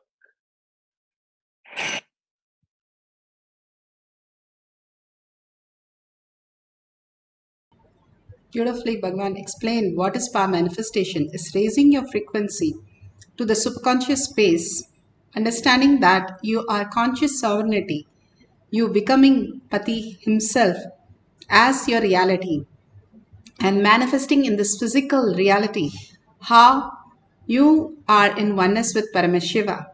And it is a science because millions have experienced it, and you can experience the beautiful space as per the pramanas, the evidences that millions have experienced. Shastra Pramana, the eternal unchangeable truth revealed in the source scriptures, the Vedas and the Agamas. Apta Pramanas, the experience of the results of the Aptas, millions of rishis, munis, ganas, nainamas, alvas, siddhas, yoginis, and even asuras were able to manifest the powers of Paramashiva, doing the greatest tapas of their time. Atma Pramana, account of His Divine Holiness, Bhagavan Nithyananda Paramashivam, this millennium's avatar's personal experience of our manifestation. Bhagavan has beautifully manifested all this in the greater science, in the physical reality, all the powers to showcase that each one of us can manifest the powers of Paramashiva, following the simple integrity, simple obedience. Shakshi Pramana, the experience of the millions of disciple devotees followers all over the world manifesting the powers of Paramashiva. And beautifully Bhagavan has said, the beautiful space in Kailash courtyard that he himself will be present and initiate each one of us and manifest all the powers of Paramashiva, pouring all the abundance and auspiciousness in each one of us who can manifest all the powers of Paramashiva. Pratyaksha Pramana, the scientific study measuring the effect of being in the enlightened state, not just the thoughtless space, also all these powers are documented and scientifically studied how it's manifesting as in each one of us as a human being. These great signs are simply revealed to us as easy as the sitting with a cup of coffee or a chocolate milk and experience the oneness with Paramashiva, entangling with him in the ultimate space, manifesting all the powers of Paramashiva. Let's go to the Shastra Pramana. Shastra Pramana is from the Shiva Samhita 5.7678 for the power of Ashtamaha Shakti, the power of increasing the weight, Garima power. All of us can experience all this. Power manifestation is nothing but recognizing our higher self, the Pati, and poking holes into our logical life, the self-doubt, self-denial, and self-hatred. Manifesting more and more powers makes us understand each one of us are existing as Paramashiva, as our reality. The Shastra Pramana for the power of Ashtamaha Shakti, Shiva Samhita 5.7678 to 78. Maranam ghātyate tena sakenapi na ghātyate tasya paramasiddhe animadi gunaprada vayussannatadate dehe rasavriddhir bhaved dhruvam आकाशपनकजगल्तीयूसमपि बद्धते मरणं घाद्यते तेन सकेनापि न घाद्यते तस्य स्यात् परमासिद्धिर् अनिमादिगुणप्रदा वायुः स न चरते देहे रसवृद्धिर्भवेत् ध्रुवम् आकाशपनकजगलप्तीयूसमपि वर्धते. Beautifully, Bhagavan Parameshwara says, death is eaten by him, he is eaten by none. Manifest the highest powers of Ashtama Shaktis, the Ahim, Anima, Garima, Mahima, all of them. That Vayu, wind energy, moves equally throughout his body. The juice of his body also increases. Rasavriddhi, the nectar extruding from the eternal lotus, also increases in him. Simply, when you are in the oneness with Paramashiva, you understand you are Paramashiva. The prefrontal cortex starts manifesting the reality, the eternal lotus. Our Sahasrara start flowering, and the eternal Amritatva starts happening in us. The dopamine, simply the bliss chemicals, starts flowing in us as the ultimate reality. All these greater signs again and again told to us so that we can understand how we can manifest the powers of Paramashiva. Death is continuously eaten by him. The clock starts ticking the minute we are born. What is the time we are going to be dead? But beyond the death, we can experience the oneness with Paramashiva. Once Ramakrishna Paramahamsa asked Vivekananda, if there is a nectar of immortality, what would you do if you're a bee? And he said, I'll go and sip lots of nectar. And he said, how silly. It is a nectar of immortality. You should jump inside and experience the oneness and drink the nectar. Why would you have any problem? You will not die, because even if you go into it, it is the nectar of immortality. That is the exact thing that we need to understand. Beautifully, Paramashiva says how we can be in the oneness with Paramashiva. We don't lose anything. We are not giving up anything except our identity. Giving up our identity, the fear and the greed constantly bothering us, the desires, all that is only because we don't understand the higher reality.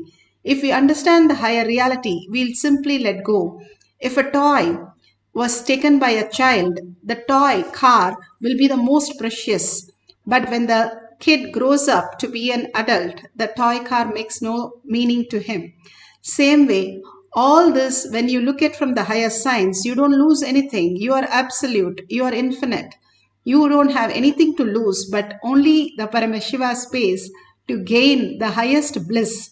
Live in such a immortal space of bliss with no worries, no struggles, and nothing touches you. Even now, nothing touches us. As a child, we let go the child and became a little young adult, and let go the young adult, we became the teen adult. Then we let go the teen adult, we became a human man or woman. All that stages, we let go our identity to raise to what we want. Same way Bhagavan says, now you sit as Paramashiva, you let go the identity. Simply you will experience the oneness with Paramashiva.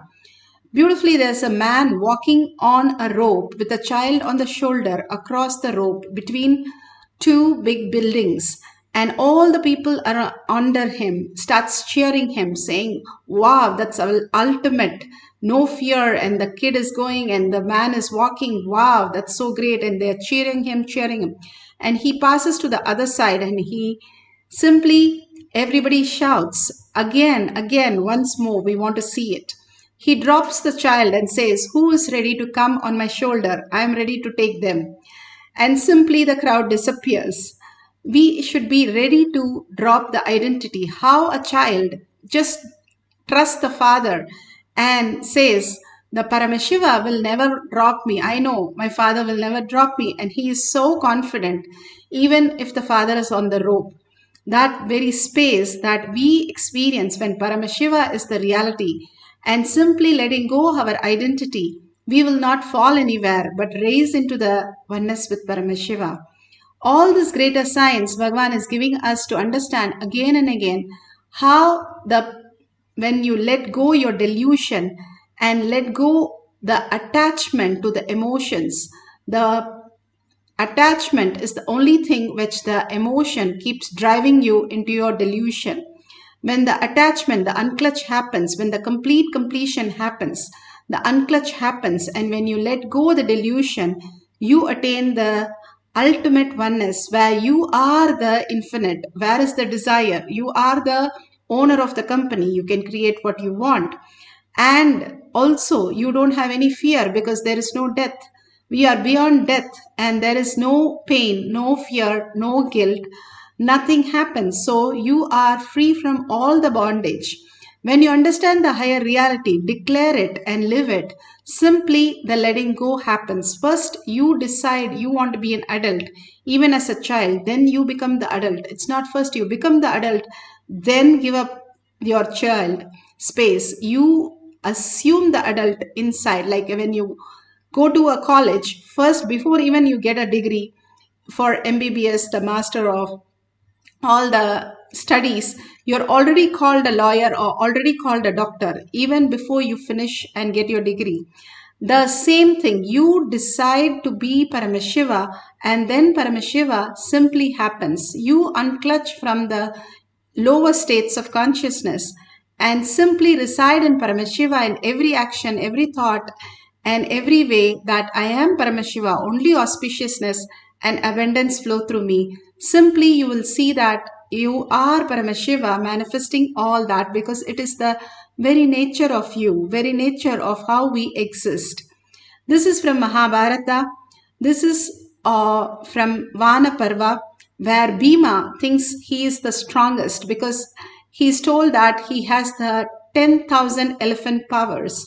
So he goes and he just sees one small old monkey lying down, and he just pushes the tail, and then he realizes that he could not move it, and again he tries, but he could not even move an inch of it. He's like so shocked. Who can it be? Because he's the strongest, and he can't move a tail of a monkey is too much. And then suddenly the monkey turns and blesses him that he is the Hanumanji. Lord Hanuman himself wanted to show that if with the ego, even as strong as Bhima could not do even the smallest task, but dropping and surrendering, which Bhima did immediately, and simply he knew what he went wrong and surrenders identity and understood that only Paramashiva is manifesting him as the strength. When he understood that, he could do much more than what he was doing it. Such a beautiful space. When we understand our strength only goes up, we don't lose anything. We become more stronger, more clearer, more abundance and auspiciousness flows through us as reality. Beautifully, Bhagavan explains how from the fire Meenakshi is born, and how Arunachala was the fire where the formless became the form. How Meenakshi, when the Homakunda was happening, the fire was happening, she from the formless was able to come into the fire, which creates the form. The fire component can create form to formless or formless to form. All the deities can land in the fire from the formless to the form. all the great saints appear as formless to the form. And that is why Bhagavan says when he was born literally 3 years old. He was about 10 pounds and very heavy. The mother felt like he was in the womb for 5 years. And he clearly says how usually as a village lady, they will not be able to take 10 pounds. But simply he manifested all these great signs. And even as a child, he came to the planet Earth as a 3-year-old baby, the size of the baby. Like Meenakshi, from the fire, she was a 3-year-old baby, because he says only at 3 years, the maturity of the individual awakening of consciousness happens. And beautifully, Paramashiva manifested in the mother's womb in Arunachala, taking the form of from the formless, and came down for each one of us to become the Paramashiva, the ultimate reality. Beautifully, all the signs is again and again told to us for us to understand how the reality can manifest in us if we align to the higher signs. Here beautifully you can see how the Balasans and Rudras are manifesting the power of Ashtamaha Shakti, lifting the weight much more than what he weighs. 115 kgs. And just to put this into perspective, I actually haven't lifted this weight in over 3 years. So what he's going to be doing is something I haven't trained and done in 3 years. And so I'm excited to see this. What he'll be comparing is up against, and again, this is very logical and there's a lot of numbers involved. He's lifting roughly 120 pounds more than somebody that is a beginner, which is completely insane, because I'm assuming he hasn't been training. I don't know how long he's been training for, but I don't think he's been training very long. And so 120 pounds more than a beginner he'll be lifting, and he's lifting a weight that I haven't lifted in over 3 years. So I'll let him take this. So that's great. Srinivasa Maharaj, you can come up in the front.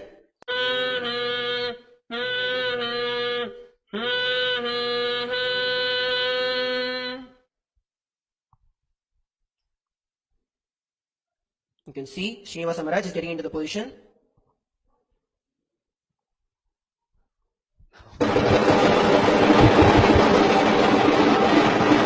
As you can see, Srinivasa Maharaj has lifted. I don't mean to be a stickler for form and all this, but when it comes to training, form is everything. You're going to get much more power if you have like exact form. And I can say his form was not correct, but it didn't matter. That's what's shocking, is that you were able to somehow muster the strength without having the correct base. And Srinivasa Maharaj is just 54 kgs, and he has lifted over 115 kgs just like that without any effort. The possibility of our Shaktis are much more than the nuclear power. If all these thoughts, any of that which is disturbing us, just have a question: when I'm deep sleep, is it affecting me? In my dream state, is it affecting me? Even a person has amputated leg or hand, he sleeps in such a oneness space. There is absolutely no question of anybody getting disturbed by the thoughts. We ourselves know if we say some thoughts are disturbing us, it is because we are engaging in that again and again. We are cherishing that. Then even in our sleep, that should be happening. It is not happening. Even if you're getting a surgery done, you are simply sleeping. You're lying down with no problem. They are cutting your heart and stitching your heart. Nothing happens to the mind. It's simply in the blissful state. And when it wakes up, they give you more sleeping pills so that you get healed faster. That is because you go into the Brahman. You are consciousness. The clouds cannot take away the sun's energy. The clouds can be the passing. It does not even belong to the sun. The clouds has nothing to do with the sun, and the clouds are seen because the sun is there. In the night, we don't see clouds. So all the thoughts that we are going through doesn't even have any impact on us, doesn't touch us, and doesn't have anything to do with us. We are the self-effulgent, like how the sun's rays are. We are the Brahmanya Bahuputratam. Nothing touches us and nothing bothers us. If we engage in something, then that is the whole thing where we get into the struggle. But be very clear, declare yourself every day when you go to sleep, you declare that I am Paramashiva, you fall into the sleep. And same way you go to the Brahman. Same way right now also you can declare by understanding and having a complete completion. Hey, nothing touches me, nothing I have to change and nothing I have to change in the world. All I need to do is wake up that I am Paramashiva. That's all I need to do. And that is pretty beautiful space. I can sit as Paramashiva and live as Paramashiva in every action thought. Simply everything else get redundant and irrelevant. And I am unclutched and I start experience the ultimate bliss. What a beautiful space that Bhagavan has given. And more, Bhagavan has spoken, work on the body. Please do not miss your Haritaki neem juice. The neem juice that you take is not just for the parasite, but the parasites which is responsible for fantasies. And simply taking neem juice every day, it removes all the fantasies and clears your mind with all the addictions. Bhagavan beautifully says, the neem juice really helps. Of course, all this you can ask your medical doctor also for consulting, but neem juice completely removes the fantasy and prepares you for the higher consciousness to reflect in your brain. Same way, Bhagavan has given the 3 herbs, taking the Thuduvalai, Karslangani, Ponnangani, all that is available very much, and doing that as everyday routine makes you more and more cleanse your body so that all the parasites which are responsible for this, now we know 90% of your brain is run by the gut bacteria, and Bhagavan has beautifully given all these herbs to remove all these parasites which is running your brain. And most importantly, the Haritaki, which removes all the parasites and gets you prepared, the lungs to prepare even from just the prana for your body to live beyond the food. All these great signs that Bhagavan has told, if we have simple integrity and simple obedience, and it takes only few seconds of the day to just put it in water and drink it. Nothing more is required for us to detox the body.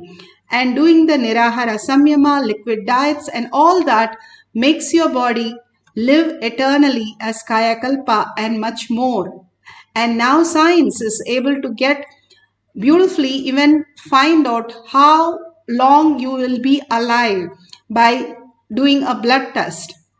And simply they say taking cold water bath puts you into such a beautiful space. Same thing they say about your body can, whenever you do fasting, your body becomes the survival instinct and it starts regenerating whatever it needs for itself. How Bhagavan says the body eats itself. That is the most scientific thing now they have found out. All what Bhagavan is saying is exactly that science is revealing one by one. Detoxing the body, working on the body, then these higher science and matured cognition can easily be understood by us as the consciousness constantly is reflecting in our brain. So now we're going to experience the Ashtama Shakti. You can weigh your weight or you can have a partner and raise their weight.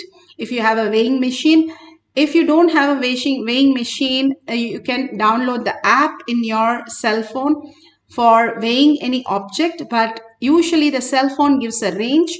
Make sure you measure the range and note the range, and above the range 5 units of increasing the weight should be happening at least, so that you're very confident it is happening only through Paramashiva space, not by logically by any manipulation.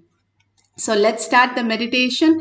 Each day when we meditate, unclutching, and all of us sitting as globally and meditating together creates a beautiful space of oneness, and especially in Kotyad, Bhagavan himself resides, so it becomes more and more manifestation space for each one of us to experience the abundance and auspiciousness.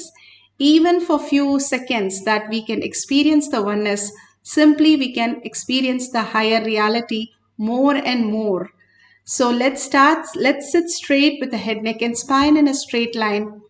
Visualize Paramashiva in your third eye. All that Bhagavan spoke about Pashu, Pati and Pasa, how the delusion happens, how we are engaging in all these thought currents, dropping all that again and again, unclutching, understanding that you are Paramashiva.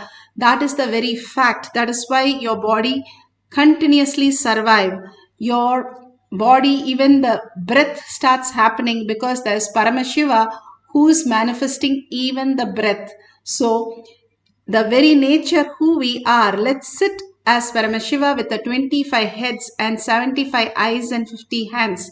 How alive we'll be if we are sitting with that. And simply be in that bhava and only hold Paramashiva and his words and his cognitions, powerful cognition in your third eye. And if you have the Kantamala, you can apply the Jnananjan in your third eye and your temple, and or at least the Bhasma and Kumkum. And if you have turmeric, you can apply again to detox your third eye. If you do the Trinetha Kumbhaka every day, it also detox your third eye and the superconscious can reflect in your brain. Again and again, all this great science is given to us to reflect the superconsciousness, what is Bhagavan giving us to receive, make our body a receiver. How you would tune a radio, you have to tune your third eye to receive what Bhagavan is giving us each day. And absolutely unclutching from the what you know as the outer world, your identity, your which country, what all you carry. Just unclutch from all that you know and just merge the self into Paramashiva. Sit like Paramashiva. Be in the space of Paramashiva, eternal bliss. Do not bother whether you're manifesting or not manifesting. Let it happen. Whatever happens is a prasada. We cannot anyway control it. You can only control yourself, not getting into the outer world for a few minutes, entangling with Bhagavan in the quantum space, again and again chanting the Mahavakya. When you chant, the pure sound raises your frequency, and when you listen, completely the thoughts become zero. So you're raising your frequency, entangling with Bhagavan with no thoughts, puts you into that beautiful trance space where you become one with Paramashiva, because Paramashiva has initiated you in this space, and simply the manifestation will happen. Let's start chanting the Mahavakya intensely with a deep love and gratitude for Bhagavan and merging into Bhagavan's lotus feet to experience the existential reality that you are Paramashiva, manifesting the powers of Ashtamahashakti. Let's start. Om Nithyananda Paramashivoham.